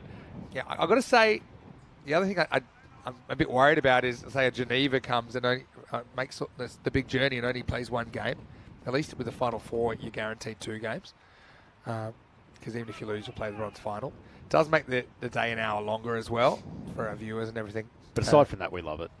Yeah, and I'm just being honest. We're trying it. We're trying it now, and we'll kind of make a call on it as we get to the end of the 3rd over. And it's a 65-run power play. It's 65 without loss after 3. We had the second equal third biggest power play this morning in the second innings against the Nomads. And Geneva scored 81 off their 3 overs. You'll remember, I imagine, the top power play ever was Drew versus Tunbridge Wells in what we called 13 minutes of madness. And they scored 82 off 3, and then they were chasing 88. The next ball went for 6. They chased it in 3.1 overs. Still the highest run rate in a completed innings, which I think was about 27.78 that they were going. And the other was actually matched by Paco Care, though, in the Barcelona Bash last year. Also scored 82. Bit of a difference doing it in the Barcelona Bash versus the ECL competition against the English representatives. Yes, but I mean, still a pretty good standard of cricket there in Barcelona, as we know. And it's played on a similar pitch such as this. This is whipped away, and the field's gone back, but it'll be to no avail. Nazir moves to 46. What a day he's having. I think he's scored more runs today than I scored in some seasons. He certainly has. It's a great comparison. So question for you. Put you on the line here. Okay. You've now seen, what is this, 8 days of cricket here. We've been talking about the top 5 structure. You have a pretty fair idea that St Gallen, Nomads, probably Alton, basically locked in there. So there's essentially the rest of the teams fighting for 2 spots. Who do you think are the most likely customers? Good question. An interesting one when you've had Geneva this morning, who have had what almost pulled off a miraculous chase against the Nomads. They had a very close loss to Cossonay on the first day. They could easily have been 6-1. Well, firstly, I'll say I think could be a run-out chance. If he could only stand up, and hopefully he's not hurt there. Sahil Joshi, I think he's all right. Just lost his footing at the critical moment. As if I look at the table, if I see who's in the 5, you've got St Gallen and Nomads. They're locks at the moment. And Alton, can't see them missing out. So then I'm starting to look at who's outside the 5 that could get in. Okay, we've got Vetting at 4. We've got Geneva at 5 right now. Now, I think for Power, with some of their injury issues, it might be tough for them, even though I know that they're a very, very good side. We might even see them at the ECL. This is going to be hit, and it's going to find the gap. It's 4 runs to Hassan Ahmed as the Nomads just continue to plunder the bowling here. So, for me, Power, it's going to be tough. Cossonay as well, it's going to be tough for you guys, I think, with the 2 and 3 start. Can I make a little proviso on the Cossonay side of things? And obviously, I try to look at these things incredibly positively. Cossonay's played 5 games. 4 of them have been against teams in the top 5 at the moment. So there are the draw for the run home is easier than it has been. That's actually a good point as well. This is in the air. This is 6 as well. Maximo! And Hassan Ahmed, again, just peppering the sight screen. He's got that look in the eye of a man who's had a hard day and wants an early dinner. Right now, the bowlers don't quite have the answers. Yeah, no, that's a good point. So, okay, you could definitely make it. For the Zurich Crickets, they're 9th, and even they could potentially make it if they were to win all 4 of their games, finish 6 and 4. I feel like you're going to need that 6 wins. I'll say Zalmi are in the mix. They're 3.5 wins out of 6 with 4 to play. Bottom edge this time. They'll just jog a single. The only thing with Zalmi, I think they have been very reliant on Sanger to score runs and Izzat to a lesser extent. So, yeah, their consistency is a problem because they're probably going to have to win every single game from here, or at least 3 of the 4, a bit like you guys. They could probably lose 1 game.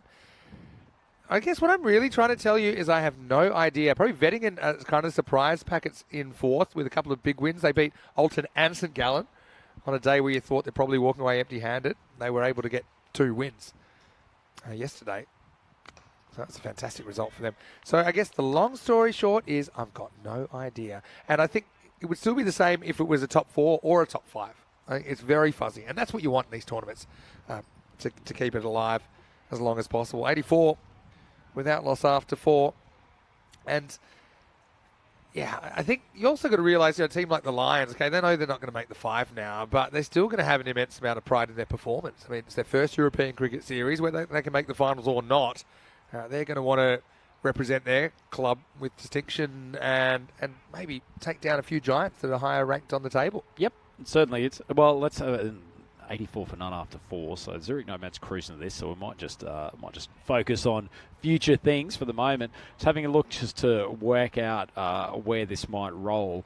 Look at tomorrow's games. Zurich Crickets, they've got a pair of tough ones. Alton first thing in the morning, and then game 3 tomorrow against Geneva. Yeah. So that's a big day for them. If they can't win both of those, they're probably going to struggle to make it. Paktoon Zelmi also facing Geneva and Alton tomorrow. So that is absolutely obliterated straight down the ground. Poor Subramani shaking that fairly high volume head of hair that he has. He has got no clue how to stop this rampaging Fahim Nazir. He's up to 54 off 18, a cracking half century. That ball will not face any more pain. It's been sent to cricket ball heaven. And it was still on the way up when we last saw it. At this stage, see, the Lions hadn't lost a wicket either, but they were only 50. As right now, I'm a bit worried about everyone, because that one's going to crash into the seats in the upper deck. Maximal, 6 more than Nazir now. Lenny has messaged me privately. He's under the covers. He's very cozy. He said these lefties are class. They are absolute class, and as good as anything he's seen in the associate lineup, even recently. So, yeah, as far as continental bats go, you won't get much better. And now it's just going to escort this one out of the ground as well. If I'm not mistaken, that is 666. The hundred's up for the Nomads, and there's an air of resignation out there for the Lions. Jeez, he might not be far off raking in this total just within this over. Nazir, he is on here for 6 sixes and an over. This is outstanding hitting. Partnership 102 off 29 balls, and they have reeled in what was not a hugely challenging target, but certainly one of the ones that the Lions would have thought. A couple of early wickets, and they would have been right in the hunt. Yeah, well, I've also got some breaking news, but I'm going to just let this play out. First, I'll wait for him to choke on the 6 sixes, which will probably happen this ball now I've mentioned it.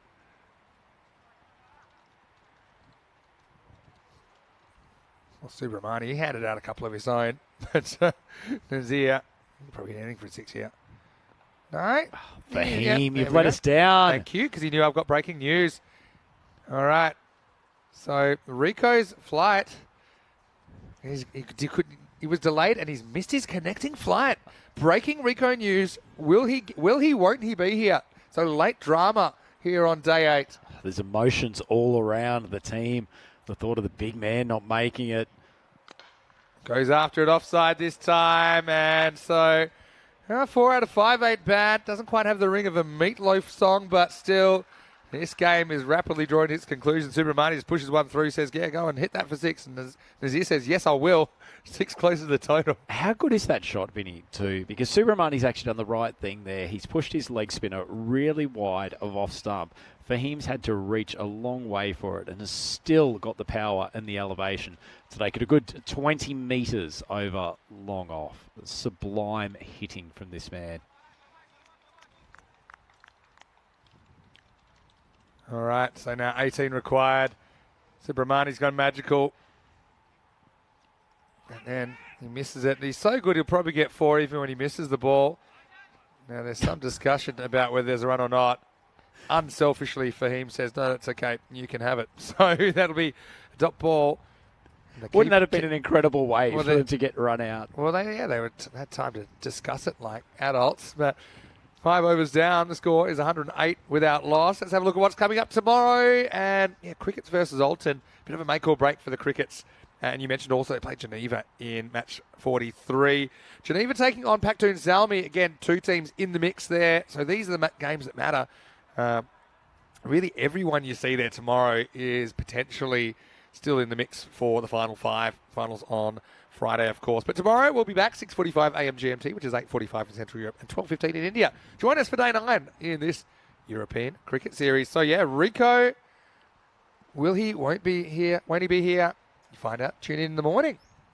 Do we have a Rico tracker? Like, is there an API data feed you can get that you can find out where he is around the world? He seems too nice of a guy to actually be wearing an ankle bracelet or anything like that. But yeah, we'll try and keep up to date with Rico's movements. Hassani draws the short straw and has to bowl the next over. First one's a wide down the leg side. Yeah, interesting tactic. I think he might have just dragged that one just a touchdown. Love to see a bowler bowling with a towel as well. It's always great to see. Tell you what, I think if he drops another short of a length one on Hassan's leg side, Hassan's probably not going to tuck it for a single. Up and out of here. Mind the windows, Tino. Maximo. That one turns out to be a pather, not quite a full roofer. And these two, unlike other batters that have maybe been this dominant in periods, then do something kind of crazy like they're bored and they start trying to do a reverse or something like that. These two are just absolutely brutal and ruthless the way they're taking apart the bowling today. Yeah, I think they're so dominant. I don't think there's a single player who is padded up within the Nomads lineup at the moment. They have every confidence this is going to be done probably in the next 3 balls.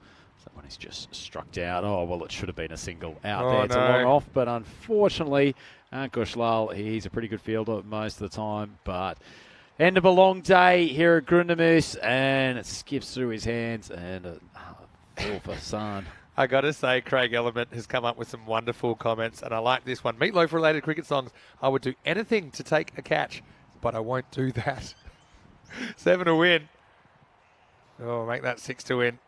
And I feel that we are potentially one slightly errant ball away from an early finish. Disappointed we had the replay on when the keeper has thrown the ball back. What happened? Oh, it's a shame. He's thrown it into the side of the pitch and probably could have been a single there. But Game. Oh, sorry. It's just loaded up. Hold it on, mate. Hold it on. They don't even run. They have the luxury now. This is, talk about wealth inequality. This is runs inequality. They are just picking and choosing when they take runs. Oh, Hassani, good luck to you. Want to get through this over? Oh, yeah, okay. Slower ball. I like it. Credit to Hassani here. Not an easy situation. Yeah, the Lions. He's possibly bowled the most economical over of the entire innings. Could be. Well, he's still got 2 to go. But well, maybe not. Nazir faces up. 4 to tie it, 6 to win it.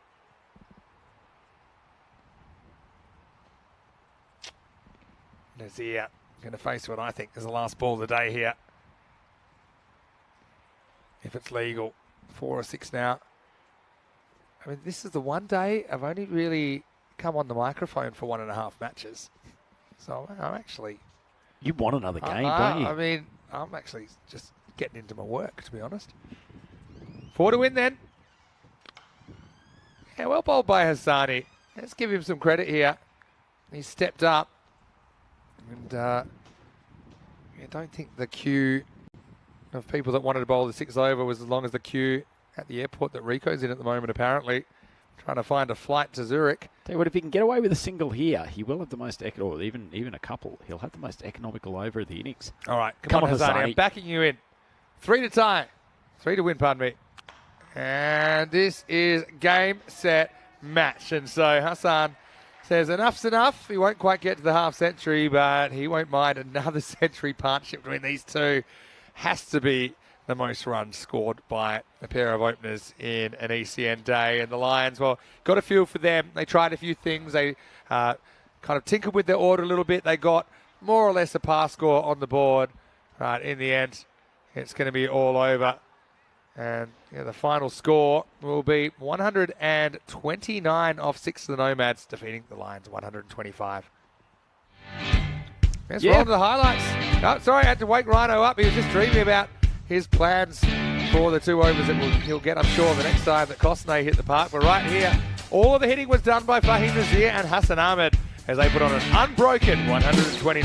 Yeah, it just feels like deja vu every time these two come to the crease. They are just a step above in terms of batting talent, and they combine so well, and particularly being left-handers there, enjoying hitting towards the stadium side and belting as many of these Grizzly Bear balls onto the roof of the Grundamus Stadium as they can, and they have been absolutely prolific, not just across this tournament, but in particular across the Nomads contest today. Absolutely wonderful display of hitting, clean hitting, strong striking, great placement, and you cannot ask for much more from an opening pair than you have from these two. The Lions, they tried hard, they battled both in the field, and particularly with the bat, I think they'll at least walk away from this and be fairly happy with the runs that they've put on the board to set the Nomads a target. But ultimately, if they couldn't get wickets of Fahim and Hassan early on, it was never going to be enough, and so it proved. They have managed to chase down this target with still 24 balls remaining. So a very comprehensive win indeed, Vinny said. Crazy stuff. Really, even by ECN standards, that we had those two kind of bookending the day in the end with two huge opening stands. They bat through the first innings of the day. They bat through the last innings of the day as well. And, well, let's look at the score. And I was going to say that today, their opening partnership, they were only dismissed once, and they put on 338. It's not a bad day's work, is it? So, yeah, not too bad at all. You see Nazir with 73 not out in the last game of the day and 46 not out for Hassan Ahmed. They hit 14 sixes in 6 overs. And if you've got small children, maybe direct their eyes away from the television screen right now, because there's some egregious violence in there. Although I'm going to give a shout out to Hassani, even though history will show that he went magical with 21 coming off that over. And, well, the Lions, will see some more of them, and let's just hope they can regroup. That was tough, but they can just kind of find solace, I think, in the fact that they're in company. I don't think anyone really was able to contain those two. I know that when you guys played them, Cosno played in match 38, were able to get Nazir early, but again, he couldn't really find a way through Hassan Ahmed. Big thanks to everyone for their contributions today, all the Blue crew, as well as our wonderful TV crew from Spring Productions, everyone here at the facility. I want to say a big thank you to all the players, officials, all the umpires, yeah, of course, everyone else involved, all the spectators that came down as well. Mostly good weather today, although it was a little bit chilly. Just a reminder, if you haven't already, to like this video if you're watching on YouTube and subscribe to our YouTube channel. Do you know we clicked over to 360,000 subscribers today? No. So it's a red letter day, Rhino. Also, don't forget our social media at European Cricket. And if you want more information about this and other tournaments being run on the European Cricket Network, just head to europeancricket.com. So, Rhino, what are you going to get up to tonight? We've actually got a team dinner, so as you've all probably heard, Cosne has a day off tomorrow to rest our weary bodies, and the team's getting together for a dinner in Zurich this evening. So if there's any Cosne groupies around the Zurich town centre, wander through the streets of the old town and you may see some of the young studs from CCC trotting around the place, but I'm sure we'll be back and ready to go for some T10 action on Wednesday, and a big day of cricket indeed. Careful, because I might put on my Cosne Cricket Club shirt and meet you out there in the streets, but we're going to leave it here for now. Hope you enjoyed the action. What a day. It was a record-breaking day. We saw the game with the most sixes ever in an ECN match. That's in over 3,000 matches. That was nuts, and we're so glad that we could share it with you. On behalf of everyone here at the European Cricket Network and the European Cricket family, this is Vinny Sander here, Mr. Maximo, alongside Andrew Ryan. On behalf of Andrew Lennon and the whole team, and on behalf of Rico Full, that we'll see you tomorrow, we'll leave you with some of the best bits of Day 8, and we'll see you tomorrow right here in Switzerland for more European Cricket Series. Auf Wiedersehen.